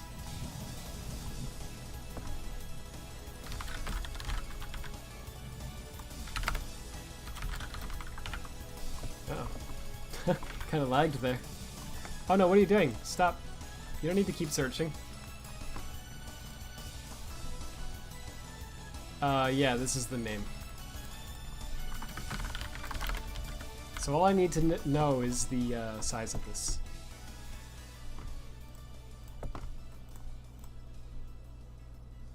This is taking forever once again.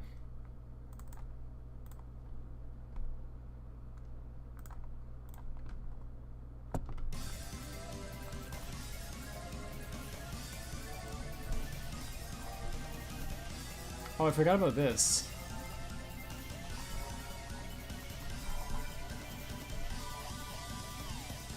Is this a...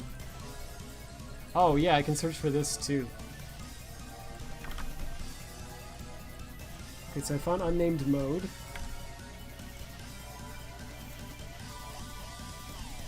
There we go. And so this is the constructor for C game mode. So it's 32 bytes in. I think. Yeah, that makes sense. Great. So then that should be where that's at. So all I need to know now is here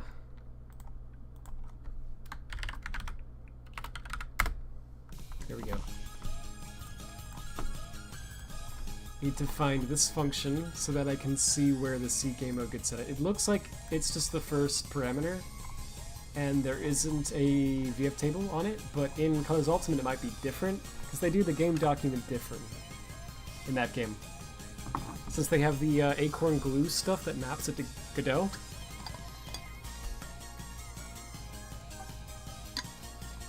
I also didn't realize the game was still running.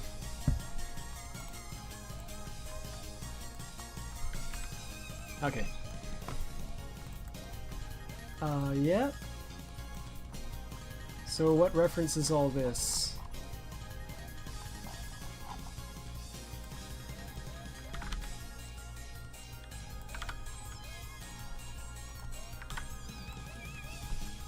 This is a fun song.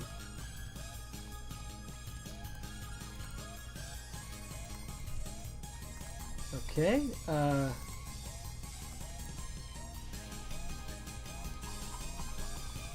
we go, data xref. Okay, this is the constructor I was looking for. There we go. Game document. Okay, all I wanted to see was this. This param, A2.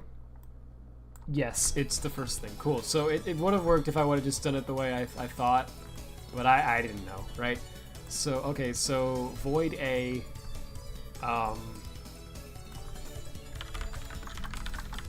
maybe I will do this.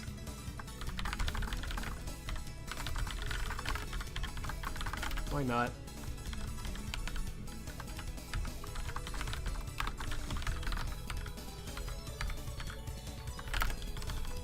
Okay, so what I want to do is print this. So let's do the ID. Oh, so what is it, like STD decimal? Yeah. Okay. Print the ID in decimal, and then print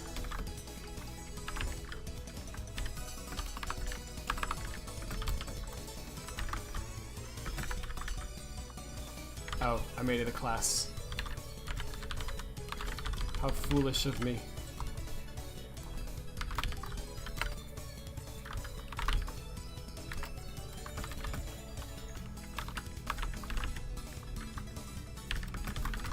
Alright. The code doesn't have to look good. It's just to get these numbers.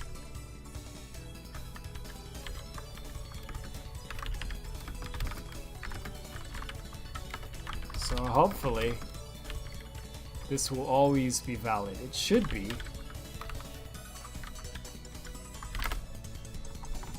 But I won't be surprised if it crashes or if I got something wrong. Oh frick. What's up with this? That's what's up with this.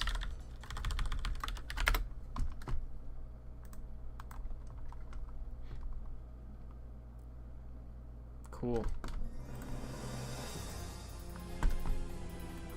Alright, let's see if it works or if it crashes.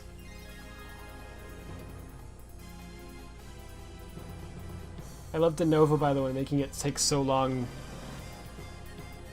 every time. Oh, it died immediately. That stinks. Is that for a reason? Well, I mean, obviously, but like, what did I do wrong?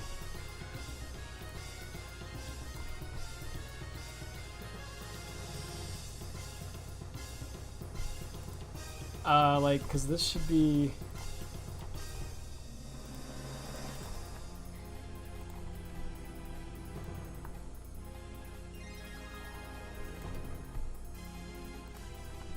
See, game mode should also start with a VF table, yes. So, let's...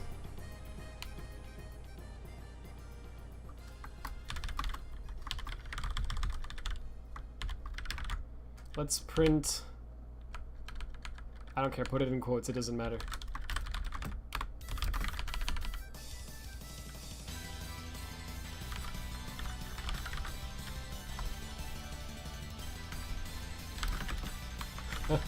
I don't feel like doing that.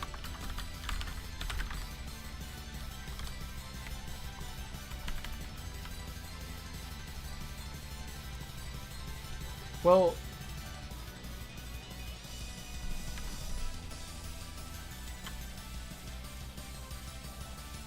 Because if this doesn't work...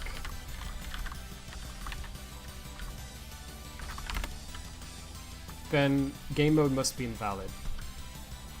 There's no other reason that shouldn't work.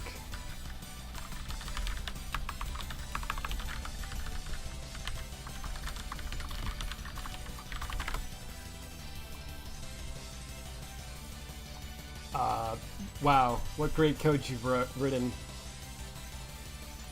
Beautiful code. It's so readable.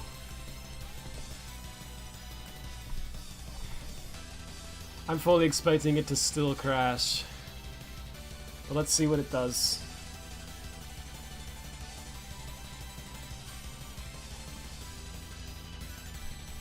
Oh, it didn't. It worked.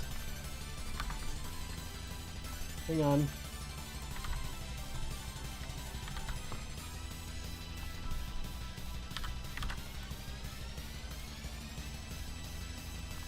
But... it's not in hex because I'm an idiot. No, it doesn't matter. I could just, yeah. Alright.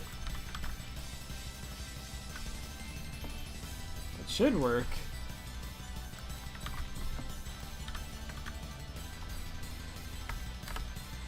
For some reason, that's not actually correct.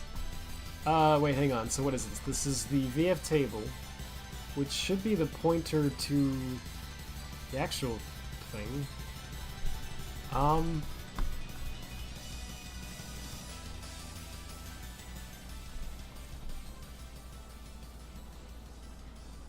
I don't know. Let's try it again. In hex. Should be correct, I'm confused.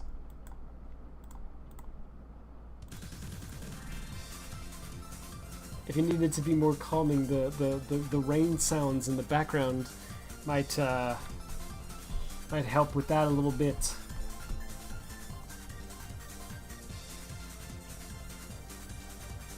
Why is it not printing this time? What? Wait.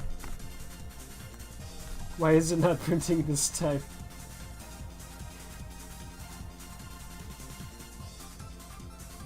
It didn't run the DLL code at all. Something is screwed up.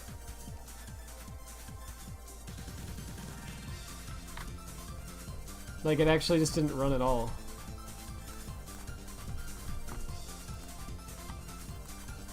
Try it again? You know, they say third time's a charm. Oh yeah, this time it worked, okay. Can I get the number, please?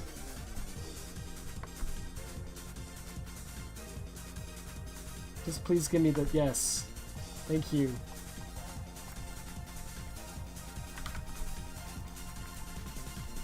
It still doesn't look right.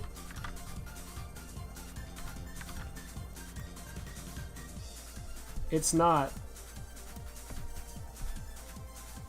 What the frick is it doing?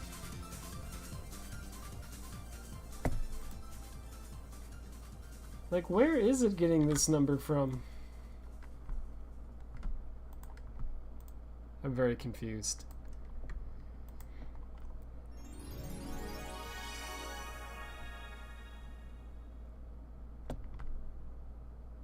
This should be the this pointer, right?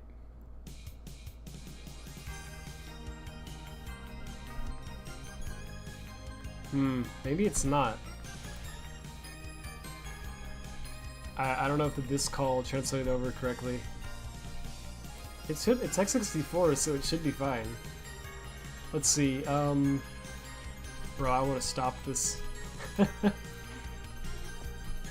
just want this one thing to work, that's it. We have table. We're casting that to a UN pointer T, which should be printing its value correctly. I mean, it worked for this.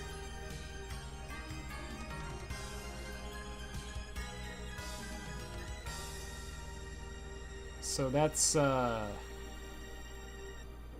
very odd. Also, it's the same value each time, so like, it's just kind of not making a lot of sense.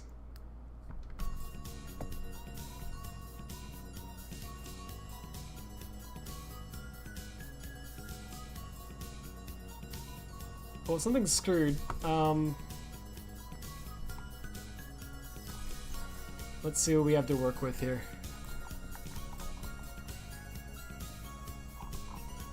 Okay, like the next thing should be the game ID, right? So let's print that. Why don't we?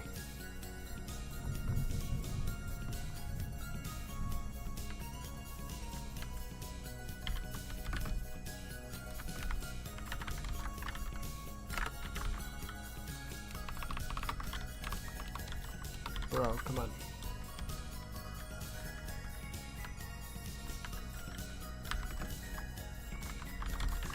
This is becoming so bad. Okay.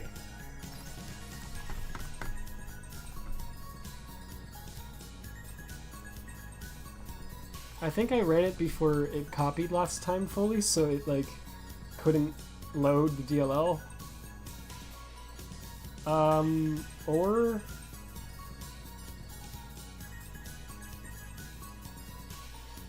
Or it just straight up doesn't work sometimes. That's cool.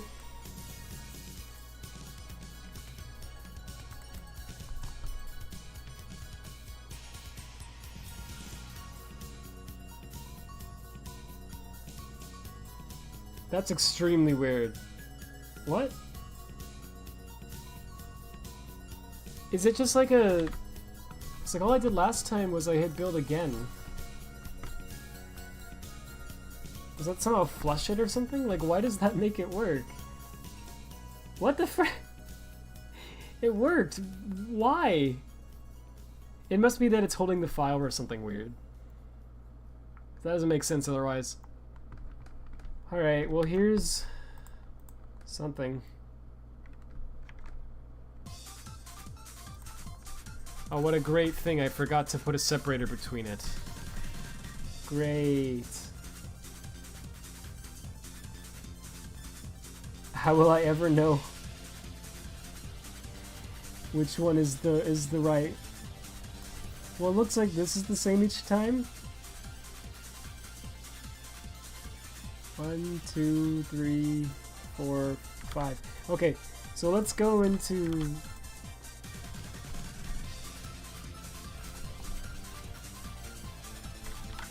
That's not correct at all. So the game ID should not be that. It should be like, dude, I don't know.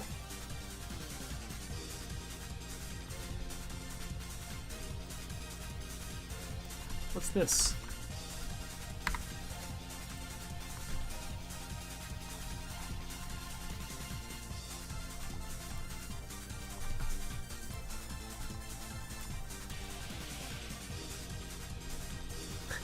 Is that a cat in a box?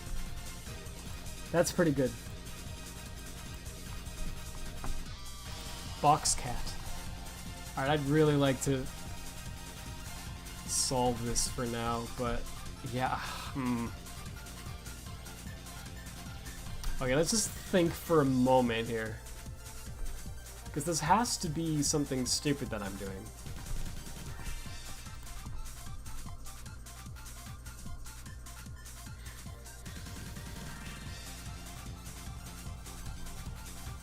Because I can see that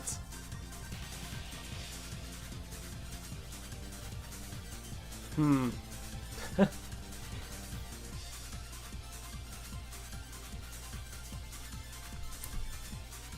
it be like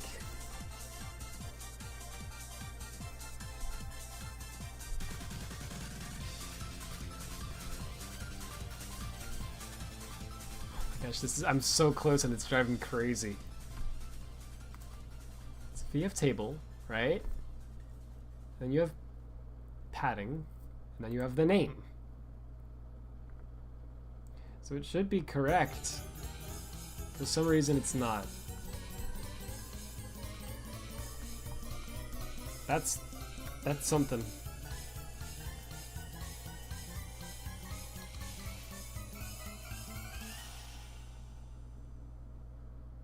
trying to think like what can I do to find, because if I could just use a debugger, right, I could just put a breakpoint right here and I can just look at the memory, but I can't use a debugger. For whatever reason it doesn't work.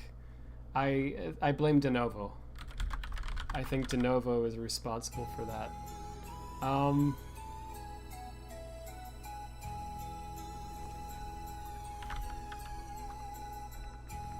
So I can't print the name because it doesn't work. Oh, maybe it's just null sometimes. No, but why is there no VF table, right? Like, that's weird. There should be one. So something is just wrong. I think. But I guess we can just print this.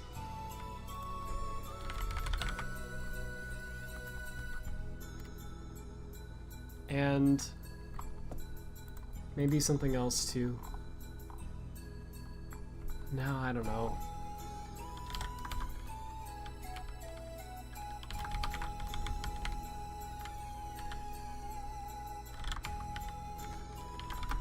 Okay. Dude, I don't even... Whatever. Try it. Give it a second. Now try it.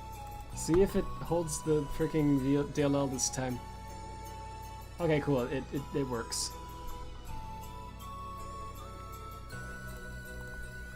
There's also this one. That's nice. Okay, it's printing something. Okay, yeah, some of them were null. So maybe that's all it was? I don't get the thing with the VF table. Nope, because this value is not, it's just not correct. Like, what does that even mean?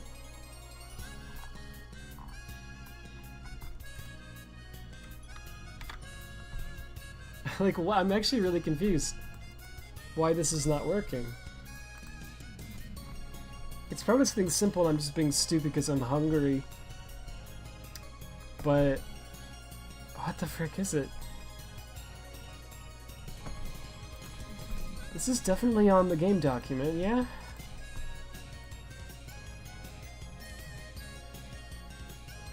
The game mode is... it's plus 32. And that first one is the VF table, so something is... so this struct is the one that's wrong. Something is wrong with this.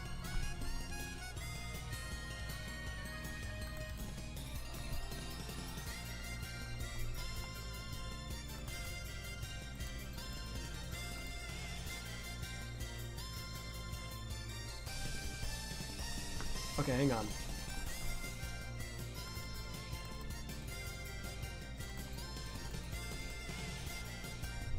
Go back to like one of these. Yeah.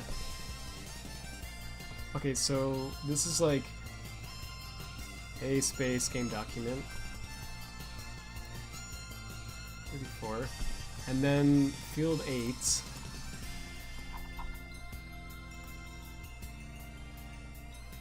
It would be 8, and then it would be... and then this is probably a pointer. So that makes sense. Oh, it's not... this isn't called on the game document. This is called on something else. That's what I did. Okay, this is not called on the game document.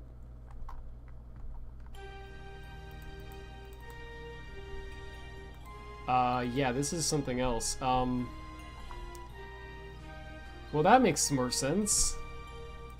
Oh boy, I made multiple mistakes there.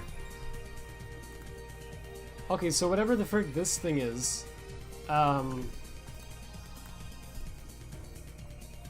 here it is.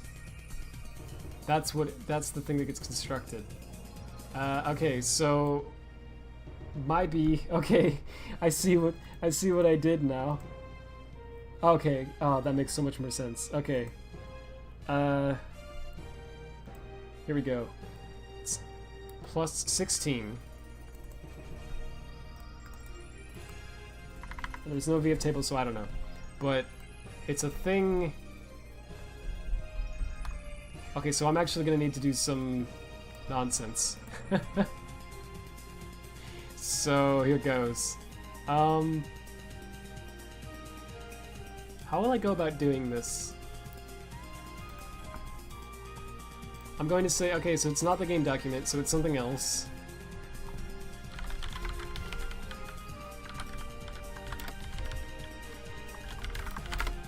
So what we need to do is... we're gonna do this nonsense. Because I don't know what a better way is to do it. Minus 16?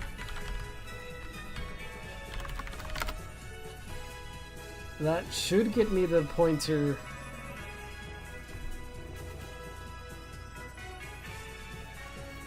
Right? Because it's a pointer to, let me double check that. Yeah. So, minus 16 should give me the game doc.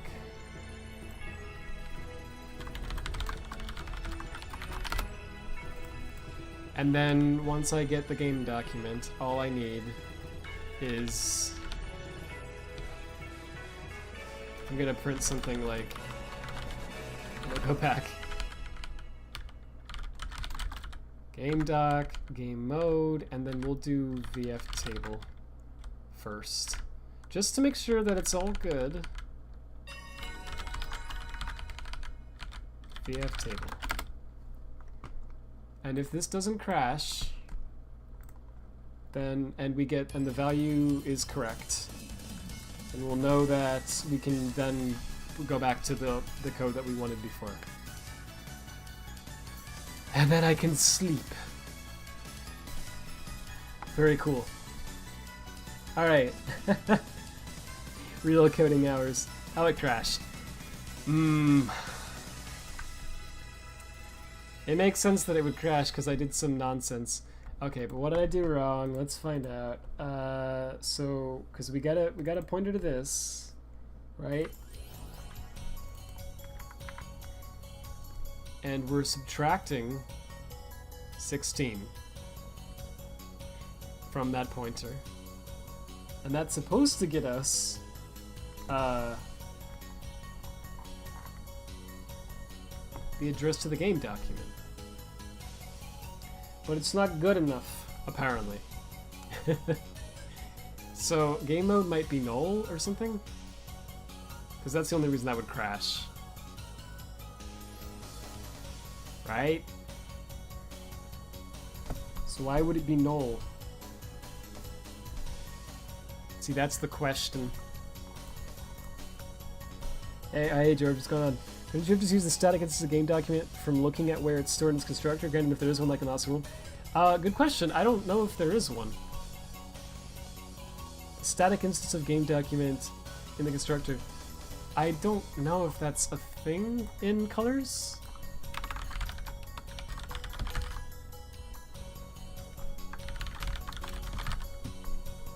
But maybe that would be easier. Let's see.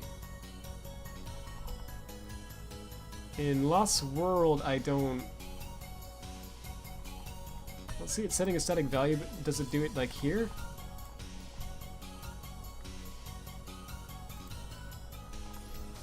It sets this to that.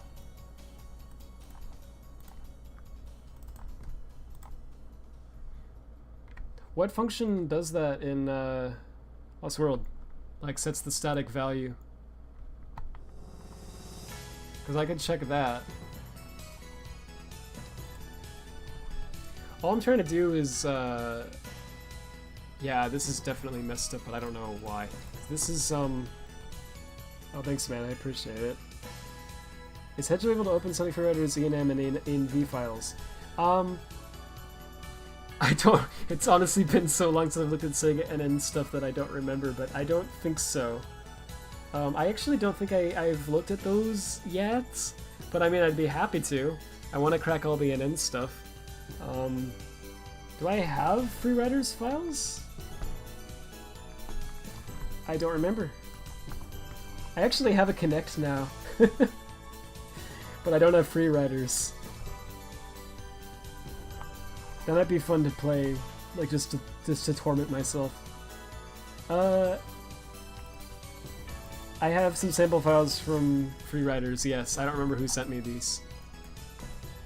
Thanks to whoever sent me these, I don't remember, I'm sorry. This is a mess, though. Like, holy crap. So I don't know how these were retrieved. Are these, like, archives? Whoops.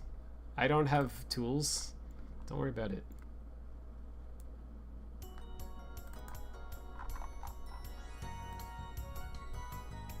I have no freaking idea what this is.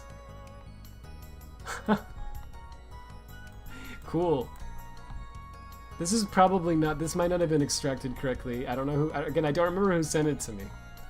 So I don't know what the frick they sent me. Again, if you want, sure. Yeah, I'd like to look at them. I don't even know how to unpack it. I haven't looked into the game at all.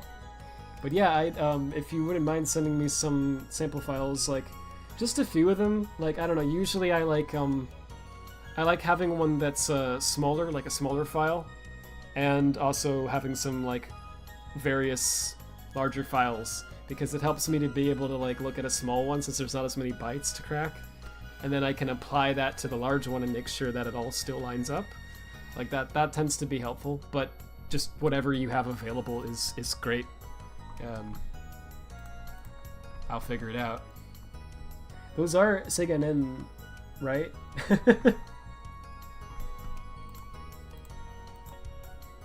Static instance is set here, not in the constructor. Thanks. Thanks, man. Ah. Okay, so does this get called by anything that I can find? Yeah. It's before the... I see. Okay, so in colors... Whoops. There's this.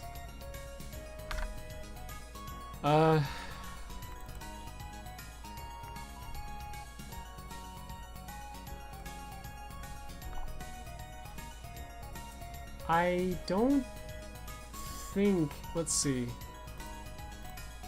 Maybe?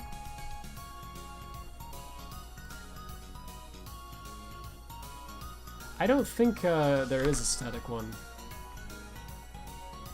in colors. It doesn't look like that too, because I don't see that. I see they construct it here, and then they the only thing they do with it is they store it into this handle, I guess. But this is called in the C game mode.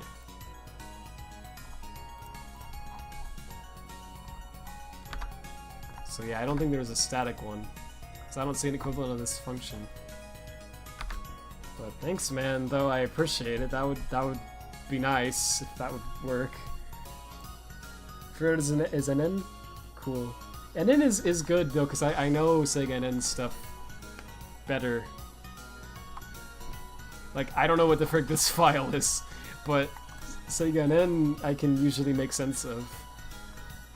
So I'd like to help you look into that sometime, because I've been wanting to crack these, but I didn't have any samples for it. Let me know once you send them, by the way. Or if you need like a friend request or whatever. I don't. My memory's so bad I don't remember if you DM'd me before. Alright, so let me just see if I can figure this out real fast. Because here's the thing, right? So they have this constructor for game document, and in the constructor they call this function on this struct that's 16 bytes into the game document class, right? So that struct is the this pointer for this function that I'm hooking here, that I just named bruh because I was lazy. It's like get service ID or something, I don't know the actual name. But this is what that gets called on. So to verify that, if I actually like look around, let me check again. Yeah, there is in fact, they add plus 16 to the game document pointer, and they pass that into this. So that should be the pointer to this struct. And if I subtract 16 from it, I should get the pointer to the game document. So I'm confused why that's not working. But I'm doing something wrong. So maybe game mode just hasn't... maybe it's null. Shouldn't be null. Is there anything else I can check that's like not terrible? I guess... I mean, let's check this. Right? Just because what the frick else am I gonna do? I can't debug it because de novo. So I have to do printfs essentially. I was working on my NN library. I had some format semi-cracked because Sonic 4 on the Windows Phone 7, for example. Yeah, that's been like a godsend. That game. Well, not the game itself, but the fact that it exists, because it's helped us crack that a lot. It doesn't support some of the motion types. I was like, nah, I don't want to crack it.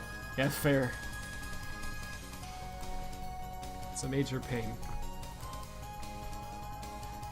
Okay, we got some values. Wait, it's always null. Okay, the game mode is null. So that could be why it's crashing. It should never be null though, right? Let me load up a level and see what happens. Wait, was that...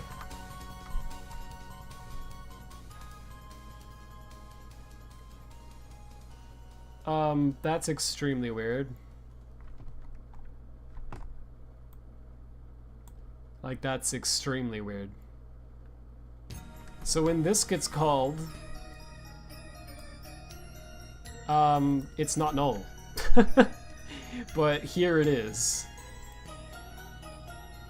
So, oh wait, no, yeah, no, it's that's how it works. What? What's going on? So, screw me, this is a pain. I don't know, let's load up a level and see if that changes.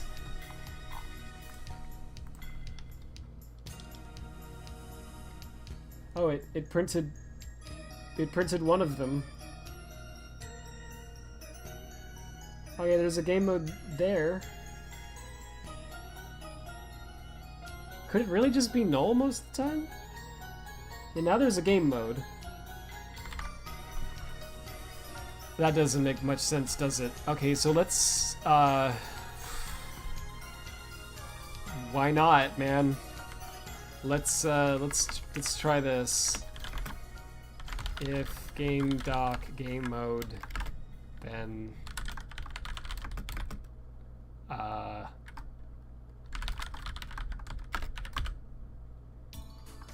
it should work now, but I don't know if I trust it to work. So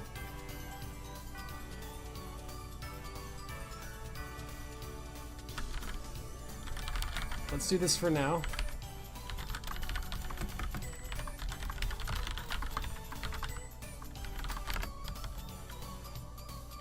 And I don't care, just leave it like that for now.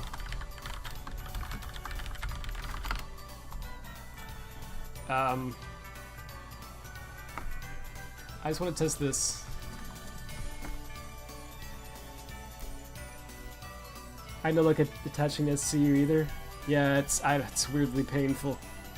If I could, it would be so much easier, because I could just do that. Game mode in theory should always be filled? Yeah, that's why I'm confused why it's null. So I'm probably doing something wrong still. There's a C game mode Sega logo. Yeah, there is in Lost World as well, so I don't understand why that's not there. Sonic 4 and Windows Phone 7 has its own A and B file spec, and you have to fix offsets in the NN files from these archives. It will be a pain.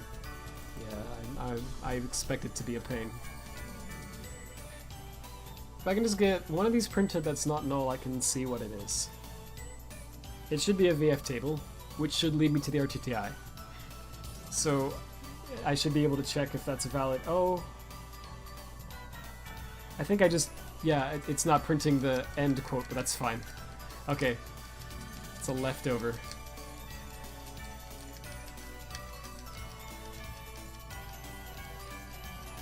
Alright, just load up a level.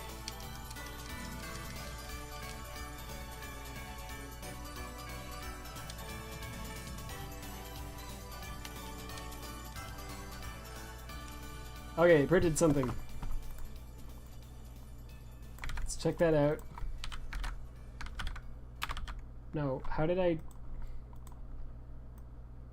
not copy that? There we go. That looks like a VF table.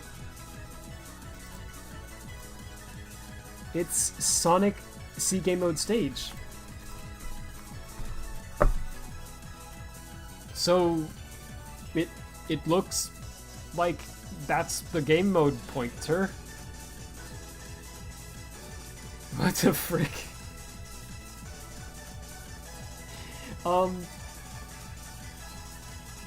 Okay. So why is it null?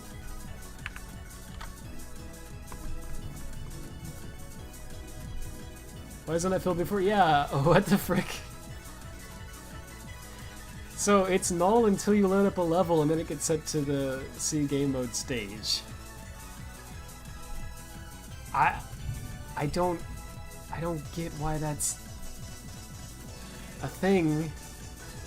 Is it something about Colors Ultimate? Like, do they do something weird about how they implement the logos and everything else? Because there should be like a world map game mode too, right? It doesn't make any sense. Well, it was filled here too once, wasn't it? So let me. All right. So here's what I'm gonna do. I'm gonna try to make this actually a little better.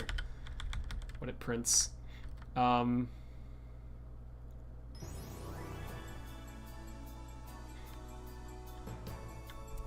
So let's see, something like game mode, right? And then if, let's just be real careful.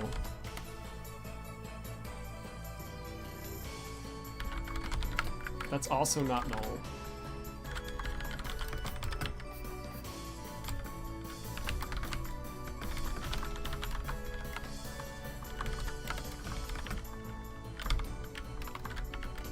And for now, I'll just stop with that. And then let's do basically the same thing here. Not a real one. Okay, I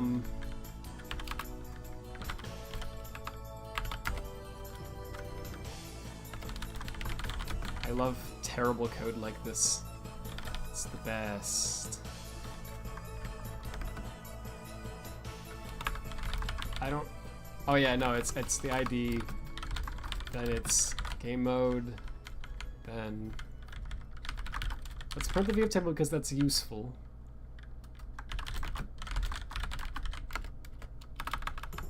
I could make a function for this if I cared, which I don't.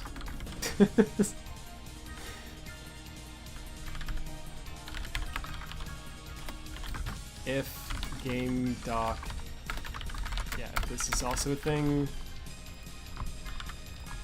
So we'll be changing this later anyway for these. Let's flush it. Okay. See game mode world map. Yeah, like something is up, something doesn't make sense. That should always be filled. Let's see if we can figure it out.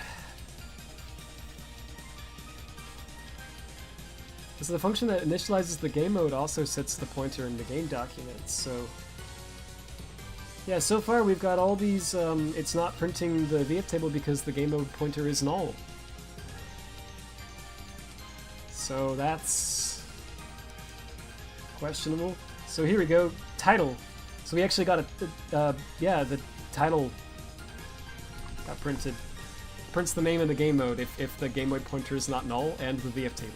So if I were to look at this address, that should be C game mode title or whatever. Yeah, it's C game mode title.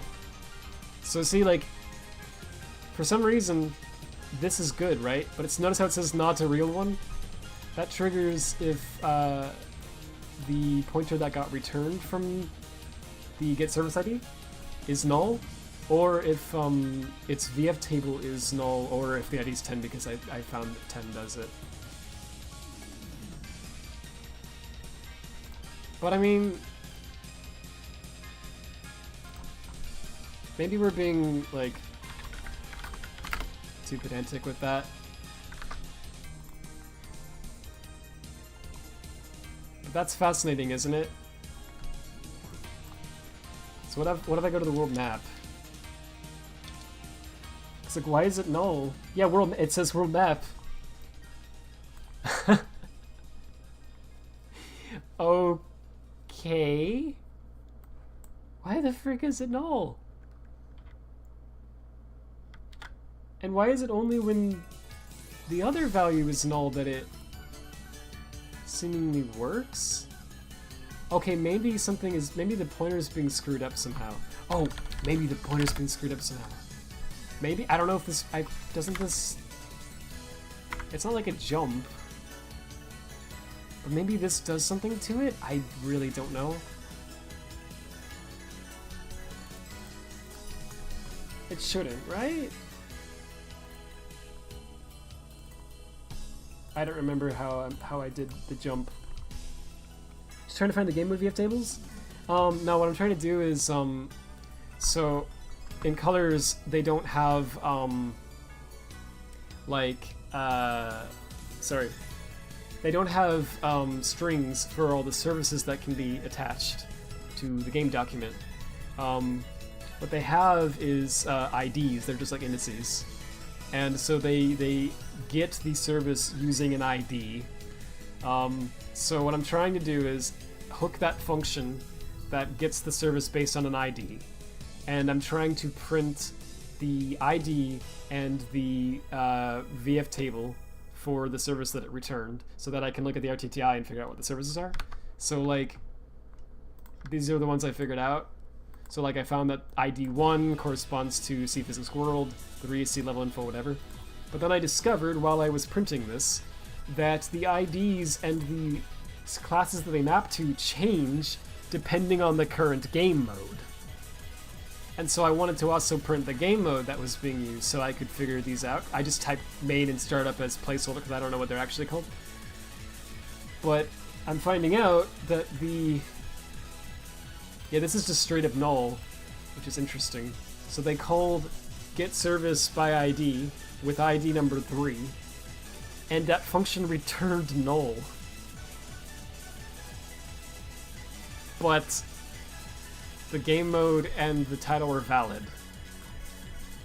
Whereas in this case, they called it with 4 as the ID, and it returned something that was not null, but these are apparently, this is apparently null. Like, what the frick? But then you go, okay, so it's just something weird about this case, but look at this. Now we have one that is not null.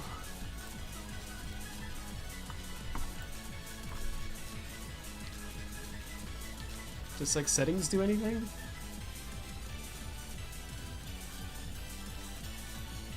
Yeah, it prints a bunch of stuff, but it's not, there's not a game mode for it because it's Cutter's Ultimate Godot stuff. Well, like,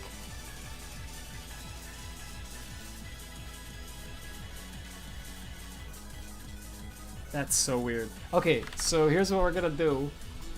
I'm just gonna print the VF table I was looking for.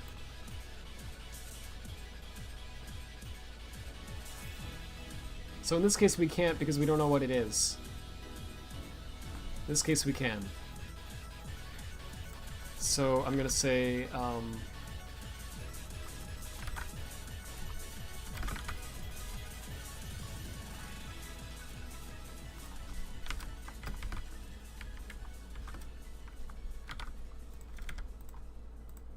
okay, so it always has like one following it at the end. It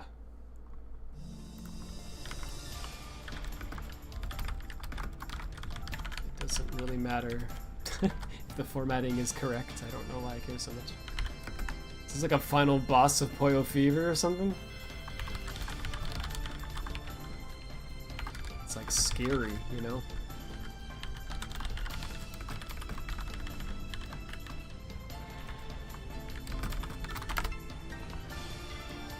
Yeah, so that last one, let me just actually say,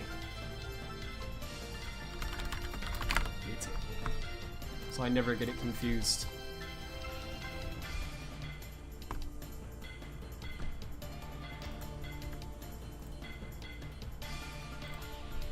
Okay, here we go. Let's see what we can figure out from this.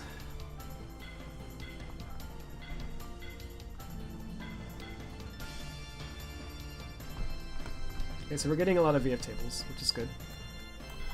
So this is like ID3 returns this V table, which is the fade in out manager. So that lines up with what I printed before.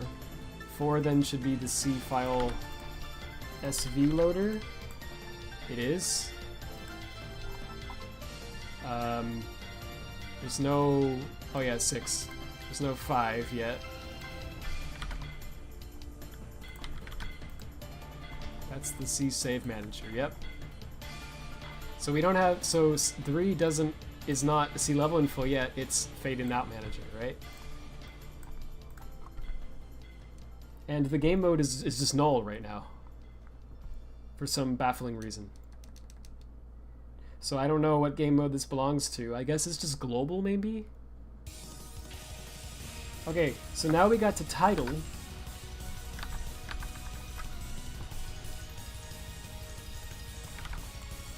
And if I look at this one, yeah, that's still the same. Maybe this is just like... Well, no, it's not global because...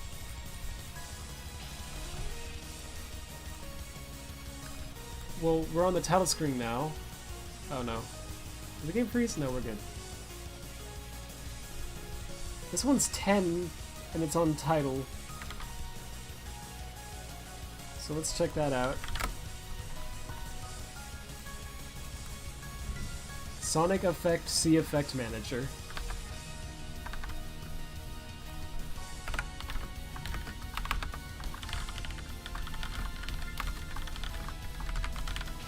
So 10 is that.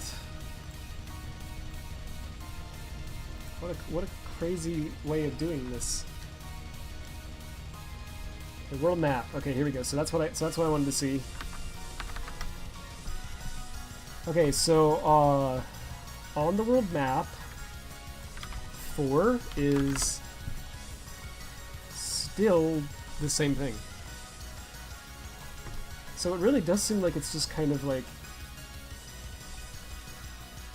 startup versus main. Let's try this. Yeah, that's still C Effect Manager. See, like, you would think, oh, these are just the services for the entire game, right? But then you load into a level and suddenly everything's different. It's got a lot of text printed out. Still going. Okay. Oh, nice frame rate. Okay. So let's check out some of these. 3 now is the C level info, right? It changed. There's also the 37.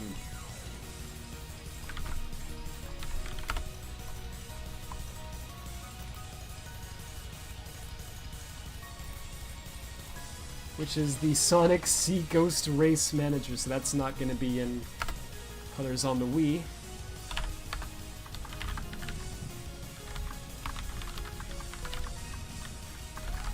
Also funny how they use that even in the levels that are not Ghost Races.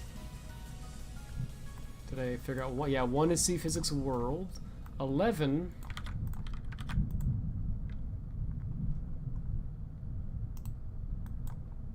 is the C Object Info Container.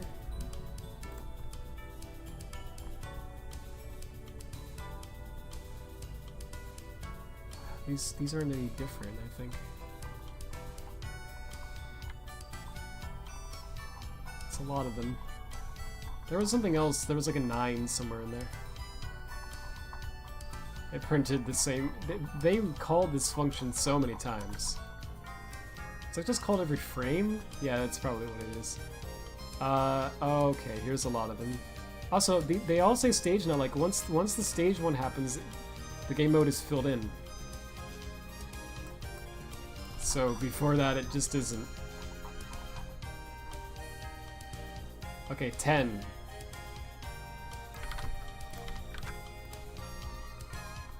That's still the C Effect Manager.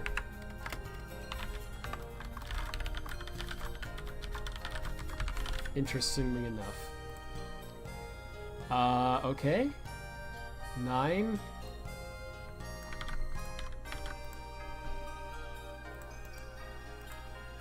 That's the C Path Manager.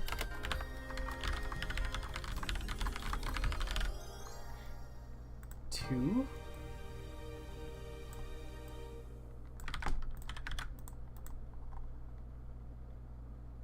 There's probably a way I could have printed the value without having to read the RTTI myself.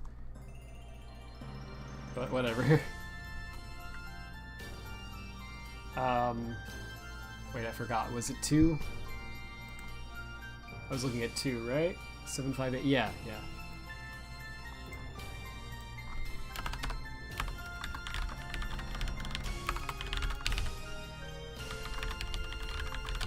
That makes sense. That would come after physics. Okay. 3, 6.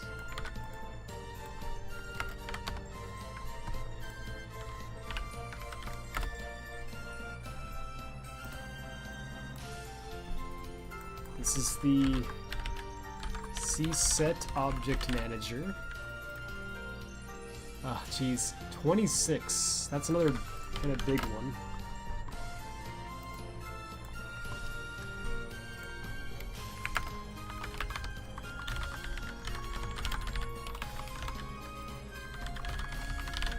C-Ring Manager. Are you spelled Sonic for number 9? Oh my gosh, I did. Thanks. Project Remote Development Stream joke. I mean, basically.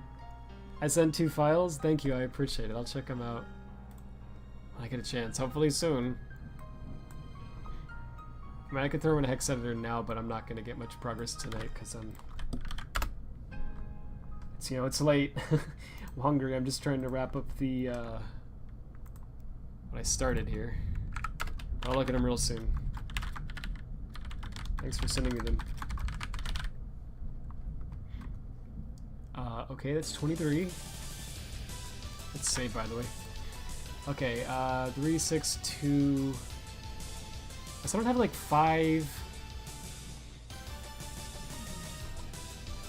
37, we got that. These are not by the mod, by the way, these are just by the game. Colors Ultimate just prints this. It's just a great game.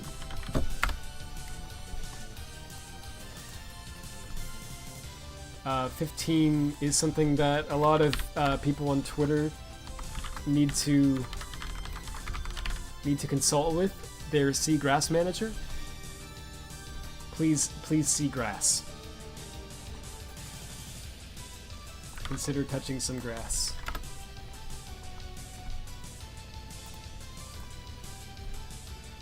And 20 is Shadow Manager. I can't believe the year of Shadow already started. This is also just printed by the game.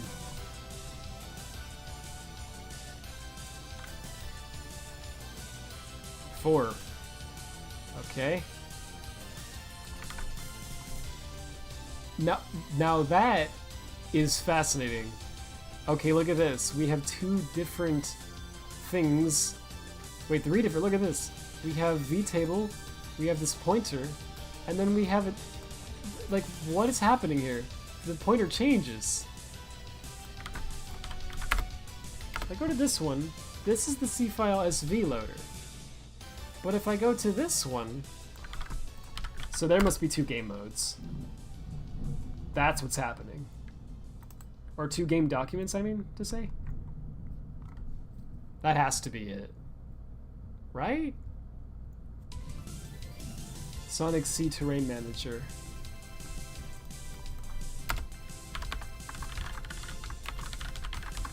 Like, there's a global one. And then there's a stage. Stage 1.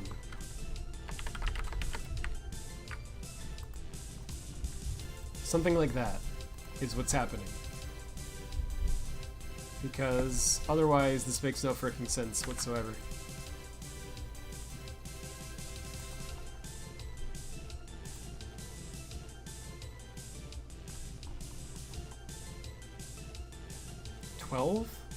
Yeah, 12 is new.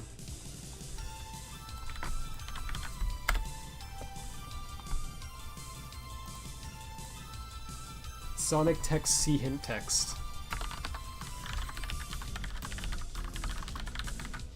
Okay.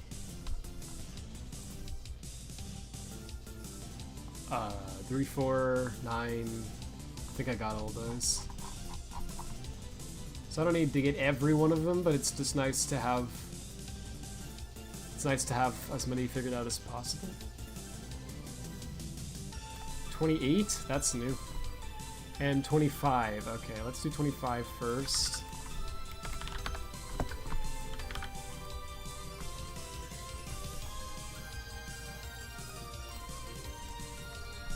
Okay, that's really weird.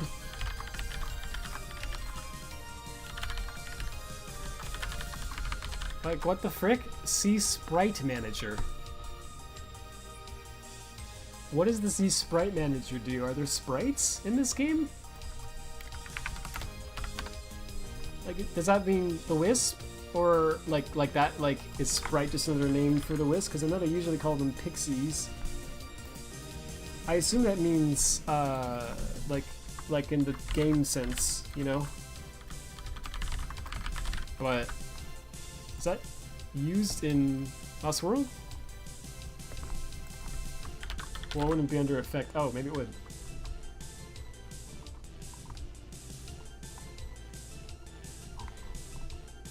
It'd be under Hedgehog Engine stuff now, right? So I assume it's going to be too different. 28, we got 25, 37. This is the world map, so there we are. That's all the ones I have now. Take your time. Yeah, thanks. I appreciate it. I'll get to it soon, though. Hey, FanYT09, how you doing?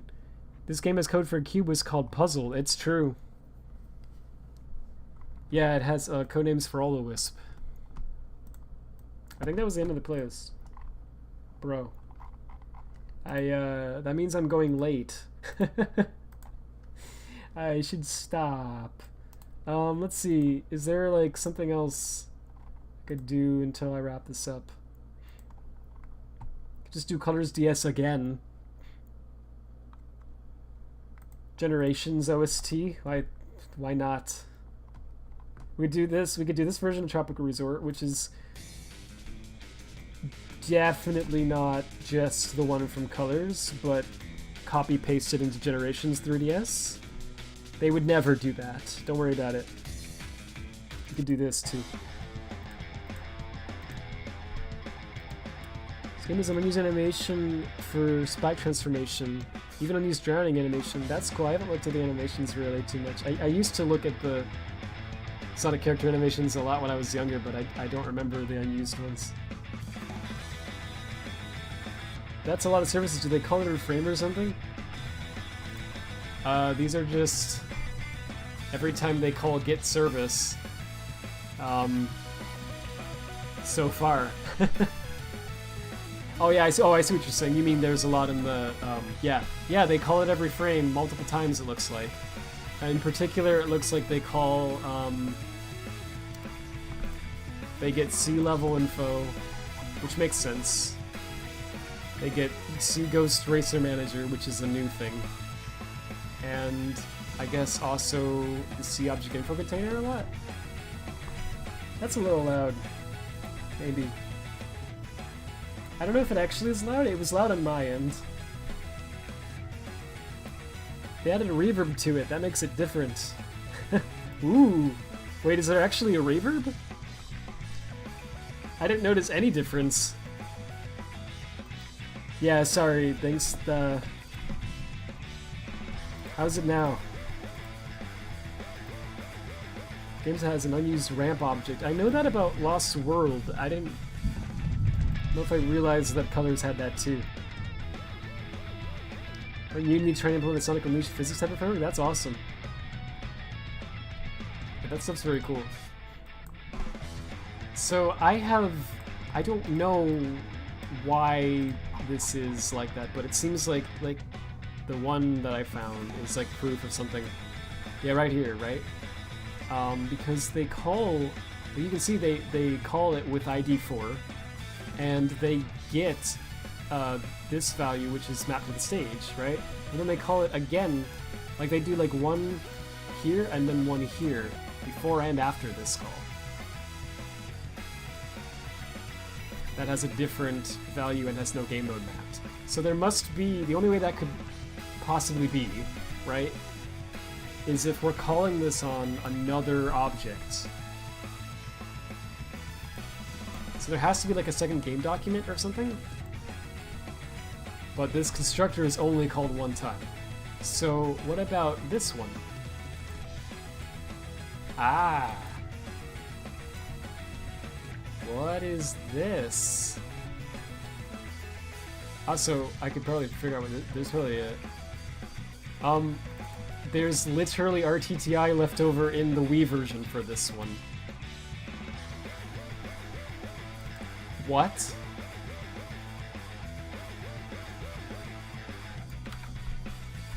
Okay. Well, that's extremely cool. That never happens. It seems to happen for the Hedgehog Engine stuff sometimes. So maybe the Hedgehog Engine stuff for the Wii was compiled with a different flag where they left RTTI on. That would make sense. It seems like that seems to be a theme. Actually, I don't know. It's like 5? I've gotten better at guessing those. Oh wait, no, I screwed up. I don't know if these are... That looks about right. That's fine.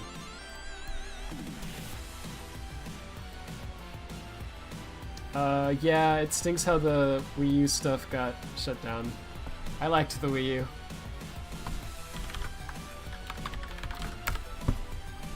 That was a nice console for me. I had a good time with it. But yeah, using Pretendo, right? That's still pretty loud, I think. How's that now? This month?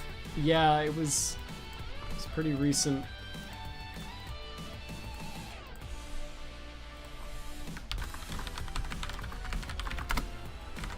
Alright, this is another thing that probably has... Yeah, dude. Oh, this is... Why can't everything be like this? Like, yes, please. Look at this RTTI, dude. That's sick. It's just straight up a string. Like, what a cry. It's beautiful. Oops.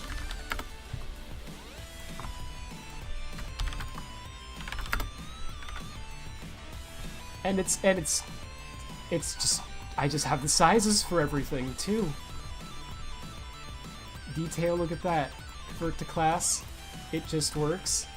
I can just be like, oh, fix this because I'm extra and there's no reason to do it, but why not? Whoops, no, don't go to Japanese. Alright, hex 30 bytes in size, let's go.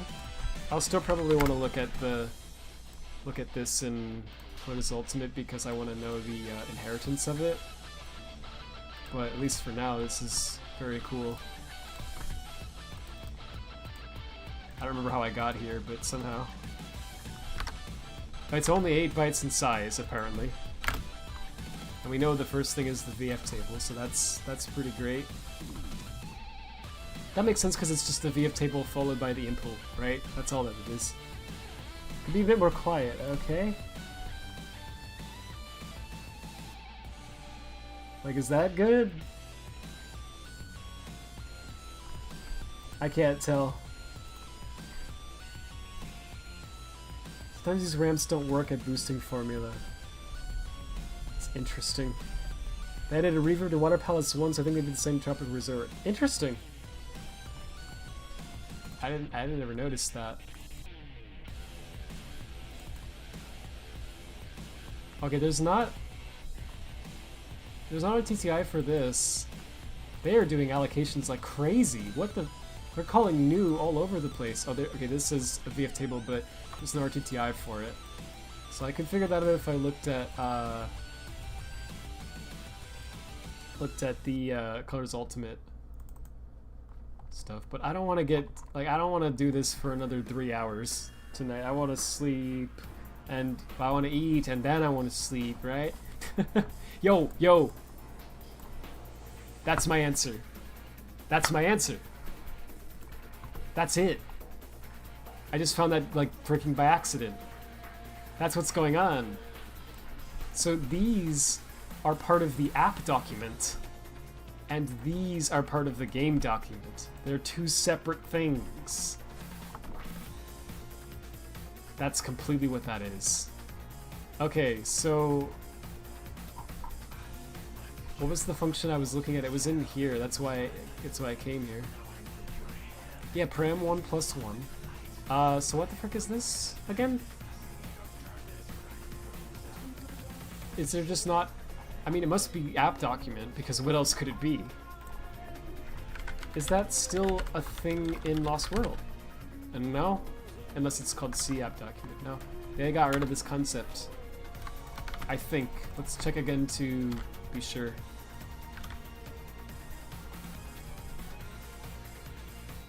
Yeah, it's gone. So in Colors they had an app document and a game document. In Lost World they got rid of the concept of the app document and everything just goes through the game now. So that's what's going on.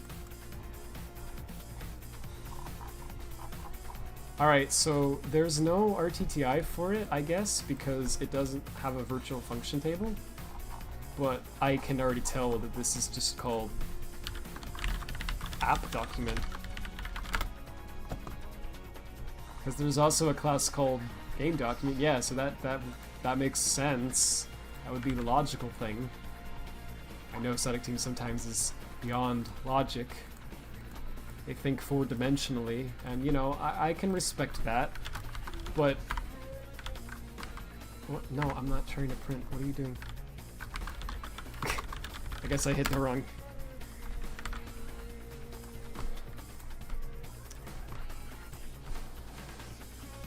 This is hex 2C, bytes in size. Okay. And I don't know what it inherits from. I don't think I can know. Let me search just to make sure that there is an RTTI, because that would be really cool if there was, but... Okay, and while that's searching, because it takes 9 years, yo. No, there's no name for this one. There's another C game that gets created as well. So, oh, wait. Wait, so where is this at? This is 4 bytes in? Oh, bro, so there is a name for it. Yeah, it's just... Oh my gosh, what am I gonna do about that? This is such a stupid problem that they presented for me that I don't know how to explain. So listen, right? The function doesn't get called on the game document. It gets called on this class that is a part of the game document 16 bytes in. Okay? So the hack that I did was to just take the pointer that I retrieved for that class and just subtract 16 from it, and that's how I got the game document. Well, that same class is also used on the app document. But here, it's not 16 bytes in. It looks like it's 4 bytes in. Okay, the program just froze. Here we go. 3DS Generations, like, actually has some pretty good songs. Like, not gonna lie. This goes pretty hard. So, let's see, root actor. Did I get that?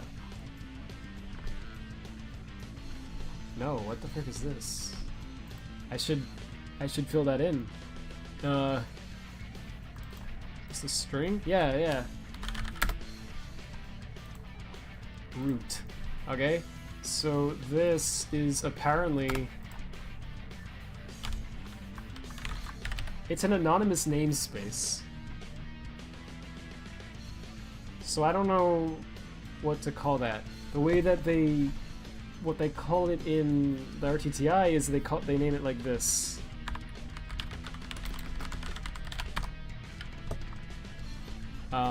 That's just how the RTTI does it.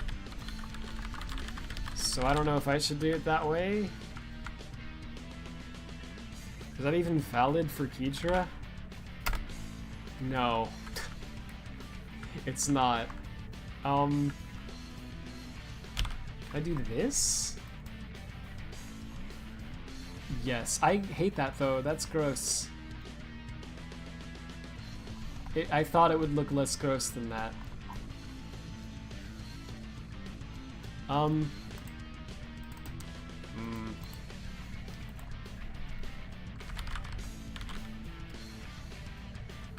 Maybe I can, maybe that? That looks okay, I think. I don't know. I've never actually like had to do that. Alright, so this is C root actor, it's part of the same space. And that's its feed table. And we already know it inherits from C branch actor. Anyway, let's see what it does. Here it is. This is a good rigs too, honestly. It's not bad. I prefer the Heroes version of this song, but it's a good remix. Okay, so this is 8 bytes into this one. Oh my.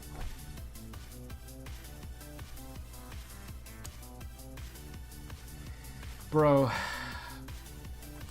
It's off by 8 bytes. Like it's so close to being right.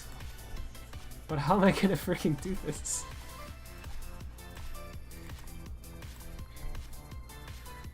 So I don't know what the game ID is.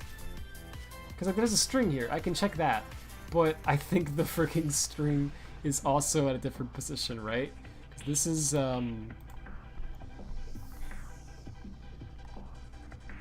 yeah, right here. This thing is at hex 20, right? For the game document. For the app document, it's hex 24. I don't even know what it is. I don't think it's not just like a char pointer. I don't believe it's like a string in a custom container class or something. So there's no VF table, so I can't check that. What pain! What pain this is! Wow, man. There's gotta be an obvious solution that I'm missing, right?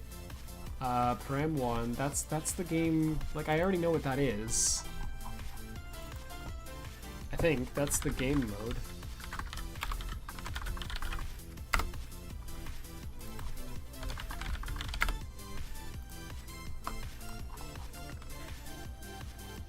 But then there's no game ID in the app document. Oh, actually, I don't know if it's a game mode. It might be called something else. It might be like an app mode or something. I don't know. So maybe I'm actually wrong about that. But that would make a lot of sense for it to be the same thing.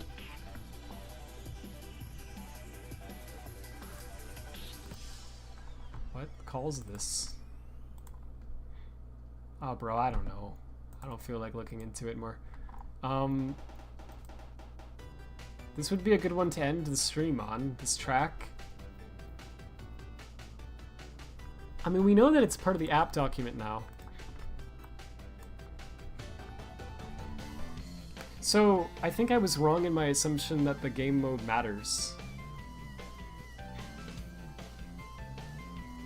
Right? Because it's actually just like this. I think that's how it goes. Let's make sure of that. What I want to do real fast here is, let me think.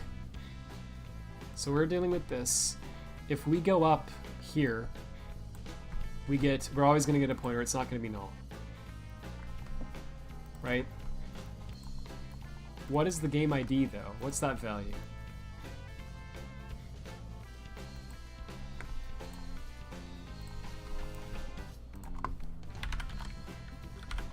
No, go back.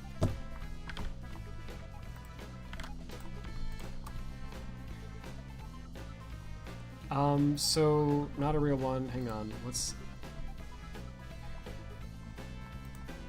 If this gets printed, I'm also gonna print this.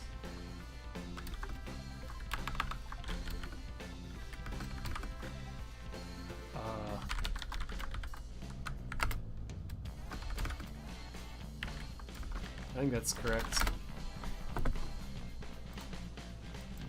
Wait for close. That's gonna be a build error.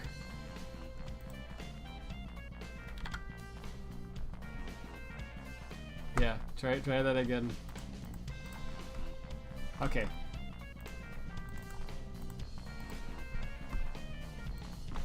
Let's check it out.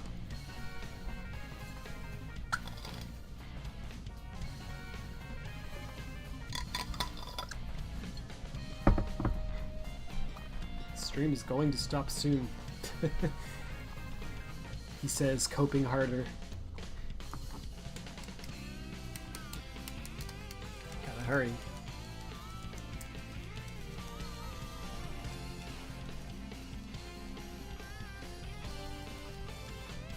Oh wait, I got something. ID 1. Okay, so is that ID going to be the same in the world map and the level? ID 1.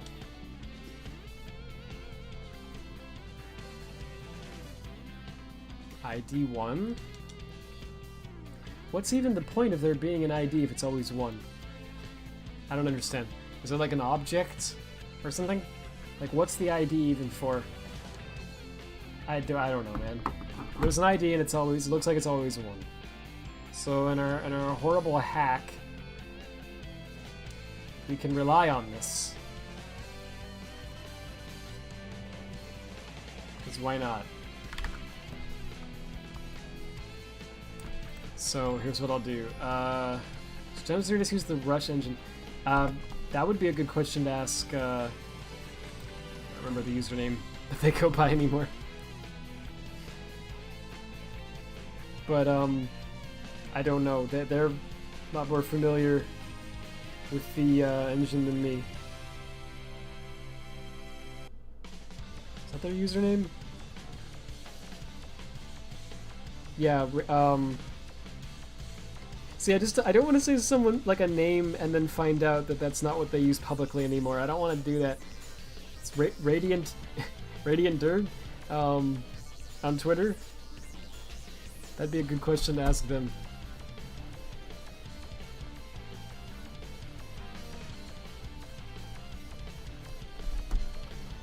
Because they've looked a lot at the Gen 3DS engine. I haven't looked at it at all. I think I did like once years ago, but I don't remember anything. Okay, sorry. So how are we gonna do this? So if I subtract 8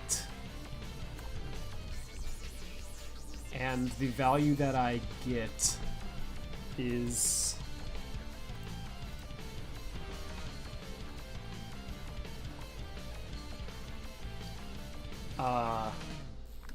is 1. So I subtract 8, I check the value. If it's 1,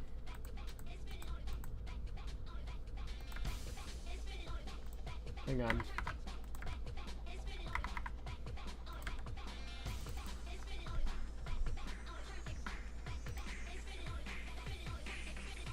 Yeah, if it's 1, then I know that it's the game document. If not, if it's anything else, then it's the app document.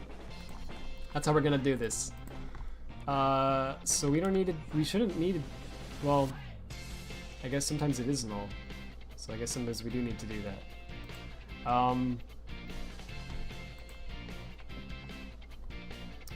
Why would it be null sometimes? In the first place? Like, that's actually so weird. I don't know, man, whatever.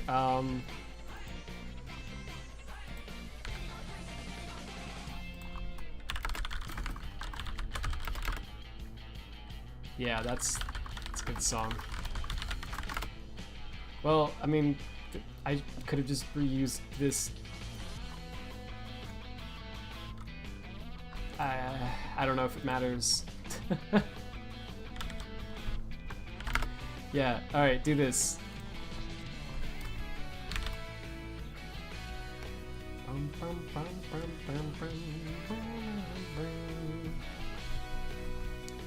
Here's what I'll do.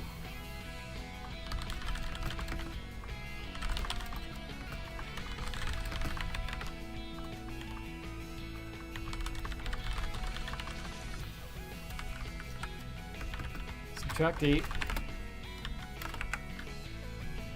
And then we're gonna have a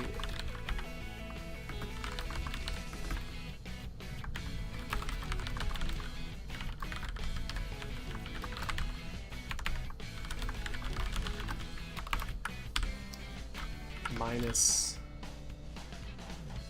well,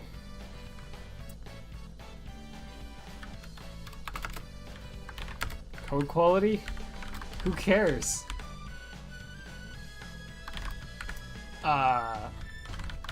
Game ID, if that's 1, then is that the end? No, it's playing something. Wait, can I play this one anymore? Wasn't there some copyright claim for this or something? Bro, I don't know. The vocal ones sometimes get weird now. I think it's okay, but I really don't know. Time zones are a pain. No, for real. I'm sorry. I'm just gonna play something else. I think it's probably fine, but I just didn't know. If the ID is 1, then we're going to set this. We're gonna do 16. Otherwise, it's 8. That's the worst hack of all time. Like that's the worst. That's awful. So the game mode should never be null now. It should never be null. That's the key here. And I'm just gonna.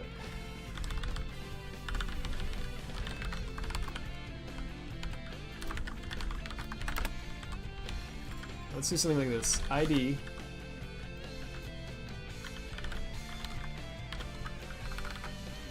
Service ID. Yo, hey Hydro715, how you doing? Finally got the stream live, let's go!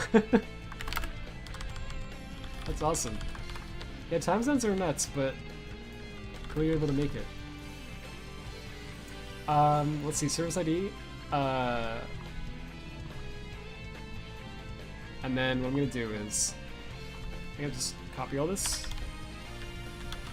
Oops. There we go. Most disgusting code I've ever written. That's probably not true. Like there's probably I've probably written worse.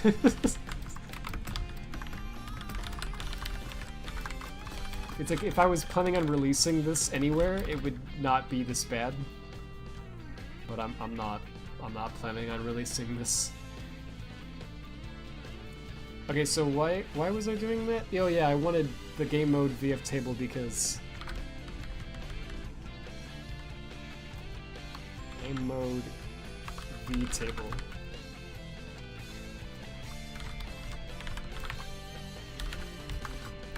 Go back. Let's at least like do this though, dude. Like, come on. Okay. And then.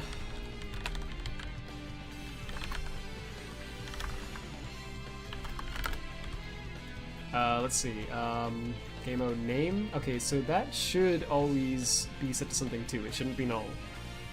I don't know, but it should always be fine. So I'm actually going to assume that for now, and if it crashes, then it crashes. Well, maybe that's not good though. Okay, we'll do it the proper way. Just because I think it will never be null, but I don't know. This remix is very good. Like, June cooked, honestly. Game mode name.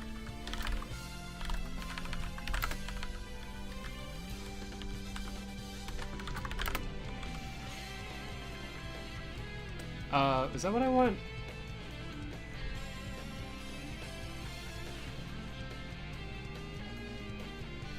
Oh, no, it's not what I want. Yeah. My brain's just buffering now.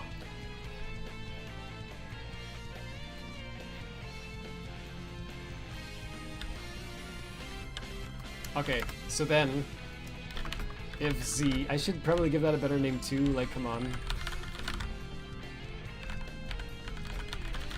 Service.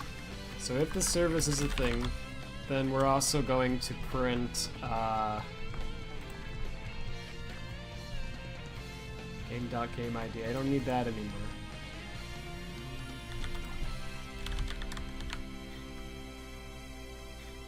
Going to print the,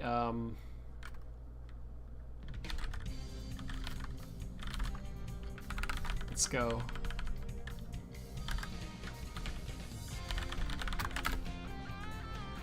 That's so gross. This code. Alright, service and, I mean, yeah, otherwise we're gonna print this.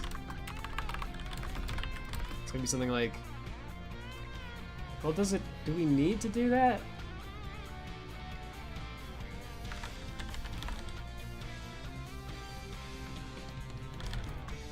I'll just not print that, and then I'll know.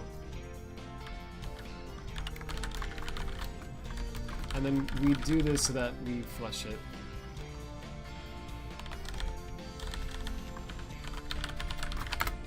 Okay. So that should work. If it crashes, then frick. Wow, hey, it's been forever since I've been here since the Hedge of Development live streams. How did that turn out? Great to see you again. Yeah, it's good to see you again too. Thanks for stopping by. Yeah, I mean, I'm still working on Hedgelib. It's, I've made like a lot of progress, but I just haven't publicly shown it for a while because there's just been a lot going on. But I have like a Hedgedit working with like it's got like a file browser, and you can like go into like CPK files and all this stuff, which is kind of cool. I'm hoping to like make it like a full level editor. Still working on that. I have like shaders working from Hedgehog Engine 1 now, which is really cool because it's doing it in Vulkan, so it's like cross-platform. Like it works on Linux and stuff, which is cool because would like to switch to Linux someday, but anyway, it's like painful how close it is. Like every time I use Linux now, I'm like, I could almost switch to this. There's just this like one stupid thing that doesn't work yet. It's like, it's so close. Windows is driving me crazy, but anyway, yeah, I'm still working on it. It's just I haven't publicly shared it for a while. It's not a G level for colors. It's more than that. It's for the current goal is all the Hedgehog Engine games. If we can get there, I'd like to also do like non-Hedgehog Engine stuff, like maybe like 06 or like Heroes or something. I don't know. The adventure games are really a pain to mess with because their files a lot of them are like embedded in the exe or whatever, and it's just such a pain. So I don't know if I should do that, but maybe. The goal is to make it really extensible, so like I've designed it so that anyone should be able to, like who has any knowledge of coding, should be able to go in and like add whatever they want really easily. So everything's meant to be really like flexible and reusable. Like there's like the way that it works is that I'm kind of getting on a tangent here now, but there's all these different tabs that you can open up, and they're called editors. So each tab is just called an editor, right? And you have a different editor for each type of thing that you want to edit. So the goal is to make it like an all-in-one editor, where you can like throw any file at it from these games and it'll have an editor for that. And then there's also one for levels where you can fly through the level and everything, right? See, this track is particularly loud, so I think I'll turn that down slightly just to make sure that my voice isn't drowned.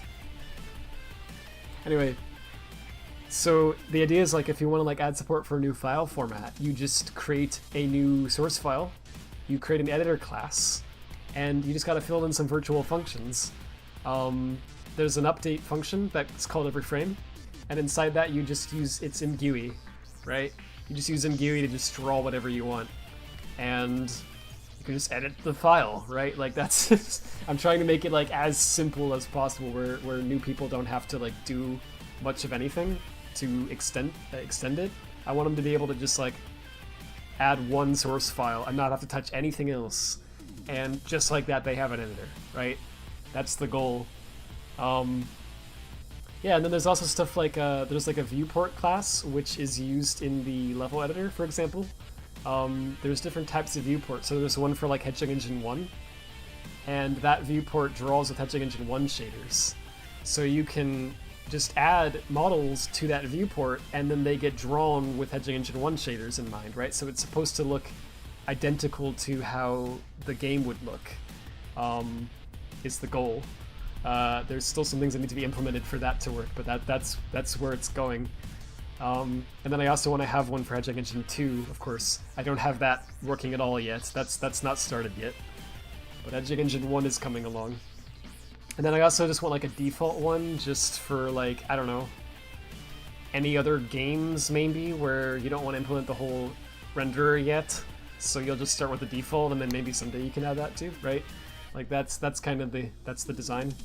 But the viewports are just, you just add like objects to it, and it just draws them with that sort of rendering, like with that renderer in mind, right? So like the way that the rendering works is different between engines. That's why there's different viewports. But that's the design. And so what's cool about that is the viewport is just like a, it's just a control. And so you can just add that to your editor, and you can just choose to draw it exactly at the right, with the size you want and with the, however you want it to be drawn, right? So basically what that means is you can have like a level editor where you just have the viewport, and then you add all the terrain and the objects and everything into it, and now you're drawing a level, right? Or you could have like a material editor where you have a viewport and you can use that for to preview the material, right? So you can just have, it's just one class, you just add and now you've got a viewport. So I'm kind of happy with how it's shaping up so far. I think the design is looking pretty good. One surprisingly simple thing that I found to be surprisingly not simple, that I'm actually struggling with currently, believe it or not, is the files, the file management. Because you would think that like the 3D stuff would be a lot harder, but I'm at the point now where the file stuff is what's tripping me up. Because there's a lot of stuff that it has to do, and the design of that is surprisingly hard to get right. Because what I want is to make it so that you can have like a file path that you type in, and I want there to be some function that you can call where you pass the file path into it and you just get the resource that's associated with that path, right? And then somehow you can just open an editor on that resource and it'll be able to edit it however you want. But there's all sorts of different things that have to be done, right? Because like some of the games have like CPK files where then they have files and folders inside of the CPK. Other games don't use the CPK at all, it's just raw, right? I can't pronounce that right. Raw, like just on the hard drive. Then there's also like pack files that stuff can be inside of, and there's like ARs, and then they can be compressed or not. There's different versions of these things. So there's like a lot of different things that can contain files, right? So you've got this problem where like, imagine you've got something like C, like I don't know, path to Sonic Lost World, just pretend that that's the path, right? And you have something like CPK. Inside the CPK, maybe you need to have like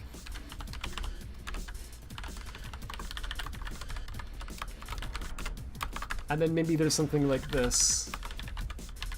So this is a valid file path for Sonic Lost World, right?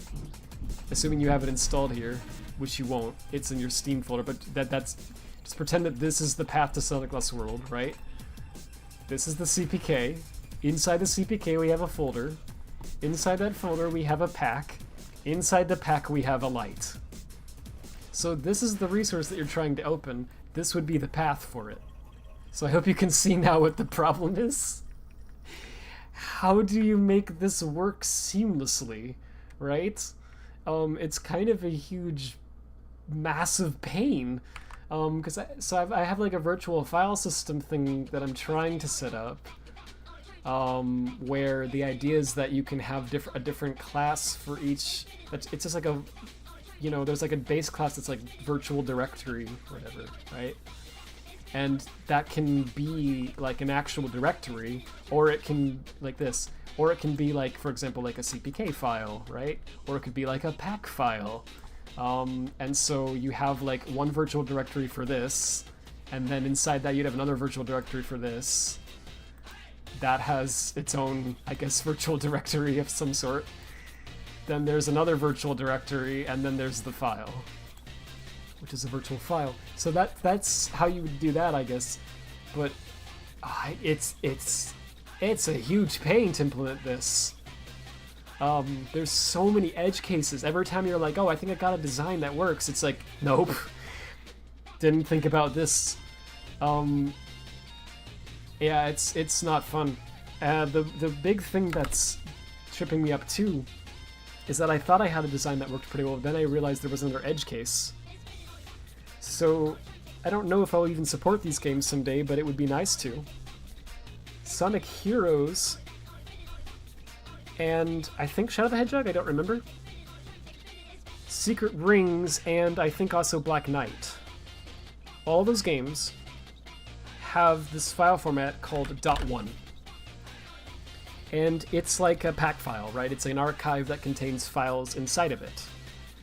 Problem is, in all of those games, the .1 format is different. It's not the same format shared between those games. It's different formats that are all called .1 that are similar, but they're different. And I don't think they all have a signature at the beginning. So there's no good way of like, if you see like whatever .1 in the file path, it's like, what type of archive is this? Is this even an archive? How do you know that? How is Hedgeedit supposed to figure out what you mean when you type this? Right? It's like, I don't know. I don't know what it should do, because there's no way it can tell from the file itself, because there's no signature. So it doesn't know what type of .1 file this is. So what I had thought made sense was to say that when you start it up, you have to select a game mode. So there's one game mode for each game. And so you would pick, for example, like Sonic Heroes as your game mode. And so then whenever you try to access a path that has .1 in it, it will open it as a Sonic Heroes .1 because you're in that game mode, right? Whereas if you were in Secret Rings game mode, it's going to open it like a Secret Rings .1 file. That's still not ideal, because if you were to try to open a .1 file from Heroes when you're in Secret Rings mode, for example, you would want it to still work, because you're just going to be double-clicking and then I guess you get an error? Like, that sounds kind of like a bad user experience, doesn't it? To like have a file browser, you double-click this file that should work fine and it errors out. And you don't understand that it's just because you're in the wrong game mode? Right? Like, I don't know, maybe you're at a weird use case where you're trying to port Heroes stuff to Secret Rings. I don't freaking... Maybe that's your use case. So it'd be nice to be able to have, like, one half of the screen have a file browser with the Heroes files, and the other half has a file browser with the Secret Rings stuff, and you could just copy-paste and change the files as you go between the two. Does that make sense? That would be cool, but you can't do that because... I hate this. I know I'm probably overthinking it, but it's just one of those problems that I'm like, frick, how do I solve this? So any advice on that would be cool. That's been something that's been holding me back for a while. File management, yeah, updates too, right? Because if you change one of the resources, then the other resources that reference that resource need to update too. So you have to be able to do that in a seamless way, and that's a whole nother... Sorry for blabbing so much. No, you're good. Take care. Yeah. Oh, that's great. Thanks for stopping by. Appreciate it. Yeah, take care. Hopefully work goes well for you. Nice Dream Dreams also has one. Oh. Seeing it would be great to support Knights too. Like, I don't know how different Knights is, but it'd be cool. I think Hedgeedit would be cool to just be like an all-in-one editor. Like, you could just throw all these files at it and it works. I think that'd be really sick. So I mean, supporting some other Sega games that are non-Sonic stuff would be cool too. But anyway, it's just like, this is one of those design problems where I really just don't know what the best solution is. I guess what I should ask is, what do you guys expect it to do from a user perspective? Like, how do you expect this UI to look and work, right? You've got like a file browser, and you can go to any path on your hard drive. And, you know, what should happen if you double-click on a file and it just doesn't know? I guess it should just ask? Like, if you double-click on a one file, should it just pop up a dialog that's like, select what type of one file this is, and you just have like Heroes, Secret Rings, Black Knight, you know, whatever the different one versions are. It should just say, maybe it should just say something like that. So, but then that's kind of a pain because maybe that's fine. I'm trying to think in terms of how to abstract this.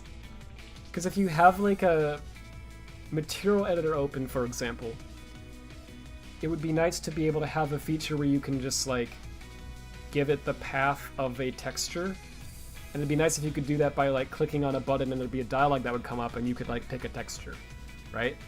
So if you want to support things like that, then there needs to be some function where you can just give it a path and you get the resource back, right?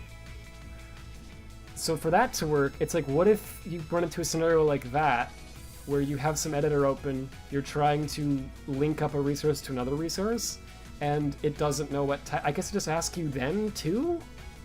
Or maybe it doesn't matter in that context? Because the game will just use... I don't know, man. I think what I said probably will work. That's what my friends were kind of suggesting when I asked them about it. Probably, yeah, unless the header's slightly different. Right, yeah, because if it can be detected, like if there's a signature or something, then it should just check the signature, right? Like for sure, I think that makes perfect sense. It shouldn't have to ask the user because it should just be able to know. But if it doesn't have a thing it can check, then I guess it just has to ask. Like I don't know if there's really a better way around that. But then there's also that like that part of me that's like extra, right? Where I care about the fact that like say you pass in whatever .pack. Should this just assume that it's a pack file because it checks the extension? Like I don't know, because it turns out there are some weird edge cases sometimes where they don't use the extension right. So I forget what it is, but in Frontiers, there's actually a pack file that doesn't have the .pack extension. It's something else. I don't remember. But there's one pack file in the entire game that doesn't end with .pack. And so we could just add that extension too. That would be fine. But what if you have a game where there's no extensions? Right? Because there's some games like that. I mean, I don't know what the heck this is that was sent to me, but apparently these files don't have extensions, I guess. There's some weird games that don't have extensions. So we shouldn't check based on the extension, right? So should we check on the signature? But then that requires opening the file every time. And the signature changes from... Like, some files don't have signatures. So it's just like, man, I don't know. I don't know how to do this. Maybe it should just... Maybe what it should do is it should just treat opening files as, like, when it opens a file, it first has to figure out what type of file it is. So it should just treat that as a game, right? It should just try everything it can. So start by looking for the extension if there is one. If there's an extension, then just go down the list of supported files that use that extension, right? If you find one that does, great, then just use that. If there are multiple files that use that extension, then we don't know. So then you proceed by looking at the signature, right? Do a sig check. That means opening the file, but that's okay. If the sig check is a possible thing to do for these different types of files, then you do it. And if it succeeds and you verify that it has the signature that you're looking for, then you know what type it is. If you don't, so if at this point you still haven't figured it out, then you prompt the user. So I think it just needs to work like that. Like, that needs to be the logic. So just try everything, and if nothing works, then just give up and say, I don't know, user, what file is this? I think that's the best way to solve it. Because that would be transparent. For most things, you would just double-click and it would work. But for a few things, it would be like, what is this? And then in those cases, you still have enough information sometimes where you can make it not so overwhelming. So like in the event that you open the .1 file, it has multiple things that have .1 extensions, so it doesn't know which one it is, but it knows that it has to be one of those things because it ends with .1. So when it finds that there's no sig check that it can do, it will, instead of prompting you to be like, it could be any file, pick from a list of any supported file, it can just be like, pick from a list of .1 files, right? I don't know if that makes sense. I'll stop ranting about it, but that's been my design problem. That's been tripping me up. Because every time I'm like, I think I know what to do now, it's like, wait, what about this stupid game? It's like, it's been so hard. Speaking of difficulty, this is not right. I noticed that as soon as I opened it, but I gotta stop streaming, man. It's getting late. I'm supposed to stop. I wanted to stop 2 hours ago.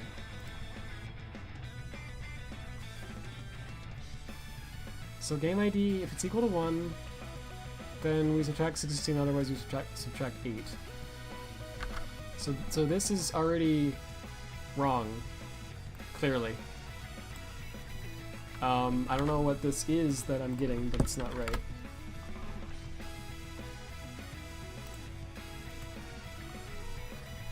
Somehow I got Sonic C Application Acorn. I have no idea how I managed to get that.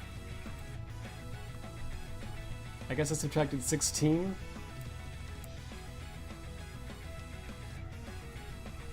That's pretty funny though.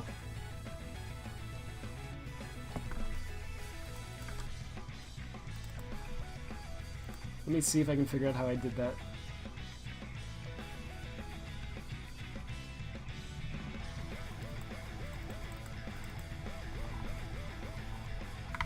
It's probably that it's just part of this class.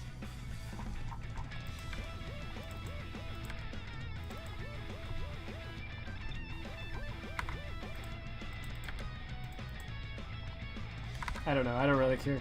All I need to do is just figure out what's causing this problem. So, close this. Excellent game. Do Crisis City. It's fine.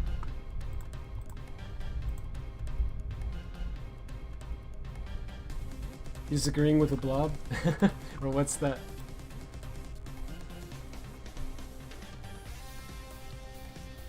Because it doesn't make sense for it to be 1.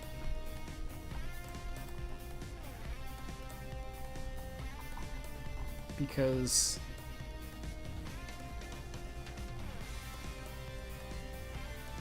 I mean, maybe it does, I don't know.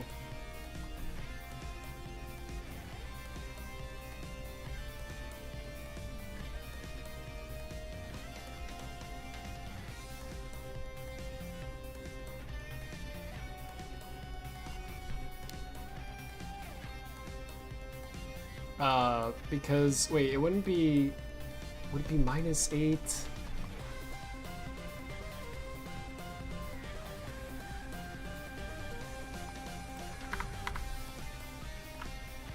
Let's see, I don't know.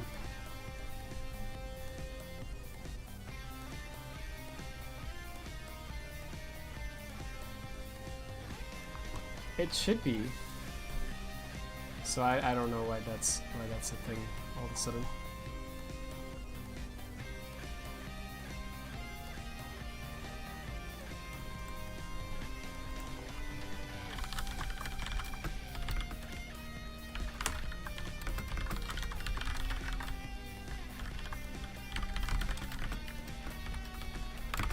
This is the I want to go to bed build.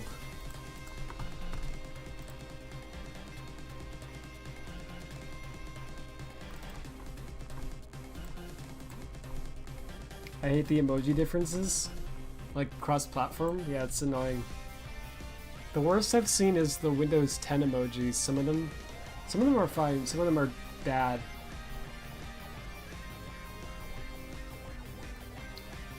Okay, hang on. So this is like, not 1. Hopefully it doesn't crash. Let's find out. And that's 1.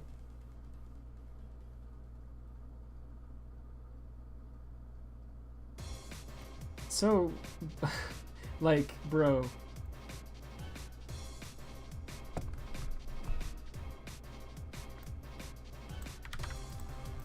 Like, what's going on here?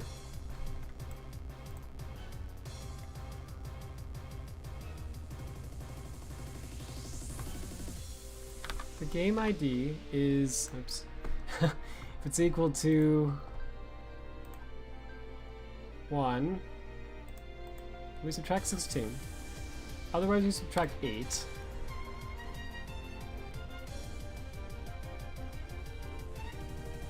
Which, oh, is wrong, I guess. Wait, hang on.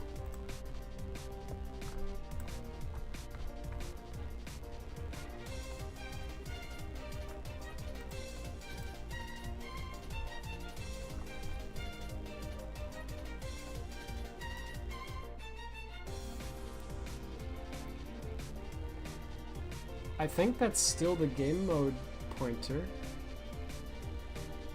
Wait, maybe this isn't wrong. Let's check something.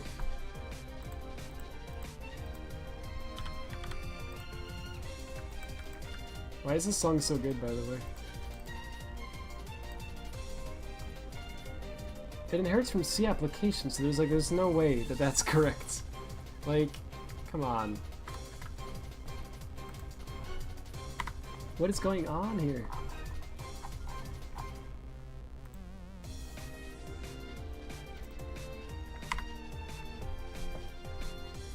It's, we subtract 8 from it.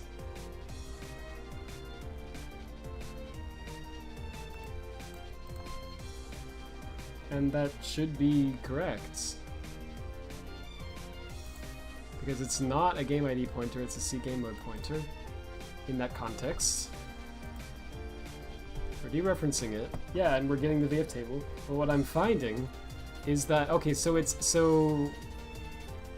this is not a game mode pointer for IC. Okay, that makes sense. I see what's going on. I see what's going on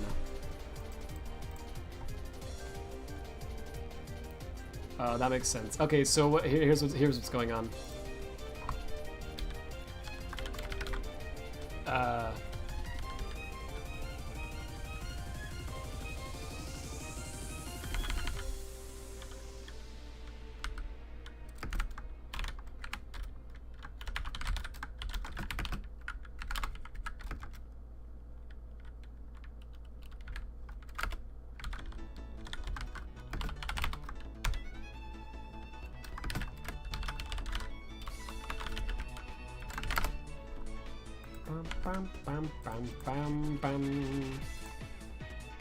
Okay, that's the game mode.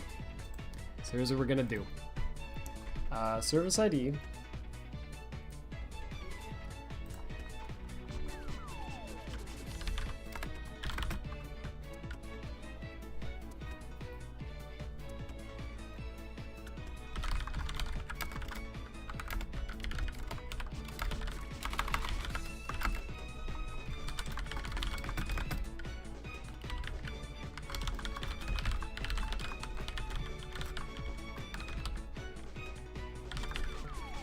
Let's just say app document.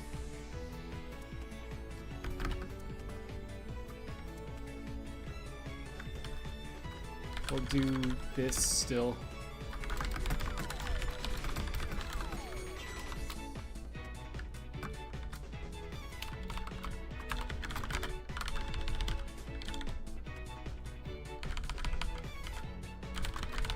Now we're frick.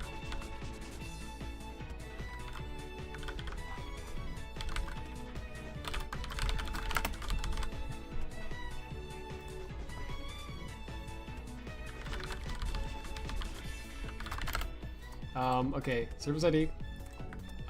Then we have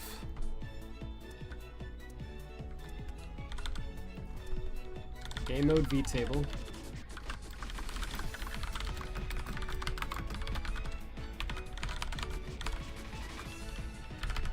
Speeding up now.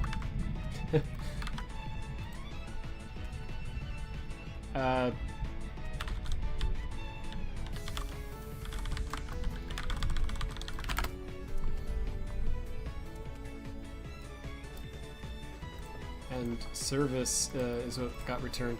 Yeah, okay. Alright, that should work. Alright, the I want to go to bed Mark II build.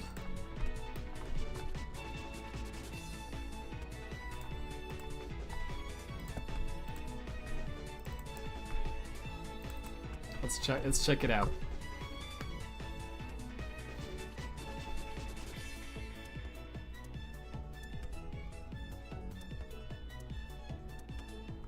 There's probably another way I can figure these out too now that I've had this info.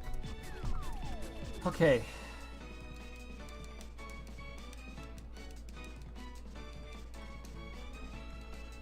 I should actually check, is there ever a case where the service is actually null? Like there shouldn't be, but... Oh well, I did check for that. Okay, it's fine. I counted for that, so it's all good. So here's the data we're getting so far. So app document, we got the service ID, we got the service vtable. Let me just make sure that that's what I think it is. Entered an invalid address because I accidentally typed a apostrophe.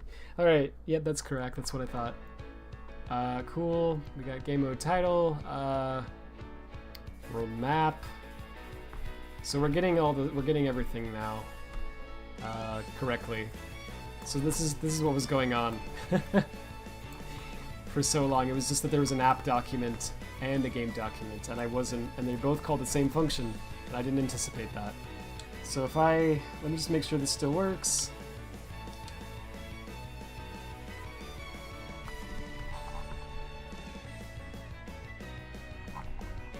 Looks like it does. Bro. What was app document 6? Oh, it was the save manager. Okay. Game? Okay. Oh. It's laggy because it's printing every frame. It's making it lag so bad. I'm not joking. It's just the fact that it's printing to the console that's making it lag this bad. Like the game doesn't normally run like this. Oh, shoutouts to the particles also lagging out like that. Oh my gosh. Console logging is so slow in Windows. It's like terrible. Okay. Do I dare see if there's any others? Well, I think I've got enough info now to figure out the rest. So here's what I want to do. And then stop, for real. I just don't want to forget this, right?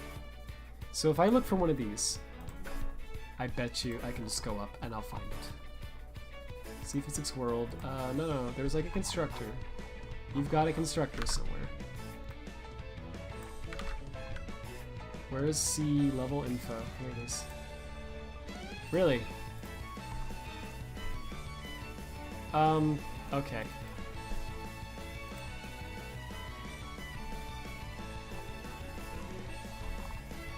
Such a happy song. Let's just search for this. C Physics World.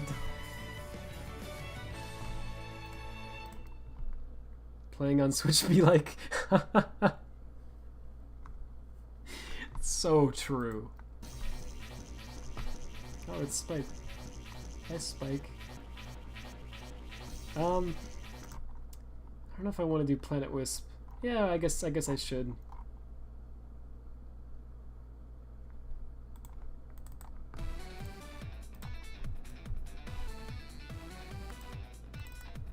That feeling of like not wanting to do Planet Wisp because of the gameplay. It even makes me feel bad about the song. That's something. Okay, I think this is the constructor. Yeah, that looks like the constructor for C Physics World. There is a doggone hash. NX Create Physics SDK, there's a hash. What does this do? That's the wrong window. Is this like what is this?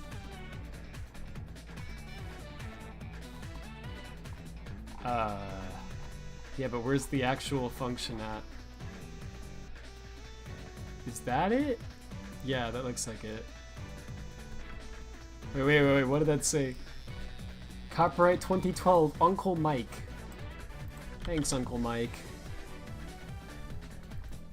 Okay, I guess they get this from physics somehow. So what does it take? SDK version. Oh, sick. We can see this in colors. So this is the value for that in. No. This is the value for that in Sonic Colors Ultimate. So what is that? I bet that's 2.8.4? Is that the version? I forgot what the version number was for this. This is 2.8.3. Colors Ultimate uses 2.8.4. So it's just one version number higher than this version that's on GitHub. Okay. There's an allocator. And for some baffling reason, there's like a hash thing at the end. I don't know what the frick this is. It's not in... Oh, wait. Oh, I didn't notice that this was... They didn't indent this line, so my brain just thought it was another function. Okay. Error code? Description. I don't know what it is. I wonder if this string is for some reason in the Wii version, though. Okay, I don't know what this string is. Hopefully it's not like a secret. Like, for them, because I don't want to leak their stuff. It doesn't look like it's in the Wii version, so I assume that's only on the PC release. NX init cooking. So what the frick? Why are there symbol names for this? I guess it's because they're imported from the DLL, so they have to have names.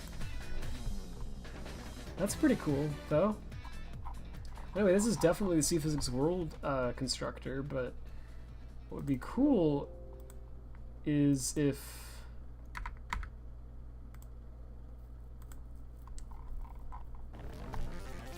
Oh, rocket. How am I gonna find this? In colors on the Wii. Okay, wait, that's something. And...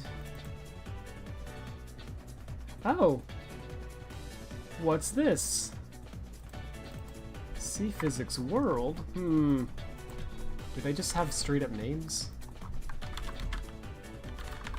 No way. What? No way. You're joking. Bro!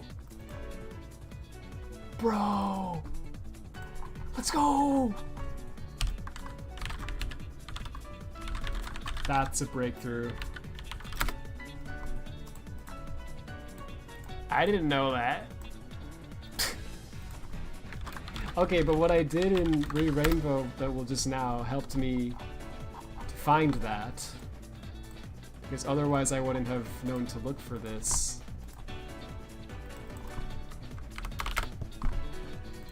Bro, let's go.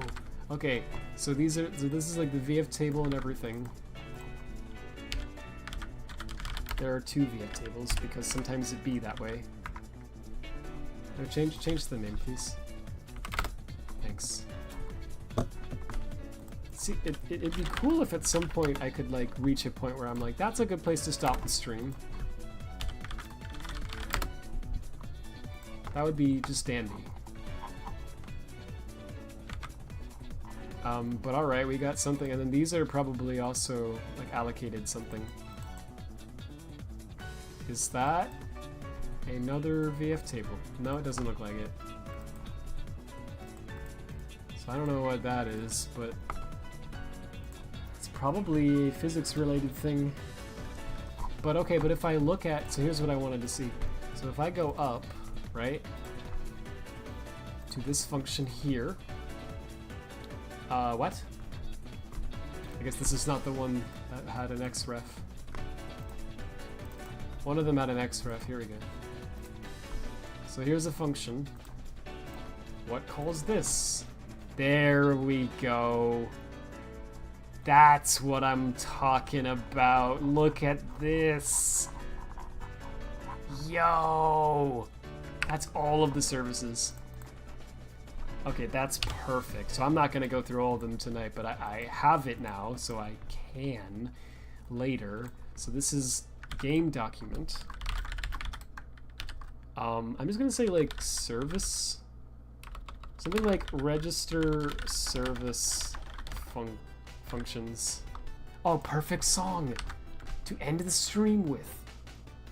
And look, they have strings for each one, dude. So I can just be like, yo, what's this? Is this the string? Wait, actually, this one's being weird.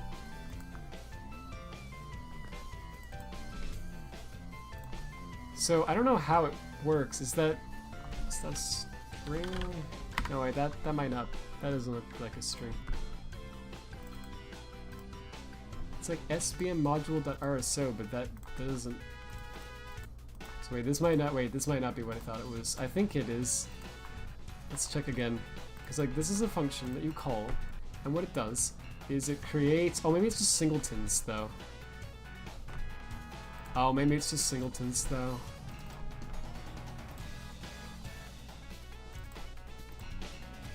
Oh. Wait, it's not what I thought it was. This is all the singletons, I guess. Okay, so get rid of this name. Okay, but hang on.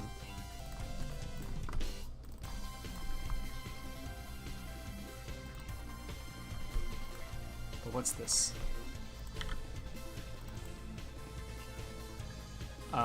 Okay, what the frick?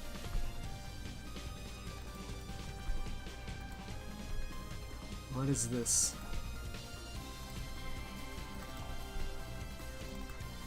Bro, I really would like to find that. That's the destructor there. Is there another reference to this?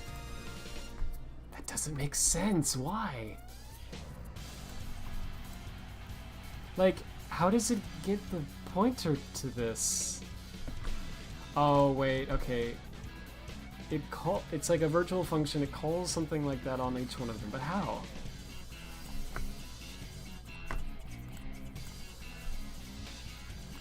What does this mean you could do? So what I thought it was, and what I'm still looking for, is the list of all of the services in the game just by index. So having that whole list would be fantastic, because it would allow me to just know what all of these possible indices are. So anytime I see the get service by ID thing in the entire game, I'll be able to just know what it is, which will mean I can reverse engineer that whole thing a lot faster. I've got like a lot of them figured out now, but I don't have, there's like all these ones in between, right? It's like there's no 5 here, there's like 4 and then 6. There's no 7 or 8. You know, there's like a lot of them missing. So it'd be great if instead of having to like play through the whole game to like get it to dump them, if I could just find the list somewhere. It's got to be something because like there's this ID, right?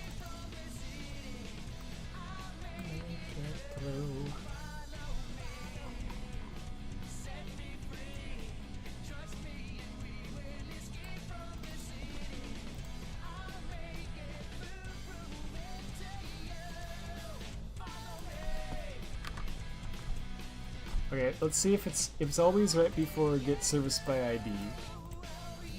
Then that's not the one I'm looking for.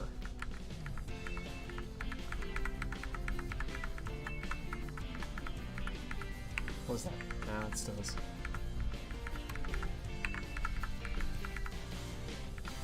There's a lot more of these than I thought.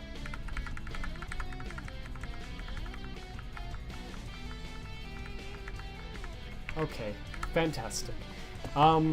Frick, dude.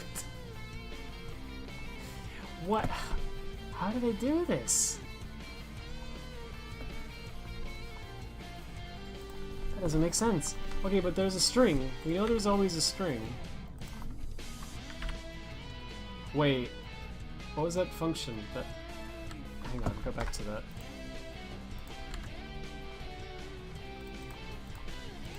Alright, we gotta finish this before the song ends, because that would be funny. This function, what is this? Oh, okay. Okay. Look at that. What's that? There it is. That's what I was looking for. Okay, but what? Hang on, but it's a different value each time? How does it know what index it corresponds to? That's the question. So, like, okay, this one is, this should be C collision world. It should be used by C collision world. But it's not. So how does it work then?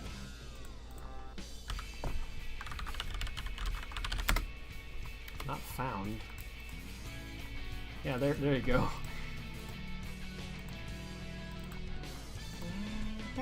Oh, this is not a function for some reason. Okay, so like this is set object class something.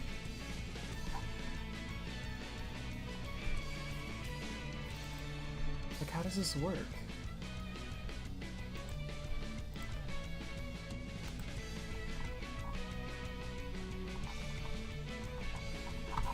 This is D5B68, D5B68, D5B68, and this is not that at all. So the only thing I don't get is how does it know what index to use? Is it just whatever fricking arbitrary order? That doesn't make sense.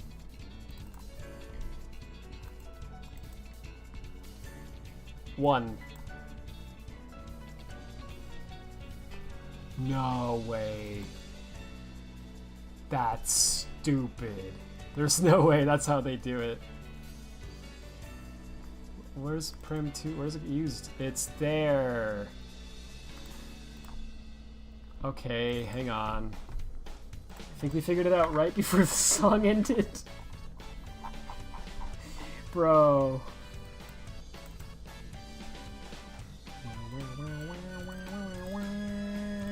Here it is. Da, da, da, da, da, da.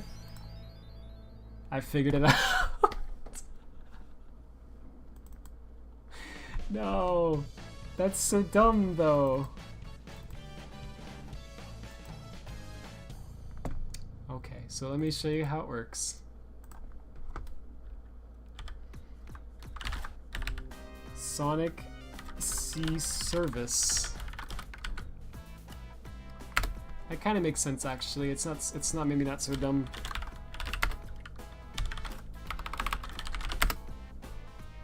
This is the base class. It's Sonic C service.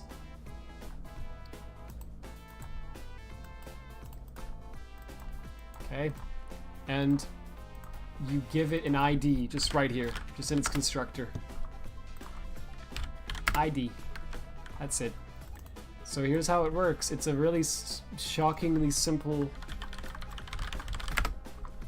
They have the oh my gosh. Okay, they have the base class, and then they have the ID.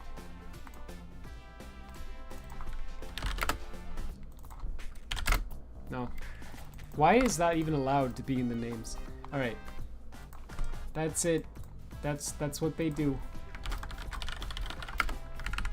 Okay.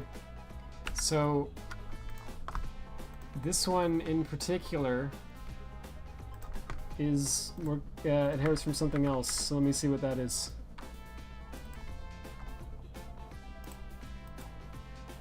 C game service.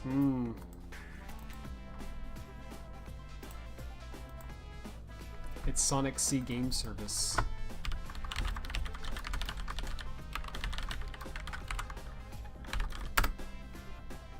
Okay. So this is how it works. They just pass the ID in to the constructor. So I got it now.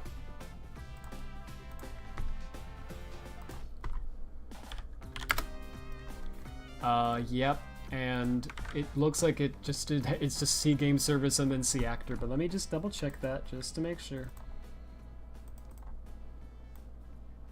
Yes.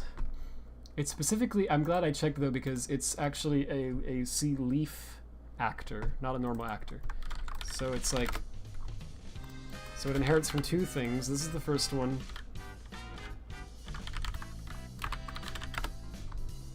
See, there's another song I didn't anticipate.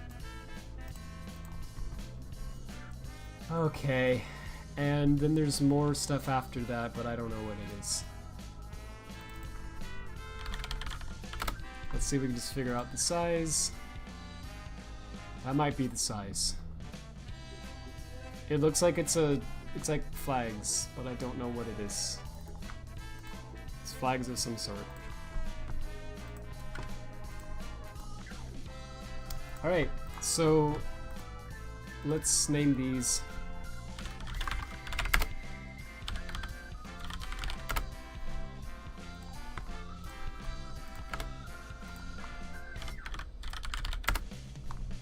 Okay. So we go back.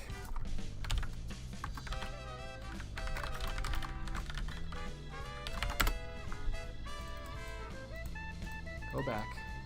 It's gonna be a ways, I guess. Okay. The function is here. We call the constructor, and then there it is. So all of these just inherit from C game service.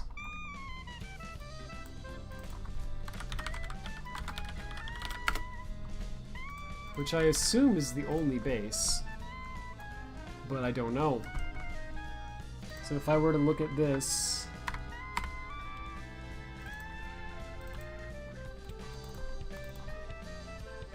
that's it. Yeah, that's the only base. Alright, and I could also, if I wanted to, name all of the, because at some point down here they call, oh yeah, this, let me just check this actually, because this might be kind of fun. Bro's got an addiction to reverse engineering. He can't stop. He won't stop.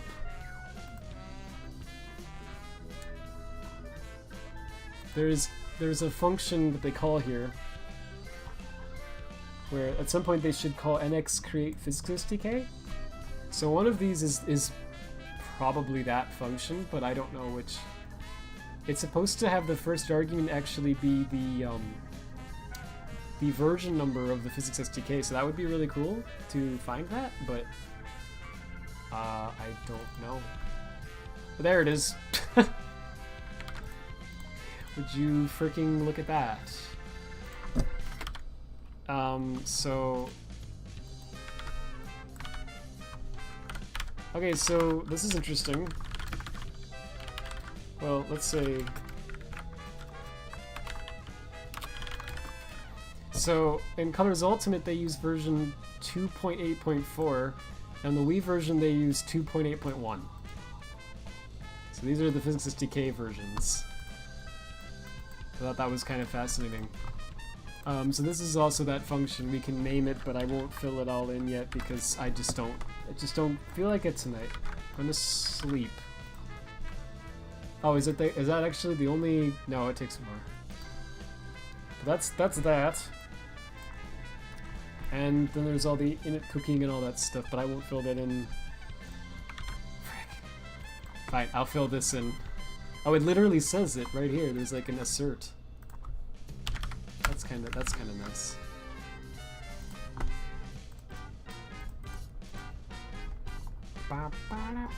Okay, so all we need to do, literally now, is look at all the things that call this. So there's a few ones that are not... Oh, geez. Okay, so I don't want to do this tonight. But in the future, I know what to do now. So this is either CFileSV loader or it's C-Terrain Manager, but I assume it's CFileSV loader because it's not part of... Well, I can just go up, right?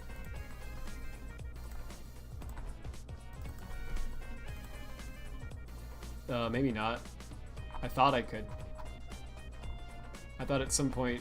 Oh, it's part of the app document. Yeah, so that's CFileSV loader. So whenever I decide to fill that in. So how many then... there are 4 app document service IDs, and this is them. That's all of them. So that should be right, because now there's 4? 1? Okay, that's wrong. Okay, I don't know what's up with that. I will look into that later. There's the 1. That's for the game document stuff. This should be C fade in out manager. Okay, so one of these is not what I thought it was. Maybe I'm wrong in my assumption how this works. And that's C save manager. So C effect. Did that say 1 or did it say 10? That did say 1, right? Okay, that's weird. Why is it 1? I don't know why it's 1. Anyway, if I were to look at the what calls this, yeah, there's a lot of them. So like here, this is 3. So this should be C-level info. That should be the constructor for C-level info. So if I were to check what uses this... Okay, that one's not called. C-level info, yep. So I don't know what's up with the other one, but my assumption's correct in how this works. So you can see how much of a pain it'll be to manually put these all in, right? It's a huge, huge pain. Because you have to go to each one. There's not like a ton of them, so... But I won't do it tonight, because I want to sleep, for real. So the only thing I think I'll do is fill in these VF tables.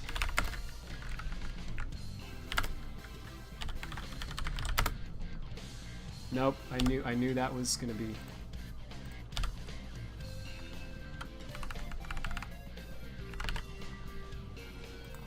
There it is. I hope I didn't create a thing called, oh. It looks like I might have. Well, it should be fine now. I don't know.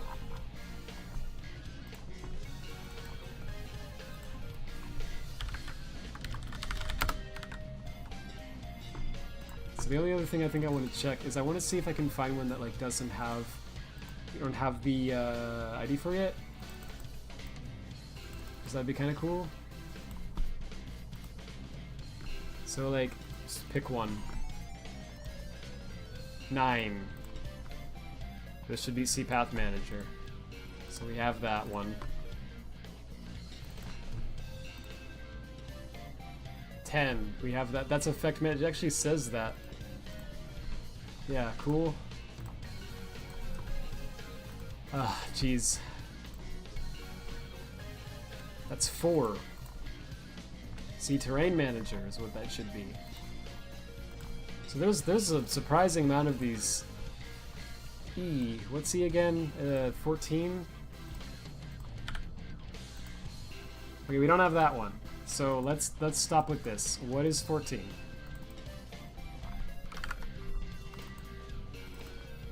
C Glare Manager, that's right. Okay, so like that's how we can reverse engineer though. That's one way we could do it. Now.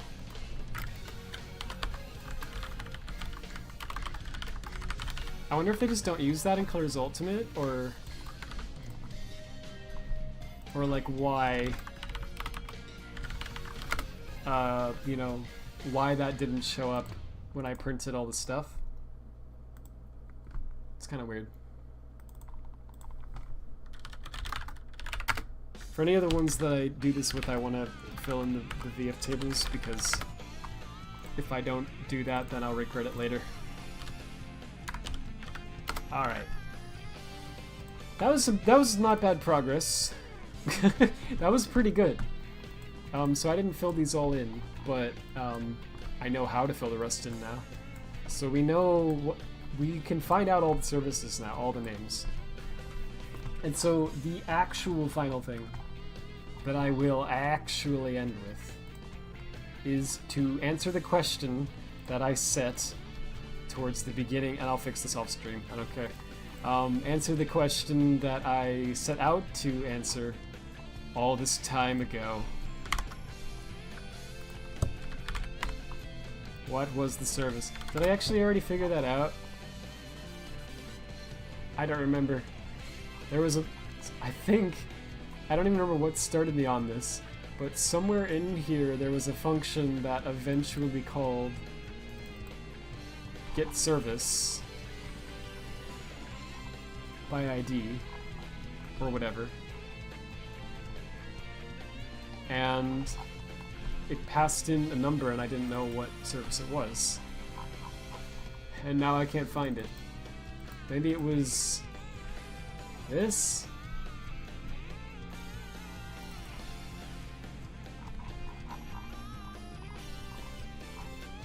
I don't know, I don't remember how I got on that to begin with.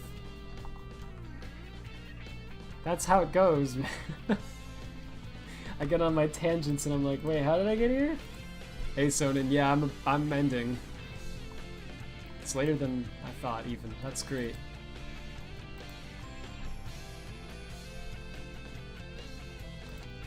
I would like to answer that question. It had to have been in here, because this is what I was looking at, right? Could be this? No. Well, screw me, I don't even remember what got me started on it. There was some function that I dug into that I saw that it called get service by ID or whatever, and I was like, huh. And now I don't even know what it was. Well, fantastic. What a fitting end. It'd be cool if I could... Yeah. This is also not even part of the game document anymore, so I should fix that. Was I just looking at this? Oh, yeah, somehow I got... Okay, that's what it was. Somehow I got into... this. I got into the, here. And I was like, what are all these? It'd be great if I could figure it out. Yeah, that's what happened. Okay, so this was the function. So... Now we should know, right? So this is actually C Physics World. Should be, at least.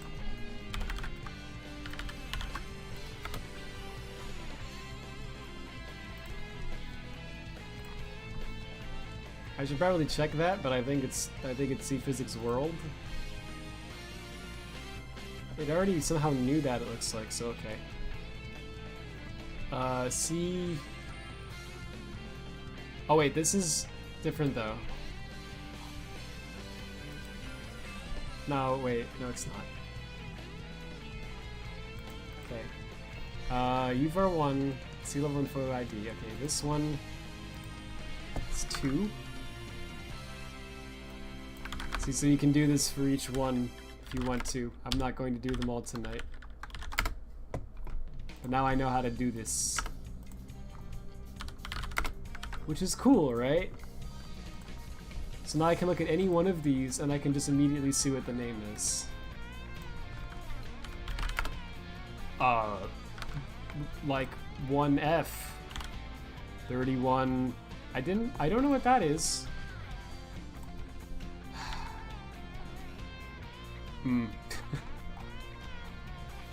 Alright, we'll figure that out. We're done. 1F is 31. What was it again? C game service. Find the one that's 31.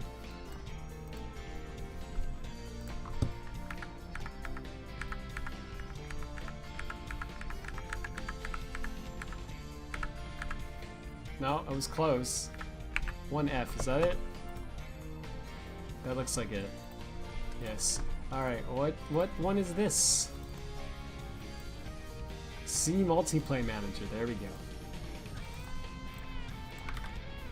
Is that still in Colors Ultimate? Oops, I searched for it wrong. Probably, but I don't know. You know, and I assume it's just like this.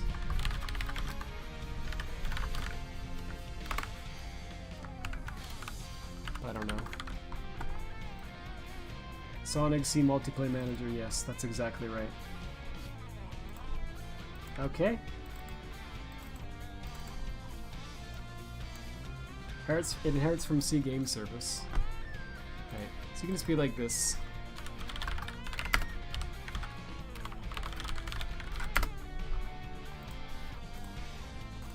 It's so great how an infinite amount of, like, there's an infinite amount of things to do at all times. It's like such an involved project, you know. But it's kind of nice though to always have something to work on, instead of having to be like, gosh, what do I do? You know, it's kind of nice. I wonder why there's always two functions every time that construct it. Like, that's really odd. And one of them never gets used, but it's still in the game. It's like, what is up with that? There's probably a reason for it, but who knows? That might be like number of players or something. Alright, so that's the multiplay manager. Right? So we go back to, where the frick is it? Oh, it's so buried.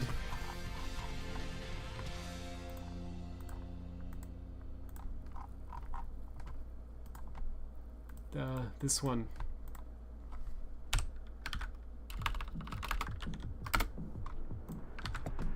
I'm gonna stop the music now. Alright, and I think there's more, but I'll do them later. Yeah, there's like probably like 2 left. I think they just get that one twice. Oh wait, that might be it.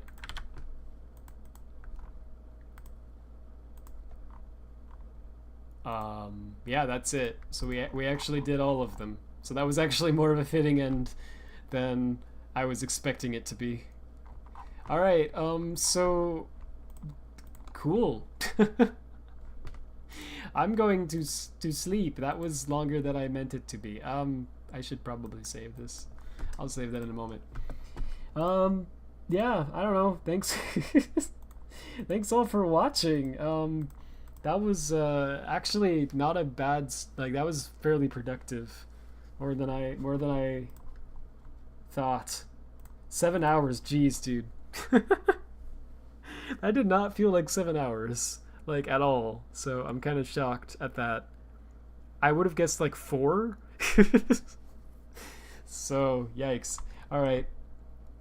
Well, something I've wondered about since diving into AWB Frontiers Custom BGM is why Sonic Team used the 3DS master of this song when dunking it in there. I have no idea. Most of the tracks are 44 but 1 kHz or 48, but the current track is an oddly specific rate, like more than 32, but not even higher than 34. Yeah, that's very odd. That's not a typical sample rate. So that probably is from the 3DS version. That's really odd. I don't know why they did that. Maybe it was just easier for whatever reason. Alright, anyway. We're going to head off. Close all the programs. You get to see how long it takes to close all the programs. Wow. Close this one. Close this one. Close this one too. All right. Shame I missed most of it. It's all good. There's always there's always the VODs. I'm kidding, but yeah. Thanks for stopping by. I appreciate it. Another good late night coding stream. Jeez. Yeah. Thanks all for watching. Hope you enjoyed it. I'm actually kind of happy with the progress we made there. So hopefully next time I can actually apply that. I can use the services to like actually fill in this code. That'd be pretty sick. But yeah, we're gonna see where I'm at next week. So till then, take care. Insert hilarious, awesome way to end the stream here because I don't know how to do that. Still somehow. Bye.